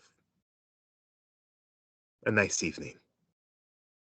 That sounds lovely. I'd like that. I would too. Anyway, the fish soup smells lovely, but there is pig on the spigot over there that you can have, and we should think about finishing our plates and getting packed up, everyone. 4 more days. Soon we will be in Mulajara. Aye, aye. Yeah, there's a Aye, rousing. Hey. Yar. Did she say we're going? No, I think she said we're not going yet. God, these guys. You two are not allowed back on the ship. Yeah, if there was anybody that we traded out for crew people, it was them. You will be marooned. No, they can get jobs in the closet. You will need to leave. I'm Actually. I'm gonna go up. I'm gonna talk to him. Like, hey, listen, you two. I don't mind that your sort of quaint little bickering back and forth, your misunderstandings. But if it happens again in a tense moment like we had with that colossal squid, I will end your life. I will tie something heavy around your feet and I will throw you into the ocean. He's awfully clear about that one. Awfully clear. Okay, well. Oi, oi, Captain. That's strike two. Right there. That was it. That's all it takes. So I need you to watch your ass, all right? All right. You know, I heard that there's... Just to be clear, since you're not familiar with baseball in this fantasy world, it's a maximum of 3 strikes, and then you're out. And by out, I mean I will kill you. Strikes. I thought it was 5 strikes normally. No, according to this bloke right here, he's got 3. I just do the 3. Making up his own rules over here. You know, I heard that there was a dwarven ship that they were looking for more pirates. Maybe we go over there, talk to them before we leave, see what they're paying. Gentlemen, you're fast approaching 3 strikes. Fast approaching. You are on thin ice. Right, well, you only got 3 more strikes. Careful. No, 3 total. It's 3 strikes. You know what? Fuck it. Wait for him. Just Actually, it's 1. I wish I was thinking in that battle, I was like, could I grapple someone and like choke and like headlock them and then drown them by doing so? But like, it takes so long to drown for like, you know, combat being like 6 seconds, or like, is it like 6 seconds like a round? Yeah, 6 seconds a round, and you get like a minute. You get like what, 3 minutes plus your con, a minute for every con modifier you have. Yeah, it's like it would be so unwieldy to try to drown someone. Everybody in this D&D world can hold their breath for like a cool 7 minutes. Yeah, no problem. Yeah. Well, not everybody, because like 30 seconds. I mean, like if it's like a peasant, their stats are really low, you know, but you never interact with peasants, so it just doesn't, you know. Peasants. Commoners, 10s across the board or whatever. That's one of the things that I think that Brennan Lee Mulligan does really well in Fantasy High, when like Galir joins them in sophomore year, and he like goes on adventures because he's just a guy and he's like fucking dying left and right. His stats are just garbage, and it's like, oh, this is what it would be like. It's just a normal person was doing these things. You just brought your stepdad on your high level adventure, I'm finishing up season 1, freshman year of it. I'm really enjoying it. It's tickling my fancy. Sophomore year, I think, is even better. It's very good. You have to. So I'm listening to it on the podcast app right now. You have to subscribe to a channel in order to listen to it. I did. I subscribed to Dimension 20 so that I could watch the rest, because they've got a bunch that are really good. They have a one that's in space that's like sci-fi that's really good. Fantasy High is good. Sleeping City is really good. Yeah, they have some of them on the podcast app for free, but. Galir is my favorite NPC of all. Yeah. It's incredible. Because he's in the freshman year. He's like the lunch lad. Yeah. But he's not really like a prominent role yet or anything like that. Yeah, I think he becomes a little bit more prominent, and definitely much more prominent, I think, in the second one. Yeah, the second one, he's like, they just bring him in their van on like their whole adventure. Yeah, and he's getting like one-shotted left and right. Again. cool. He reminds me a lot of Jerry from Rick and Morty. Just Mhm. tragically sad character. Just like only eats yogurt. Eating beans out of a can and like having beans on his shirt all the time. That's awesome. Well, cool, gang. I hope that was fun. I hope that was worth your time. I'm glad that we're back. Hell Fun, yeah. Island random Adventures, baby. encounters on the ocean. You avoided my colossal squid. Yeah, Good I- squid trip. Yeah, I took a look at that stat block, and when that head shows up, it's kind of bad news. Yeah, I think you guys could have done it.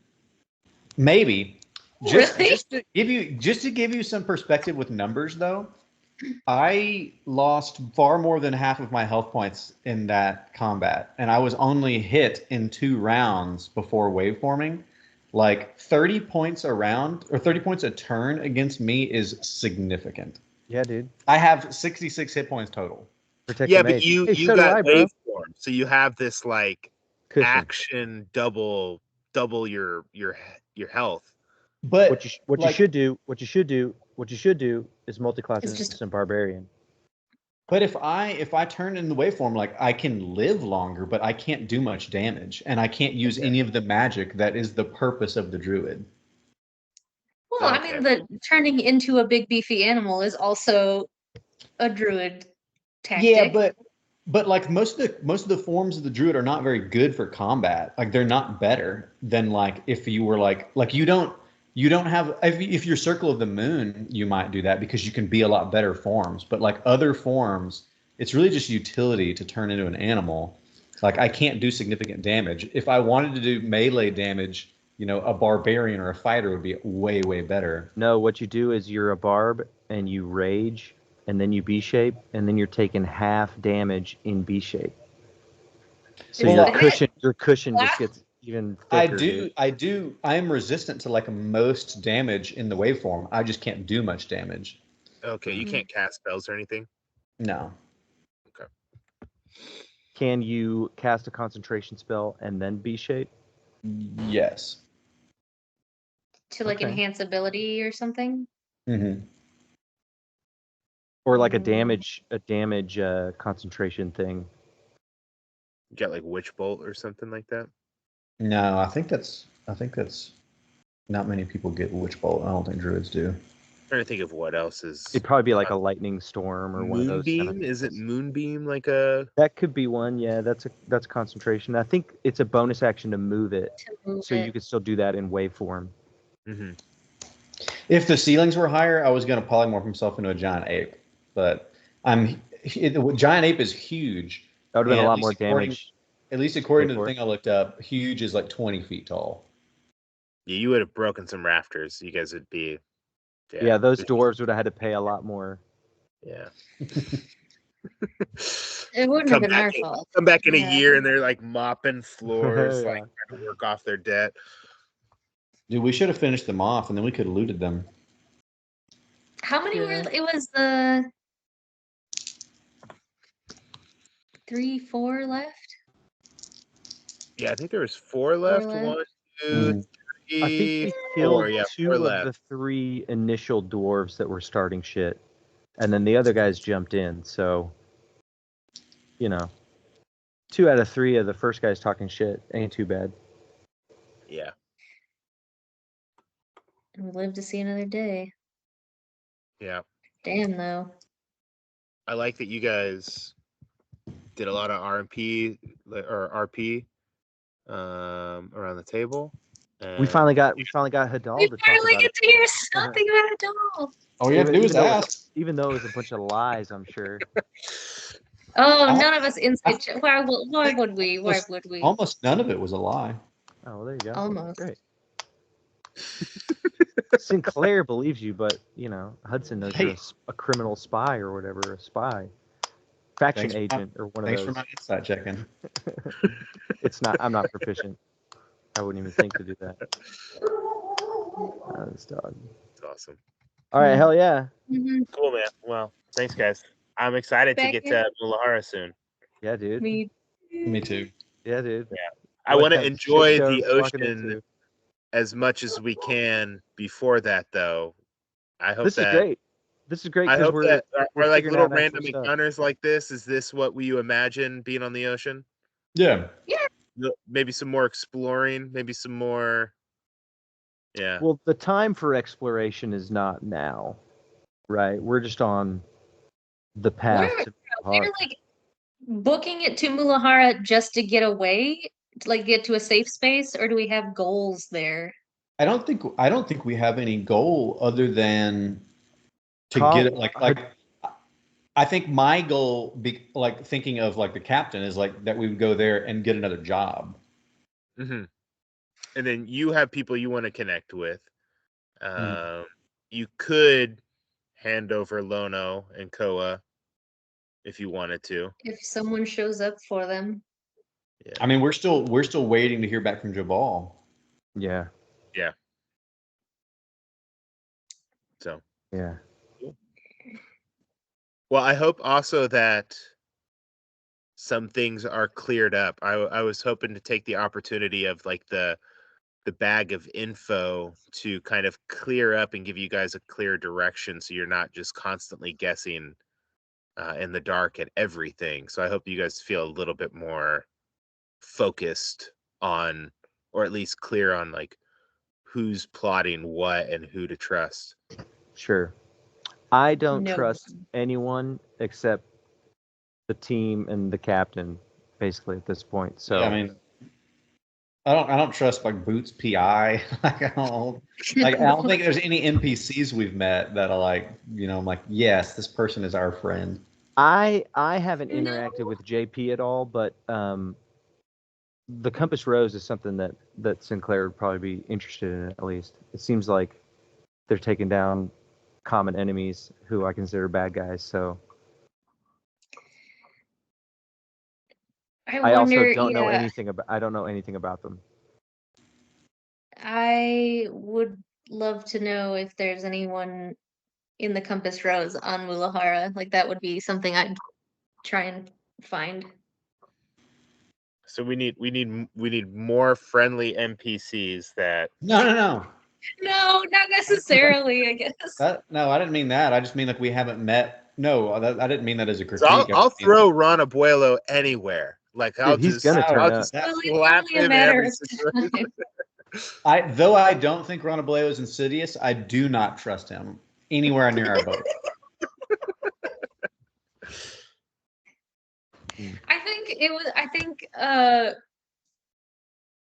I feel like we could have, or we were trusting Jobal and the Commonwealth at least more than we were trusting the kingdom. But now it does, it feels more like just the crew. Like whatever we're doing, we're not involved with the war stuff. Or I wouldn't be. It's us against the world. And like 10 different factions. Yeah. My biggest enemies, I think, are the Kingdom and Newcraft. Also Kai-Faro, but we still don't know enough about that. So really, we can't do anything about the Kingdom. So if there's any like long-term, like personal goal shit, would be to just go to some Newcraft shit and see what's going on, see what we can do. Find those bases. Find those bases and find more about stopping Kai-Faro in the meantime. Or maybe eventually we find stuff about Kai-Faro at Newcraft, you know? I mean, they didn't have it at the base on Cobas, but I guess I don't know where else to look for information or where else to find information then about this. There's the secret headquarters. We don't really know where is that. All kinds of information is going to be at that one. To be clear, we don't know where any of the other bases are. We know like a couple names. We kind of have an idea of where some sites are. You have a map that like there's sites where Newcraft and the Kingdom kind of, or the sites where these like temples and the Kingdom have overlapped, and you know that Newcraft has been working with the Kingdom at certain areas. So you can assume that, like, yeah, there's a few areas that you would be like, I bet if we go there, we'll find both of them. Well, that's another lead then. The other pyramids. What are you doing?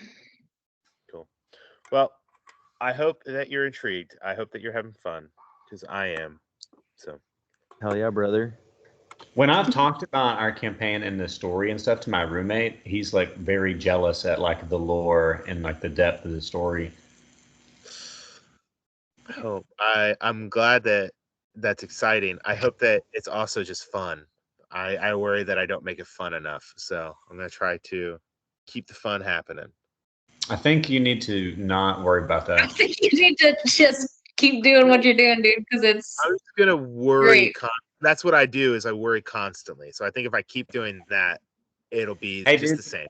Hey, if it wasn't fun, me and HUD would not have been continuing to play with you for like 3 years. How long have we been playing?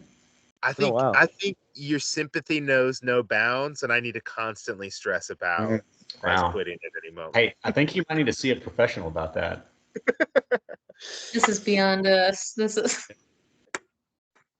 Interesting. I'm very happy to play around in this good world that you are making. Yeah, hell yeah. And thank goodness you joined up, because Dave's not here all the time. It'd be a whole different game with just me and Colin playing this shit. Oh, intimate. Yeah, very, very. We would just have to do two players each. Probably, yeah, that'd be sweet. Whoa. That actually would be sweet. I've done that before, and it is pretty sweet having two characters. I was with Everybody you. else hates it, but it's rad. I think that Val's doing that with her and Naughty. I think that you don't have to argue. Naughty is not a guy. He's like an animal. Part of the crew. Not even an know. animal. He's a tool. He's not a living tool. He's just a moving tool. So the steel defender is supposed to be, just like a mechanical dog or something that if it breaks, you can totally recreate it. But I feel like if Naughty dies, I'm gonna be destroyed. Yeah, narratively, he's like one of a kind or whatever. Like, no. Fairly one of a kind. Well, you could back myself in a corner with this. You could sort of retcon that, like, you've studied him and know how he works, and you could remake him or replace him if you needed to. I guess. Yeah. I exactly as he was. No, dude, we didn't even put the laser beam on him yet. Dang. No, That's true. yeah. It's only been a couple days. It's only been how long will that take? Why do we have that? It was in the Newcraft found bag. it in one of the offices at Newcraft and put it in there for you guys. He could have been slicing and dicing these dwarves. I was thinking as we were leaving the tavern, like head back to the ship, I was like, man, I wish I had some way to fucking put a hole in the bottom of those motherfuckers' ship. Now, once Naughty's got his laser on him. Oh yeah, dude.